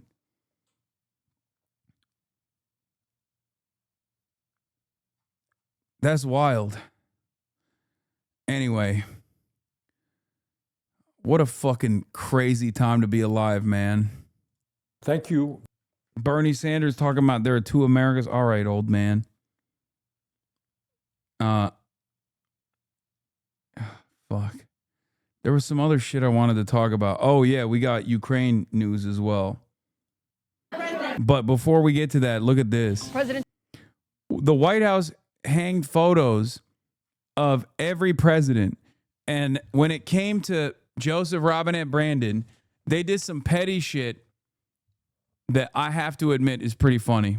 Let's take a look. Trump's latest renovation of the White House is underway, but this time it's a new step that takes a dig at his predecessor. Along this colonnade that stretches by the Rose Garden that ultimately leads to the Oval Office, there's a new video that the president's aides posted today of what they have dubbed the Presidential Walk of Fame. There are gold letters above it, and there are these gold frames with each containing a black and white image of all the presidents that came before President Trump. As it stretches down the line, you see Democrats and Republicans alike, from Jimmy Carter to the Bushes to President Obama. But one president... That's the craziest dig, because like these guys used to hate Obama because he's black and therefore the Antichrist. And they even gave Obama an official portrait. But the smoke they have for Joseph Robinette Brandon, photo dude. stands out in particular. That is President Biden's, because instead of seeing an image of President Biden, they have instead replaced it with the image of an auto pen. Of course, President Trump has been fixated on President Biden's use of the auto pen. He actually even ordered an investigation into it, implying that the things that his name and his signature were attached to were not actually decisions that Biden made himself. Of course, we've heard from President Biden on these accusations from his successor, and President Biden has said anything that has his name on it, decisions on executive orders, pardons, and the like, that was a decision that President Biden says he made himself. That's pretty funny. I can't lie, dude. I mean, he's so fucking evil. And in many respects, he's so goddamn evil, but he's so funny sometimes. Like, this is one of those moments, man. I can't believe it. Unbelievable. This is so stupid. The replies, oh shit, okay. Jeffrey Epstein, Benjamin Netanyahu.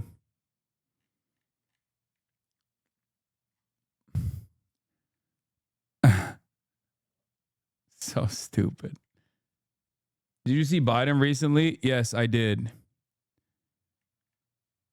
Clearly, he would have been perfect as president. A lot of you guys are being really mean about my big, beautiful president who looks completely there. Okay. Maybe we should try again in 2028. Trump, after all, Trump got one. Why can't Biden? You know? There it is. That's the real reason why I forced Kamala Harris to lose the election with my commentary, because I could not let it go. I could not have my president, Joseph Robinette Brandon, get disrespected this severely, this openly. A real betrayal that I could not allow. And here we are. That's it. He is once again the focus of attention. All eyes on President Zelensky at the UN. After Donald Trump's U-turn, saying Ukraine has a chance of victory in its war with Russia. Do you believe you can win the war with Russia? Can you beat Russia now with America's support? Whatever Trump is saying, though, Ukraine's leader was reserving judgment. Earlier in the hall above, President Zelensky urged the world to halt Russia's aggression and the spiraling drone arms race it's unleashed. We must use everything we have together to force the aggressor to stop. And only then do we have a real chance that this arms race will not end in catastrophe for all of us. If it takes weapons to do it, if it takes pressure on Russia, then it must be done. And it must be done now. Otherwise, Putin will keep driving the war forward wider. And he made this claim about divine intervention and the US president that won't lose him any favor in the White House. Weapons decide who survives. Excellencies, yesterday President Trump stood right here in this hall, and God saved him from a murder attempt during the campaign. After his speech at the UN yesterday, Donald Trump surprised the world by saying for the first time that Russia might lose the war, calling its military a paper tiger and saying Ukraine could take back all its borders. Everyone's a Maoist now, bro. That's Mao that originally called the United States a paper tiger. And now everyone, the paper tiger itself is now calling every other enemy of the United States a paper tiger. Not that people know that. I'm pretty sure people don't understand that that's like a initially Donald a Trump's Maoist. apparent pivot on Ukraine is the talk of the UN General Assembly, but Western diplomats are urging caution. This president has been so erratic on the conflict, they say. He must be judged on his deeds and not his words. As US Secretary of State Marco Rubio was meeting his Russian counterpart Sergei Lavrov in Moscow, the Kremlin was shrugging off the US president's withering description of Russia's military as a paper tiger. Russia is certainly not a tiger. After all, Russia is more associated with the bear. There are no paper bears. Russia is a real bear. Putin has repeatedly and with varying degrees of emotion described our bear. You can recall this for yourself. Every UN General Assembly has its moment. This year it belongs to this man, the jihadi turned statesman and revolutionary new leader of Syria. Ahmad al-Sharaa finished his speech focusing on the other war of our time, the conflict in Gaza. We stand firmly with the people of Gaza, its children and women and all peoples facing violations and aggression. We call for an immediate end to the war. In conclusion, the Syrian story has not come to an end. It continues to write a new chapter in It's just more Zelensky. Jolensky. entitled Peace, Prosperity and Development, and may the peace of God be upon you. For both Gaza and Ukraine, in truth, it's the same this year at the UN as any other. For all their fine words, it's what leaders actually do next that matters, if escalating conflict is to be averted. Dominic Waghorn, Sky News, New York.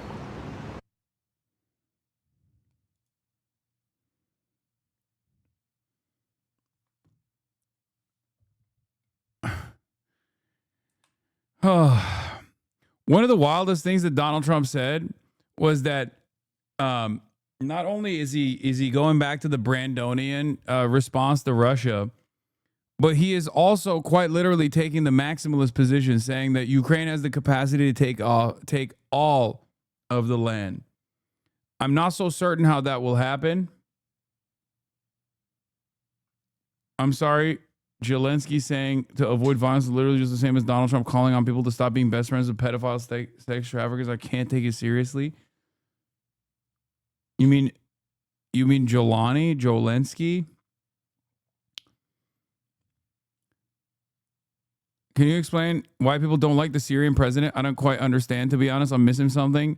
Yes, the thing you're missing is that he was the former leader of Al-Qaeda and straight up beheaded motherfuckers and had a $10 million bounty on his head. You can literally go back. Like, they didn't even delete those tweets.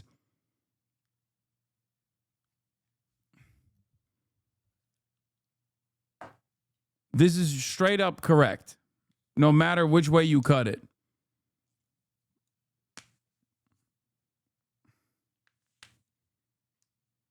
The bounty was on his head a year ago. I mean, he no longer has, I don't think he has the bounty on his head still, but. Oh, but why leftists don't like him now? Is he selling out to the U.S.? Wait, what? Don't like him now? Motherfucker, you think the leftists like Al-Qaeda? What are you, stupid? He's a 46-month subscriber. Now, I've never encountered a person who is a self-described leftist that's been like, fucking love Al Qaeda, man. They're really taking it. They're really sticking it to the man.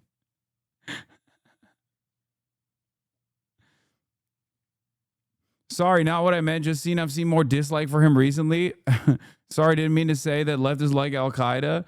No, the reason why people dislike him is because, or didn't really talk about him in the past, is because he was the head of HTS, okay? A former Al Qaeda, then an op to Al Qaeda, Islamist movement, Islamist militancy in Syria, okay? But with a big push from Turkey and also all of the initiatives that America and Israel conducted in the region, basically undermining or at least like taking the attention that all of the Iranian proxies had in the region with decapitation strikes, they saw an opportunity to strike and take out the Assad regime, which was also very brutal in and of itself. And then in the aftermath of that, Jolani became the de facto leader of the Syrian government. Initially, it was supposed to be a transitional government and there was supposed to be democracy. It's not going to happen anymore. Now it's just he's the president. And everyone is like, he's an institutionalist. He shaved. He cut his hair. Let bygones be bygones. He is, he's only former Al-Qaeda commander. It's not that big of a deal. And now all of the same people are presenting, all the same exact people that say like Hamas is an Islamist fundamentalist jihadist group like ISIS and Al-Qaeda, which is already not true. Okay, it's a nationalist liberation group. Those very same liberals are spending every waking moment talking to us about how this guy is actually a reformed institutionalist. But Evan Hill has a great take on this. He says, I'm not sure we'll ever get a better summation of the forever wars than this. Decades of war and death only for Petraeus to address President al-Shara with honorifics at a think tank event. If you're a special ops Punisher guy, what have you even been fighting for? Salam alaikum, Sayyid Rais. Ahlan wa sahlan. And Sharaf Nasadi. Not the first time Al-Qaeda and CIA has done a collaboration in New York, if you know what I mean. Hey, yo, I'm just saying. They had some crazy collabs, you know?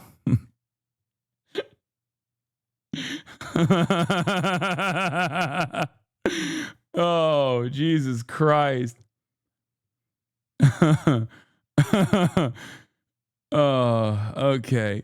You're acting like this was the intended outcome of U.S. policy. Much like Afghanistan, Syria has ended up in a place it is, with U.S. policy suddenly finding itself able to accommodate supposedly anathema movements in spite of 24 years of Washington's conventional wisdom on Islamism, jihadism, and terrorism, not because of it.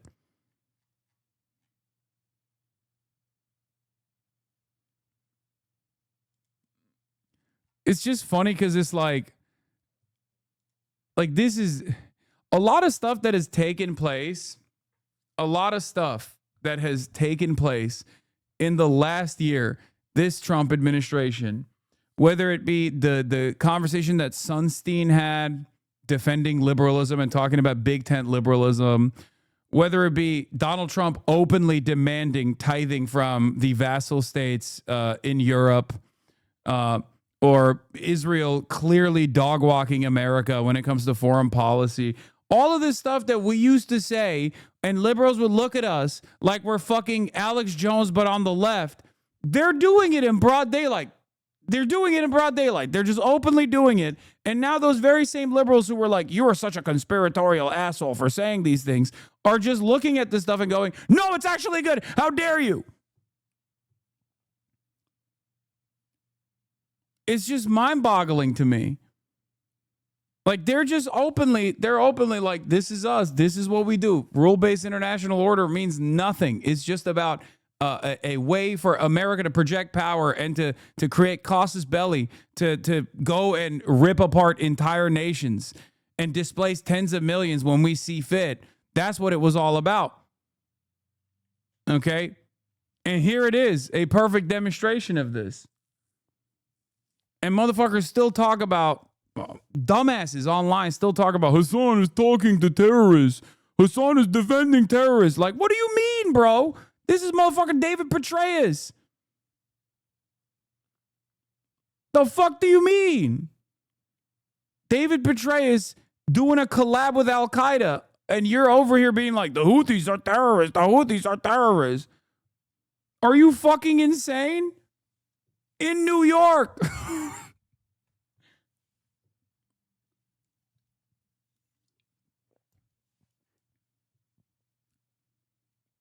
Yeah, here's the U.S. Embassy in Syria in 2017 offering.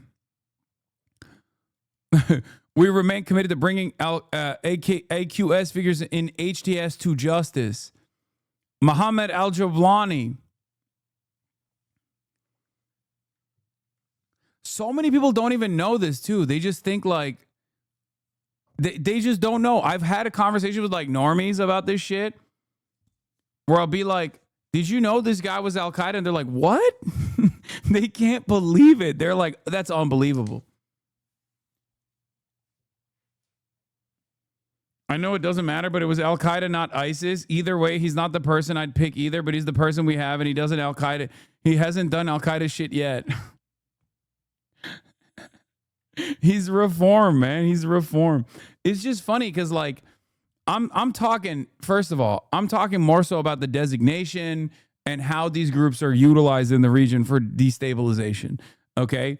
And how, like, even Israel in Gaza has worked openly with ISIS affiliates, right? They have no issue working with ISIS affiliates. Israel has also collaborated with ISIS or ISIS affiliate groups in Syria, right? But then October 7 happens and they're like, Hamas is ISIS, Hamas is ISIS. Like, what the fuck am I supposed to do with this information?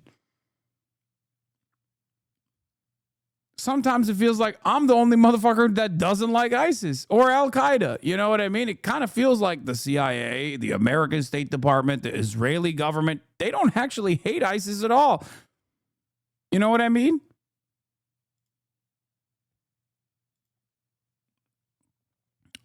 New top congressional GOP and White House allies are working behind the scenes to prevent a politically charged floor vote to release the government's Jeffrey Epstein case files next month.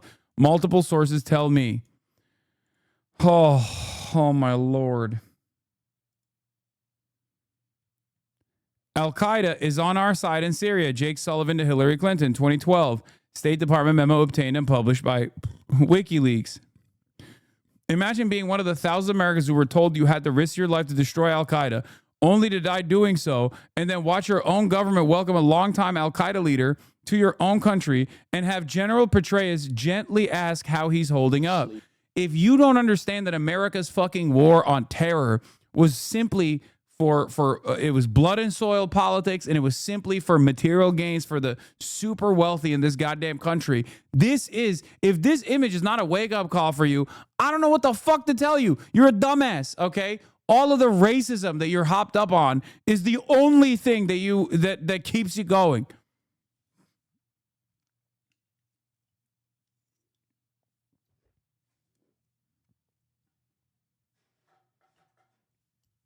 This is why we say wars are not fought to be won, okay?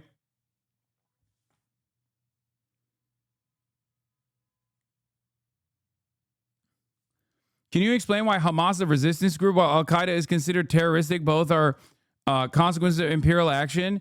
Easy. Asked and answered. 1, affiliations with not only the CIA, but also State Department allies that have no business in the fucking regions that it operates. 2, a colonial interest in taking over territory that it does not belong to Al-Qaeda or ISIS, okay? Hamas has never operated outside of the boundaries of historic Palestine. They've never done that. Never done that at all. It is a nationalist, emancipatory movement against Israel, which is a settler colonial operation. Al-Qaeda and ISIS, on the other hand, have grand ambitions beyond grand ambitions beyond like I don't know, resisting against I don't know who the fuck they would be resisting against, honestly. They're they have they love doing terror attacks in the Western world. They want to build an Islamic caliphate or some version of an Islamic caliphate, and they just prop up wherever it is in the best interest of the United States of America to have an enemy that they must squash.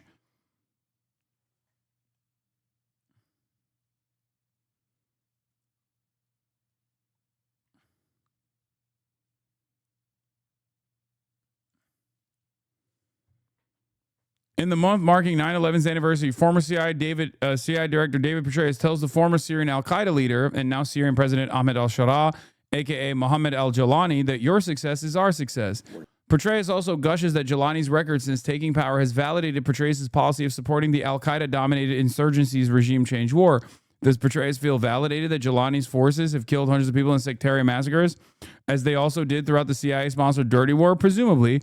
What's more a mystery is why former CIA chief is praising former al-Qaeda leader who recently had a $10 million bounty on his head isn't attracting any controversy or self-reflection for those cheered on this CIA success.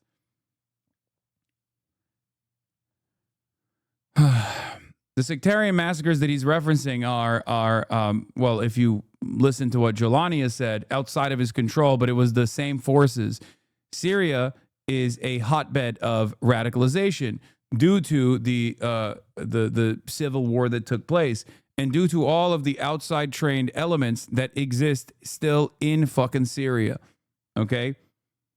Turkey plays a big role in this. Obviously, the Free Syrian Army is comprised of Salafists, jihadists of all different backgrounds, for the record, literally from all the way from the region down to fucking Uyghurs, okay? They have motherfucking Chinese Salafists in the Free Syrian Army. That shit is crazy.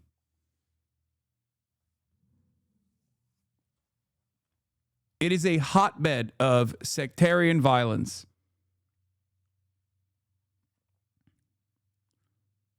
Anyway. Did you see al-Jalani's speech today? First person he thanked was Turkey. Of course, because Turkey is the reason why HTS is now in power in Syria. I've been saying this.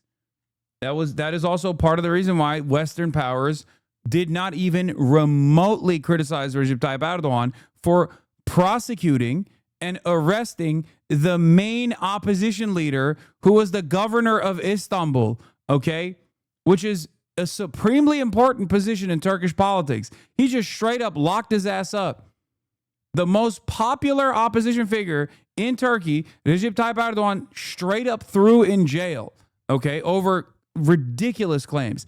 And not a single Western leader turned around after so many protests took place in Turkey. Not a single Western leader turned around and said, "Oh, what the fuck? What are you doing? That you can't do that. That's crazy." Do you want to know why? That's because that was a gift to Recep Tayyip Erdogan. He can currently do whatever the fuck he wants. The reason why he can currently do whatever the fuck he wants is because of Syria. Because that was a major gift to both Israel and America. Okay? Ordu'da filan değilse ortalama bir Amerikalının Suriye dönenlerini anlaması mümkün değil.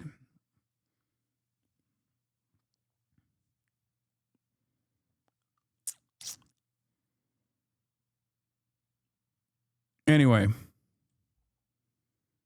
Man, you must never want to go back. I do. Of course I do. I want to go back. I want to see my fucking family. But it's, that doesn't mean I'm going to lie. A new HRW report on Syria documents widespread abuse by government forces, including summary executions, deliberate destruction of property, and abuse of detainees. These findings show that these crimes unfolded within a framework of centrally coordinated military operation directed by the Defense Ministry, whose officials continued to coordinate deployments even after the mass killings became public. The Human Rights Watch report, March atrocities demand senior level accountability from the Human Rights Watch. They're talking about the Syrian transitional government.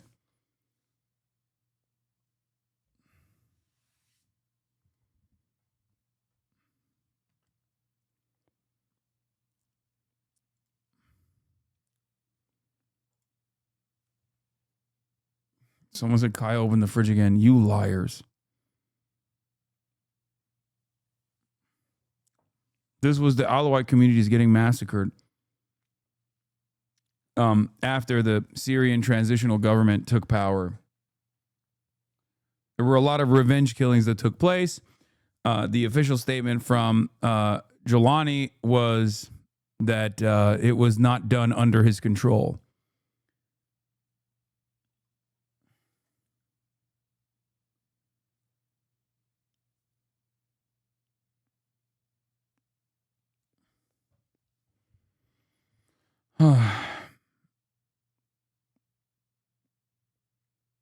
There's also the Druze. Turks want to take out the Kurds. Israel wants to use the Druze population in Syria to their advantage. It's Syria is a fucking powder keg. Okay, I've been saying it. It is a goddamn powder keg waiting to fucking explode, with numerous regional actors salivating at the prospect of taking over control over Syria in its entirety. The HTS-backed government is thankful for Turkey, it seems, but if you ask the Turks, they're not happy about it either, because I think one of the things that they did, a symbolic thing that the Syrian government did that they were very pissed off about, I'm not so certain exactly how this took place, but apparently they put a visa fee on Turks going to Syria, which was like $200 or something, and a lot of Turks were pissed off about that.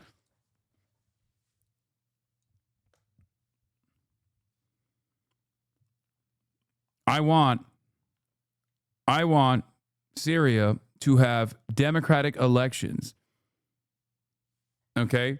I want Syria to have democratic elections. I want Syria to be a sovereign nation. And these sorts of initiatives don't give me a lot of confidence that Syria will ever have a moment of peace. Yeah, meanwhile, Israel is also doing Israel shit. Israeli defense minister officially declares Syrian territory of Mount Hermon a part of Greater Israel.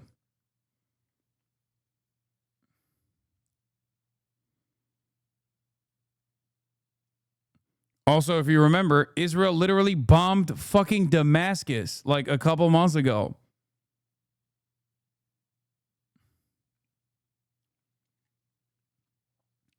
So even when you have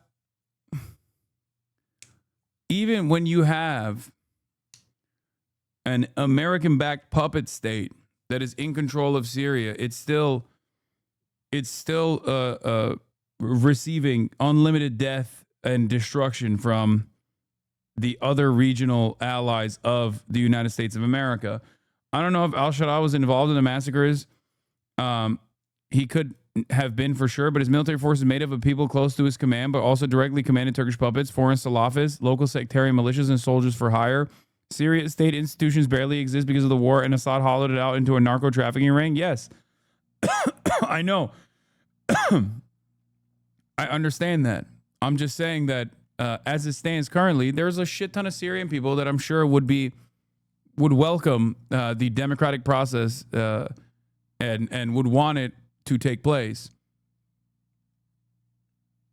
The problem is, it is also a multicultural and multi-ethnic society with many warring factions within it because of the way that British and French colonialists designed the entire region. This is the same reason why Lebanon is the way it is. It's the same reason why all of these countries are the way that they are. Oftentimes, they would take this like multi-ethnic society and they would place a reliable minority group in charge of everybody else. But ultimately, I think the biggest hurdle for success in Syria, for democracy to thrive in Syria, is Israel. Not to be the guy, and Turkey certainly is not helpful either, but I think Turkey probably would want more stability in Syria than Israel does.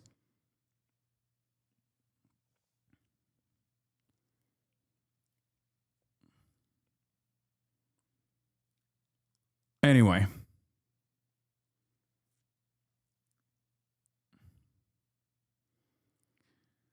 Can you explain the whole visa thing that is causing people to get off planes and shit? I don't know what you're talking about.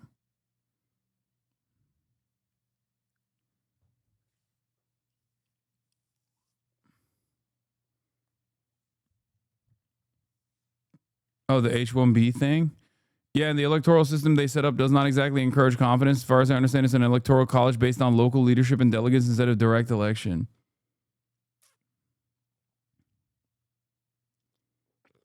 Turkey's only concern is the Kurds. They don't give a fuck about the Syrians. Yes and no. You said Israel instead of Turkey? No, I'm saying Israel does not want a stable Syria. Turkey doesn't necessarily care about a stable Syria. It doesn't mind a stable Syria as long as they have control over Kurdish held territory.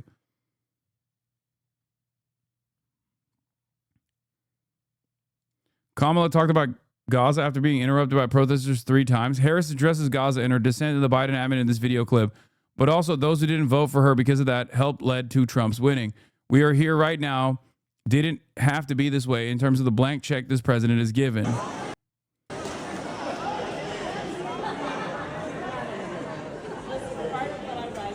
Aaron, as you know, back to this point, it seems like, we need to talk about it a little bit more, is 5 months after October 7th. Yeah, if the blank check had a D next to it, it's good. Blank check with an R next to it, bad. That's how it works. Yeah, Turkey does want a stable Syria so they can send millions of Syrians back to Syria as well. Or at least like at the domestic level, there is a lot of interest in that. I gave a speech at the foot of the Edmund Pettus Bridge in commemoration of Bloody Sunday. And I was the first person at the highest level of our United States government or administration to talk about the fact that the people in Gaza were starving.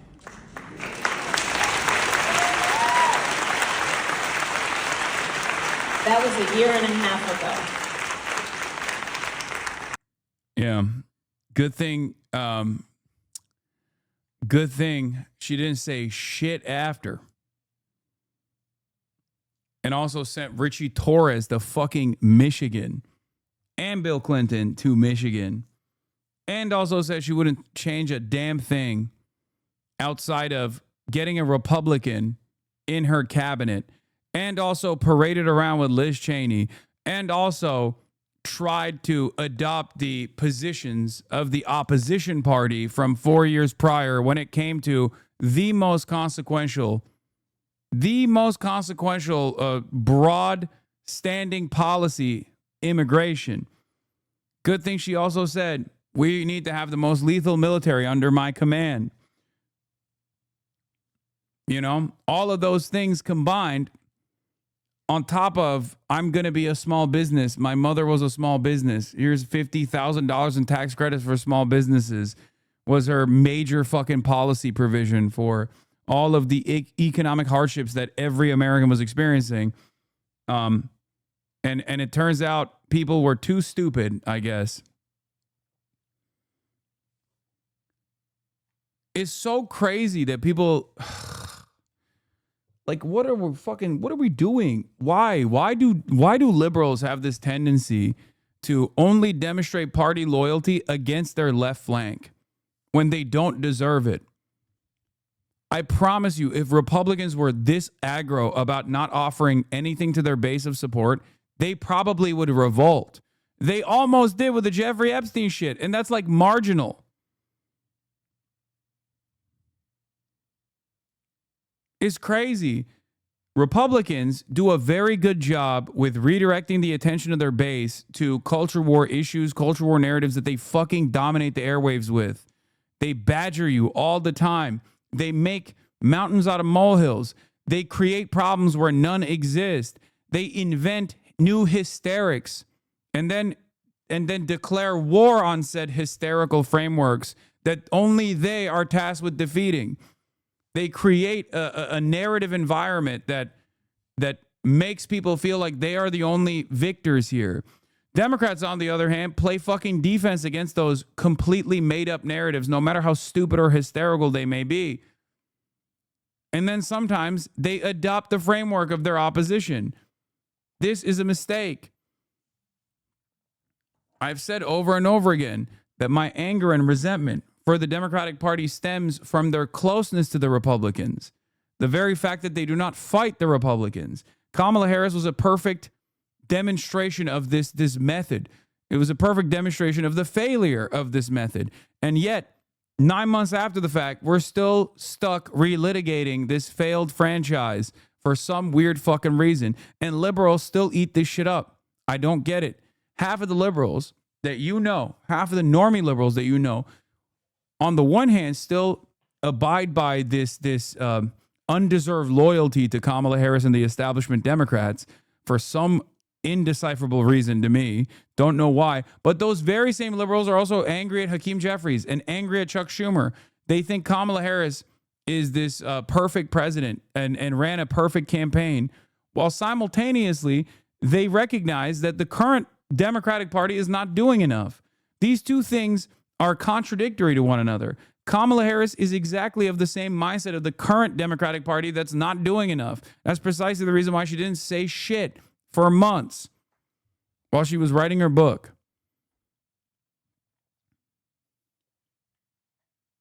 What is this dog doing? Hello? Excuse me? Is it playtime? What's happening? She recognizes the wrongs but willingly went against it because she has no conviction. All I hear when she talks post-election is just excuses, makes her look worse. Yeah.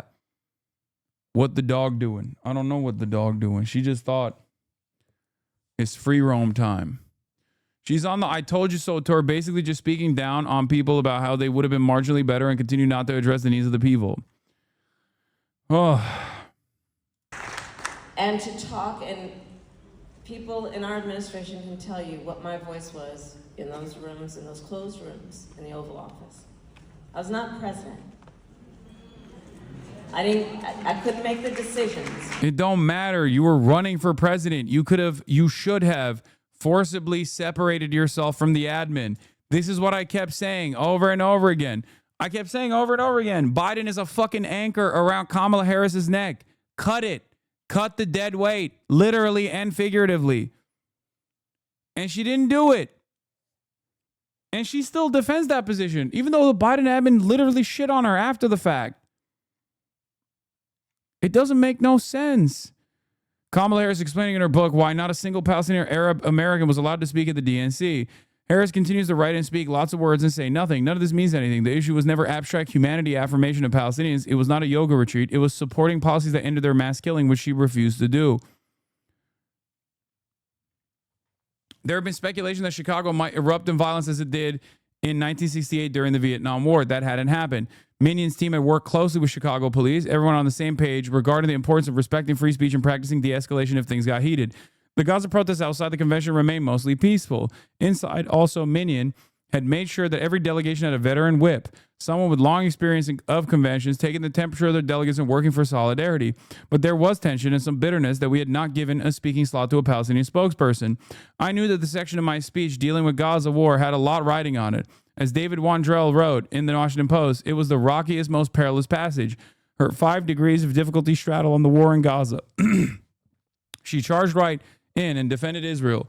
And just as it felt as though the room might split, she affirmed the humanity and suffering of the Palestinians. She then moved into a peroration on the subject that everyone was able to cheer for. And behold, she had her boat through the impossible strait. She lost. So clearly, it didn't work.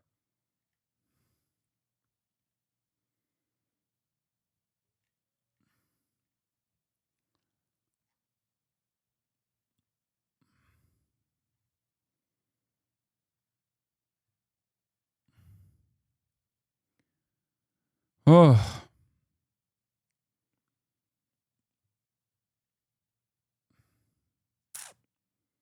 Yeah, I know. She said, I'm not president right now. There's nothing I can do at the end of the clip. Yeah, neither am I. But that doesn't stop us from trying, does it? Neither are the thousands of people in this community.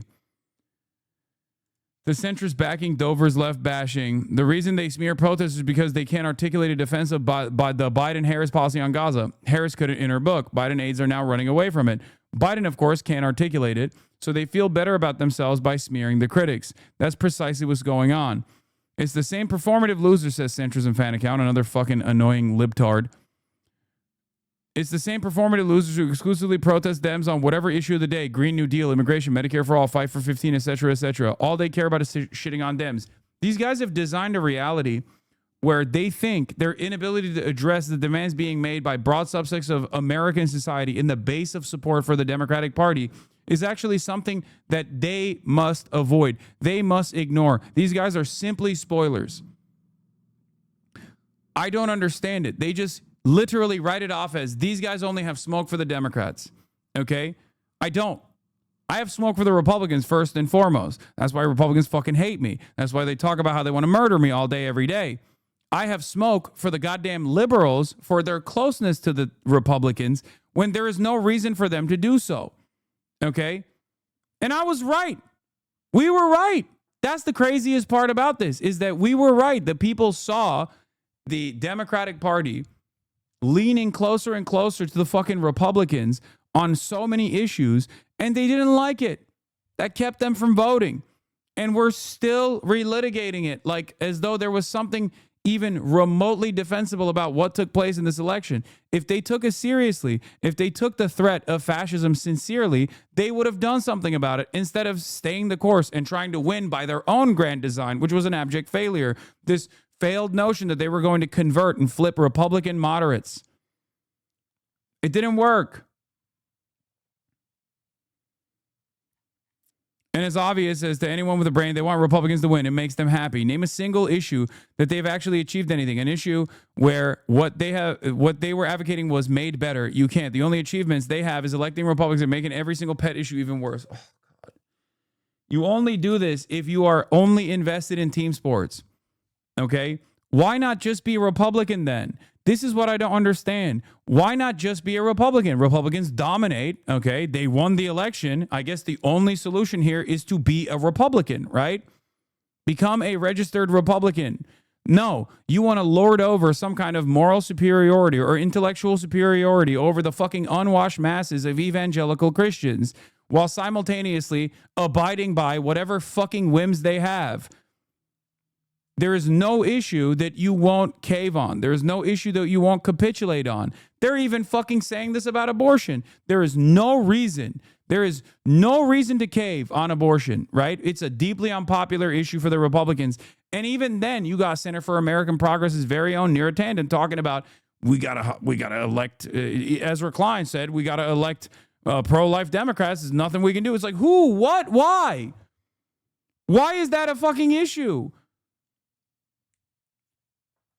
It's an objective worst performer for the motherfucking Republicans, and you're deciding for fun, it seems, to cave on that too? What is there that remains that separates the Democrats from the Republicans at that point? It doesn't make any sense. And then they turn around and say, well, look around. Look at how awful the Republicans are. It's like, we know that they're fucking awful. So stop agreeing with them. They're awful. They're manic. They're hysterical. Why the fuck would you abide by their framing? What are they asking when they say exclusively protest Dems? Like you protested Trump to say immigration? Would they want you telling their base to vote for Trump because he changed? Well, but the thing is, these guys don't protest anything, okay? So, of course, they're oblivious to the fact that we protest Trump every fucking day, okay? I've gone to a shit ton of protests against Donald Trump. None of these fucking pieces of shit have actually attended a single goddamn protest. All they want to do is protest the left. Even when Trump is in charge, they still want to protest the left. So it's pure projection what they're saying. Do you not understand? I've never met a leftist that has been like, well, the centrist liberals lost this election, so I guess our job is done. What can we fucking do? I've never met a leftist that has said that. They have been out there in the fucking streets, okay? PSL is there every goddamn day. The administration is literally putting a crosshair on them, saying that they're a foreign-funded, possible terrorist organization, and they're still doing protests.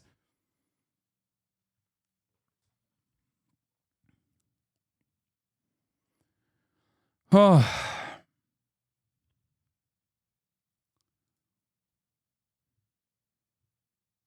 The reason they smear protesters is because they can't articulate a defense of the Biden-Harris policy on Gaza is correct.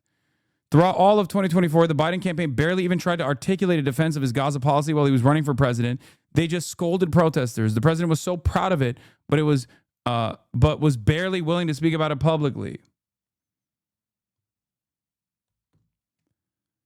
In order to win elections, the fundamental principle of democracy is that you are supposed to listen to the demands being made by voters. Okay? Some demands are going to be ridiculous. Like on the right, people make demands like, abortion restrictions or fucking killing every Guatemalan person or whatever the fuck, right? Those are ridiculous demands. Those are the demands of your opposition. Okay? Those are the demands of your fucking opposition. You're not supposed to listen to that. And you're supposed to say, okay, you're a freak, right? Move on. But the demands coming from your side, you have to listen to.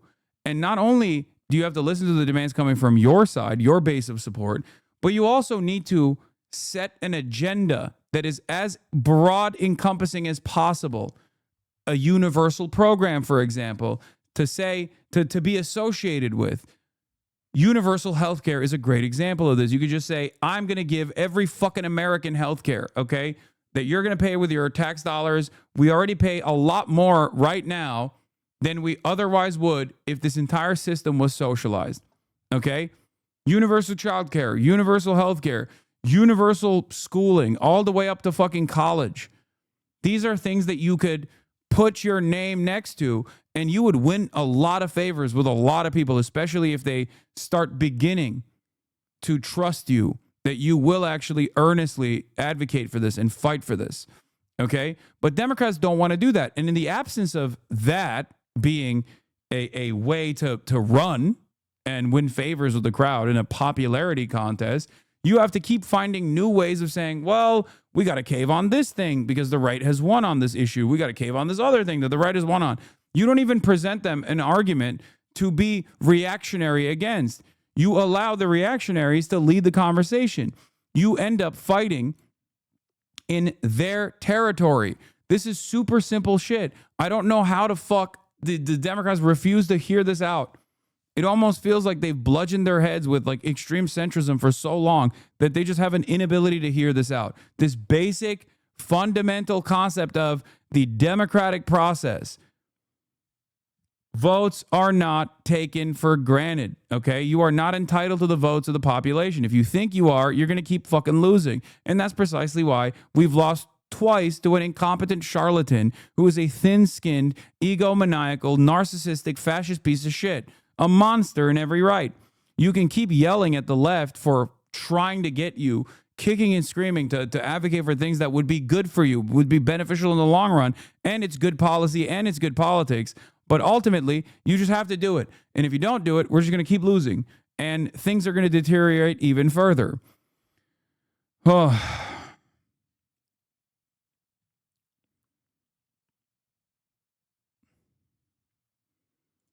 Last night, Harris was very quick to praise Mobile, Alabama mayoral candidate Barbara Drummond and name her a star just to avoid talking about Zoran. Drummond just lost to a Republican in a city that voted Democratic by double digits last year. Wait, what the fuck?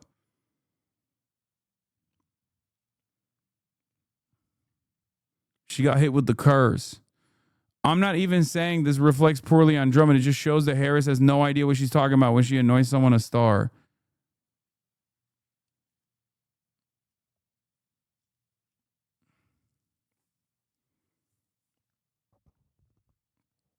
Mobile is 51% black and a Republican won. It does reflect poorly.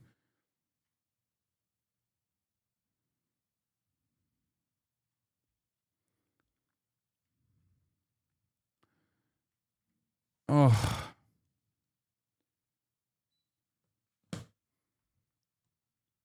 Kamala Harris called Drummond a rising star. Turns out she's 69 years old.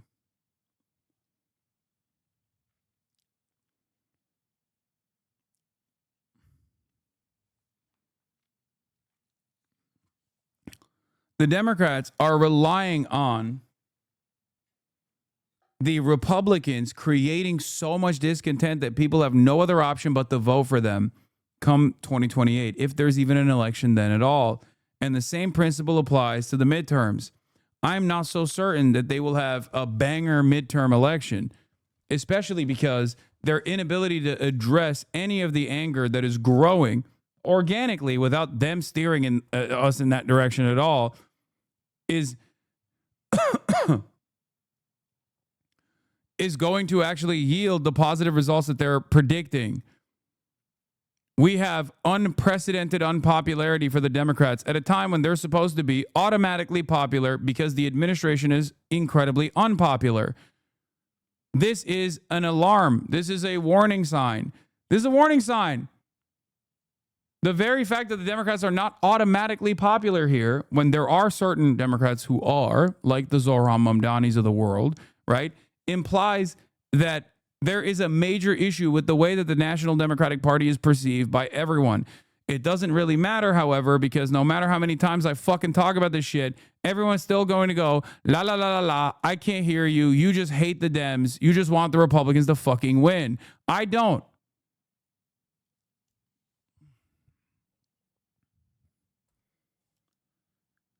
Oh.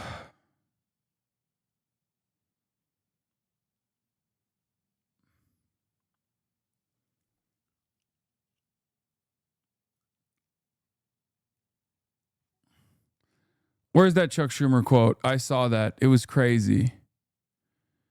I don't want to personally go after people, but it just has to be noted that Dover has for years smeared Palestine protesters with misinformation like he's doing again here, and his mother is an editor for Al-Gemeiner, a pro-Netanyahu rag.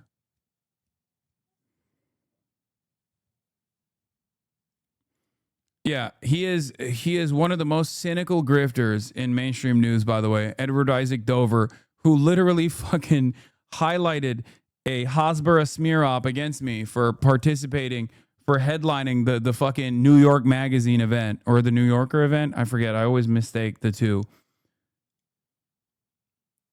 He absolutely despises the left flank of the party, and he despises anti-Zionists, and he despises all the fucking socialists. It's ridiculous. And he's a hatchet man for extreme centrist liberalism for some weird reason. Okay? As happened at an Obama event last week, Harris tonight in New York was interrupted by protesters screaming about Gaza. As Obama did, she responded in part that she doesn't have any foreign policy power right now. Protesters like these have not been at any Trump or Vance events. This is untrue. This is a categorical falsehood that he is presenting. The notion that these protesters are not at every single fucking Trump event. These protesters are not literally taking it directly to Trump, like Code Pink did just a couple weeks ago when Donald Trump said he's going to fucking have them arrested, is ridiculous. Pro-Palestinian protesters interrupt Trump dinner in D.C. That was Code Pink. Watch, J.D. Vance heckled as he meets National Guard in Washington, D.C. Stop Gaza genocide. Protesters interrupt Marco Rubio. I believe this was also, again, Code Pink and also Ben and Jerry's. Pro-Palestinian protesters take over Trump Tower in New York. Pro-Palestinian demonstrators, Jewish Voice for Peace, took over the President Donald Trump's hotel in New York on Thursday in protest of activist Mahmoud Khalil's arrest. These are the guys who just refuse to fucking recognize that these people are protesting. Lol, who do you think you're fooling? It's so funny because they have no constituency. That's what is the reason why I don't usually talk about these fucking dipshits on Twitter is because they have no audience. Liberalism has been an abject fucking failure, even though it is still very much monoculture here. Okay. So they have no real human beings that go, that's my fucking politics. Okay. They don't have anything. They don't have any audience, but they're, really fucking annoying. He says, it's true that Code Pink protesters yelled at Trump when he went out to his dinner in DC photo op. But what tends to happen at Dem events is more extensive and often more coordinated. Multiple people who wait for hours sometimes pay for tickets. That's bullshit. They do that too. Once again, they do that all the fucking time. They do that all the fucking time. You just don't see it because you don't want to see it.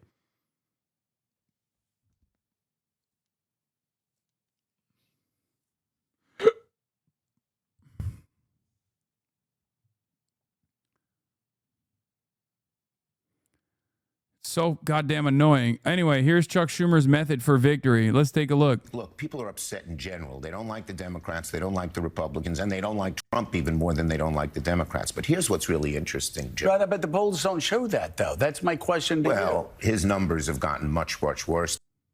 There it is.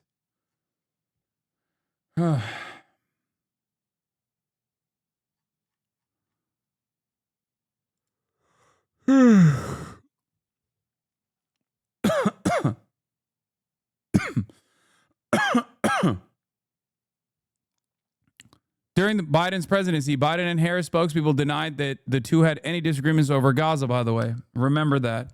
So remember whatever fucking bullshit that you're hearing now. It's all pure fantasy. The fact that Democrats only tie with Republicans on respect for democracy, the only issue they really lean into consistently, just shows how inadequate and failed the Dem leadership has been. Which party has a better plan from Politics and Poll Tracker? Crime, 40% Republicans. Immigration, 40% Republicans. Foreign conflicts, 35% Republicans. U.S. economy, 34% Republicans. Gun control, 32% Republicans.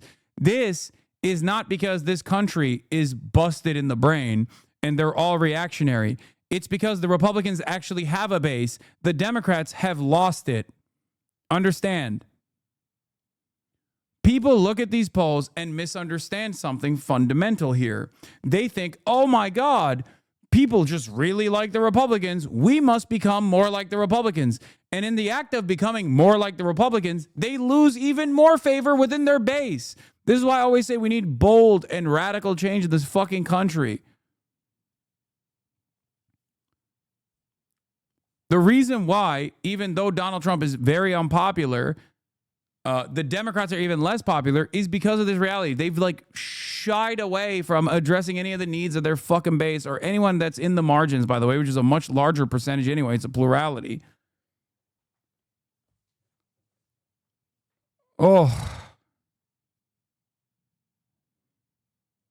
We're all going to go to fucking concentration camps, and the Democrats are going to be like, well, it wouldn't have happened if you voted for us harder.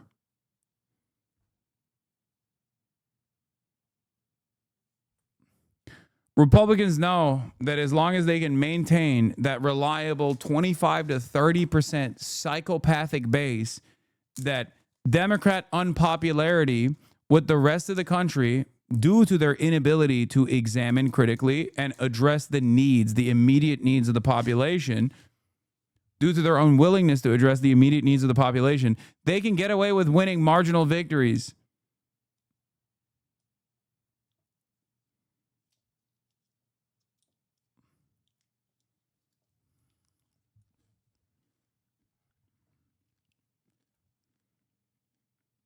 I can't believe it.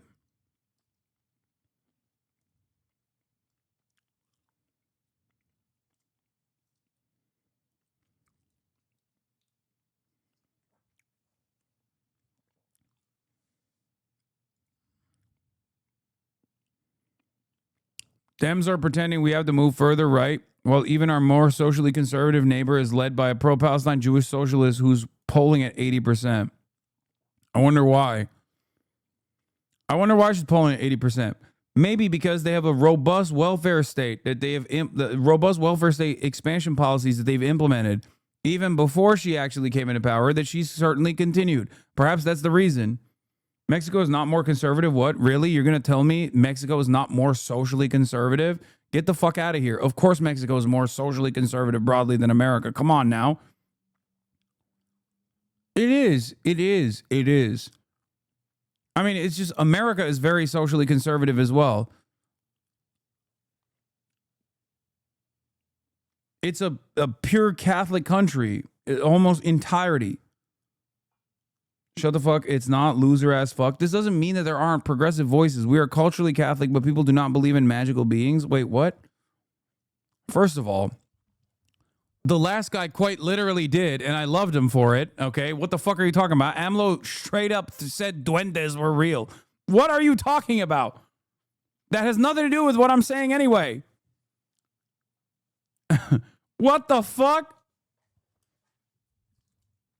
It's the funniest thing to say.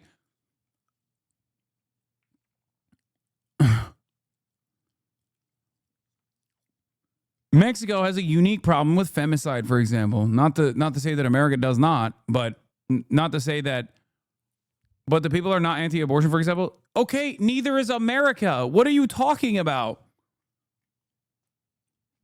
The problem is Mexico has, in spite of social conservatism or any sort of hangups that they might have, Mexico and Mexicans broadly have voted for a bold candidate that is continuing, that is the successor of a former candidate that expanded the welfare state.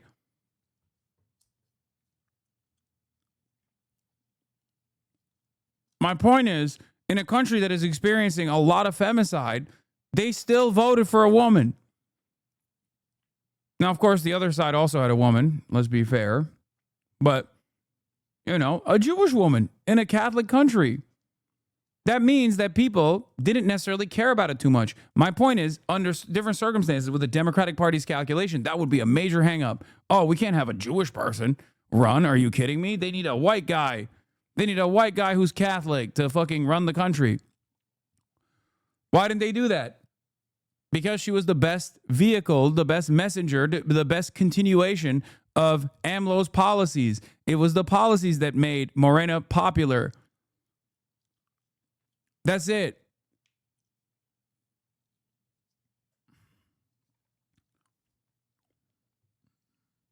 That's it.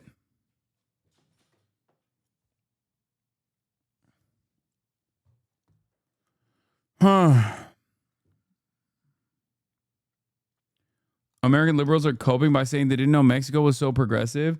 Like, in some ways it is.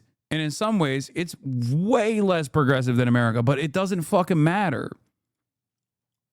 Please do not let these shadows confuse you. The misogyny in Mexico is insane. I'm baffled at chat right now. I know, it doesn't matter. But Mexico is politically left-leaning, but also socially fairly conservative. But it doesn't matter because social conservatism doesn't fucking matter when you're producing material results for people's immediate needs. That's the point I'm trying to fucking make. Why are people so dense? Why is this so difficult to comprehend? That's literally the entire principle that I am advocating for here in the United States of America. This is something that I believe people overlook social conservative leanings and social conservative tendencies when you offer them material improvements. That's it. Material improvements in the form of good policies, an expansion of the welfare state, addressing their needs, tackling the affordability crisis. That's it.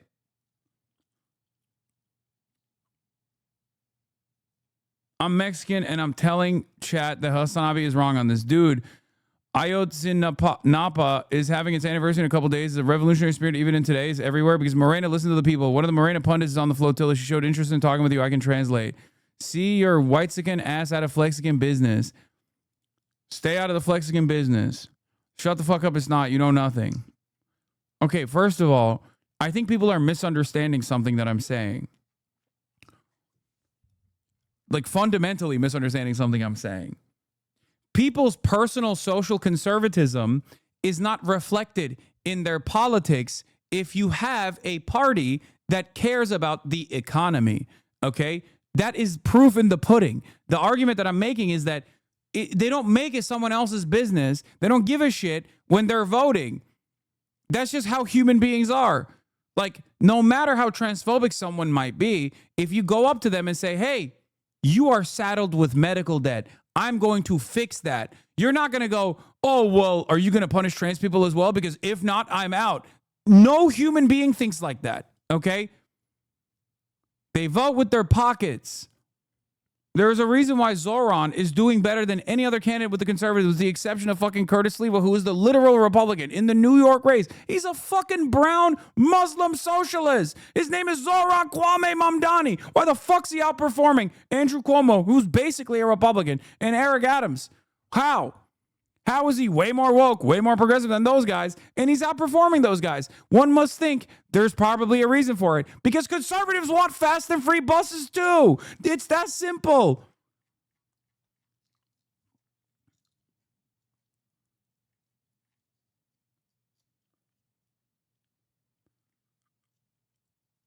I know what you're saying, but I think transphobes might be a bad example. They tend to explode their lives out of obsession. No, you're talking about Matt Walsh. I'm talking about regular ass transphobic people that are just like, yeah, it's weird and gross. I don't want to see it. That kind of transphobic person is like the normal kind of transphobe. The one that like could be easily convinced if there was a chill ass fucking trans coworker to be like, oh, I thought you guys were subhuman. It turns out you weren't. My bad. That is like the norm, okay? Normal people don't fucking hyper obsess about trans people all the goddamn time. They don't think about it. That's a fucking insane thing to do. You are comparing Matt Walsh with like an average working class person who just kind of is weirded out and scared by the existence of trans people because it kind of bricks their previous binary, antiquated concept of gender, like their understanding of gender.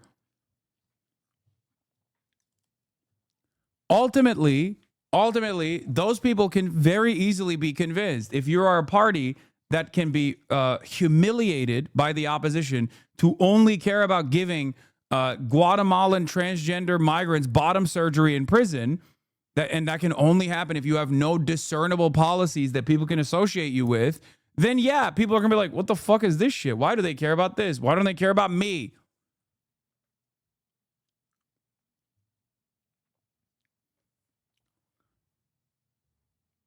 Anyway.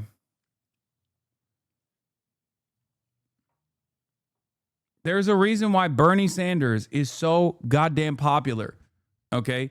He is an 874-year-old Jewish man, and yet in a country like the United States of America, he's so fucking popular. How is that possible? Is it because he's sexy? Is it because he's charismatic? No, none of those reasons. It's because he is an earnest communicator that seeks to address the material harms that American working class people are experiencing. And he's been punished by the establishment for it for years and years and years. That's why he's seen as like an outsider, even though he's been in politics for 700 years.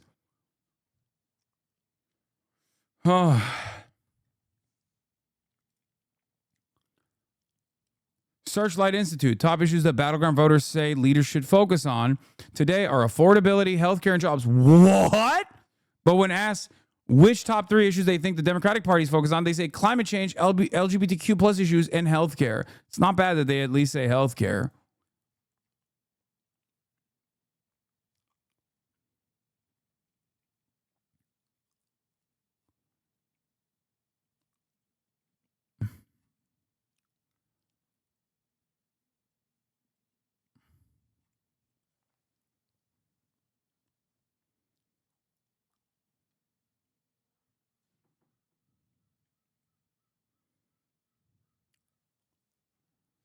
Why didn't Bernie get the Dem votes in the primaries in 2016? Oh my God, do not open this fucking can of worms again. Because the instruments of the party and the base of support that votes in the... Number one, the base of support for the Democratic Party that votes in the primary elections is the most loyal, blue no matter who, establishment Democrat aligned, more conservative voters as opposed to the general election. Okay? That's number one. And this is a reality that many people do not understand. They also consistently act as though that's not the case because those are the people who care about like whatever the Democrats have billed themselves as defending. Okay? That's number one.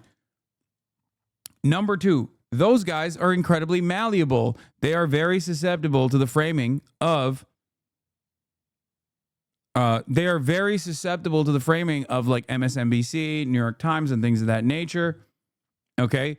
So they are at the mercy of whatever the fuck they say is electable. And they kept repeatedly saying, in spite of so many polls that showed this wasn't the case and that Bernie would have had a 10-point lead on fucking Donald Trump. That's you want to know something that's fucking really blackpilling, okay? In 2016, numerous polls were conducted on Bernie Sanders' performance and Hillary Clinton's performance against Donald Trump. Bernie Sanders was outperforming Hillary Clinton by 10 points against Donald Trump. And yet, all of the narratives were Bernie's not electable. Bernie's not electable. He's too radical. He's too radical. He's too radical. So they badgered people over the head with how shitty Bernie was going to be.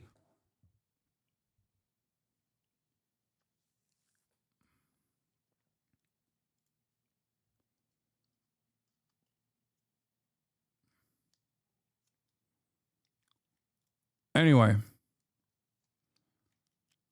Donald Trump himself recognized Bernie Sanders would be too hard to fucking defeat. He kept saying it over and over again, all the way back then.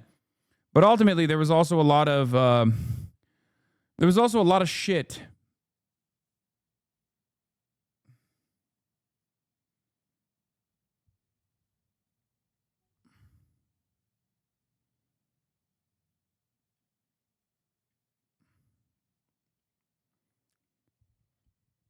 Ugh. Don't forget the super delegate situation. I know. There was a lot of institutional hurdles presented against Bernie Sanders. I think if 2028, if there's an election, we'll have a different Dem primary base, but I don't know how we can fill that Bernie role. I'm sorry, but AOC is not that person. I don't think AOC is ready for that person right now, but who knows what might happen in the next in the next 3 years. But anyway.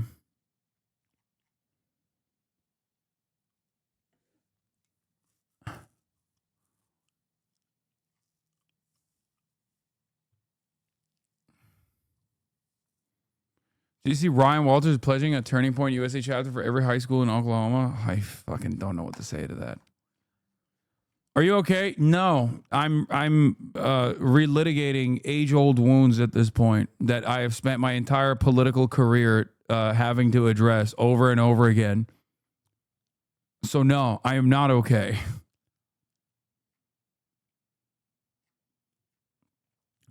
But yeah. In any case, we're here. Don't believe anybody who says America's so much more conservative than you think it is. Oh my God. Because those people, whether they're oblivious to this reality or not, are unwittingly defending this notion that you have to tack to the right over and over again. And that is precisely the reason why they keep fucking losing. Okay? I'll leave you on some good news. More countries are pledging military vessel support to the Gaza flotilla. Spain announced today that it will send an official military ship to protect the global Samud flotilla, which is carrying humanitarian aid to Gaza following the attacks on the civilian vessels early this morning. There is a... I'll just leave you on that good note. Are you sweating? No, I have Austin coming over. We're going to go and fucking get my big zits taken care of. And we're going to film it for Patreon, patreon.com/fearan.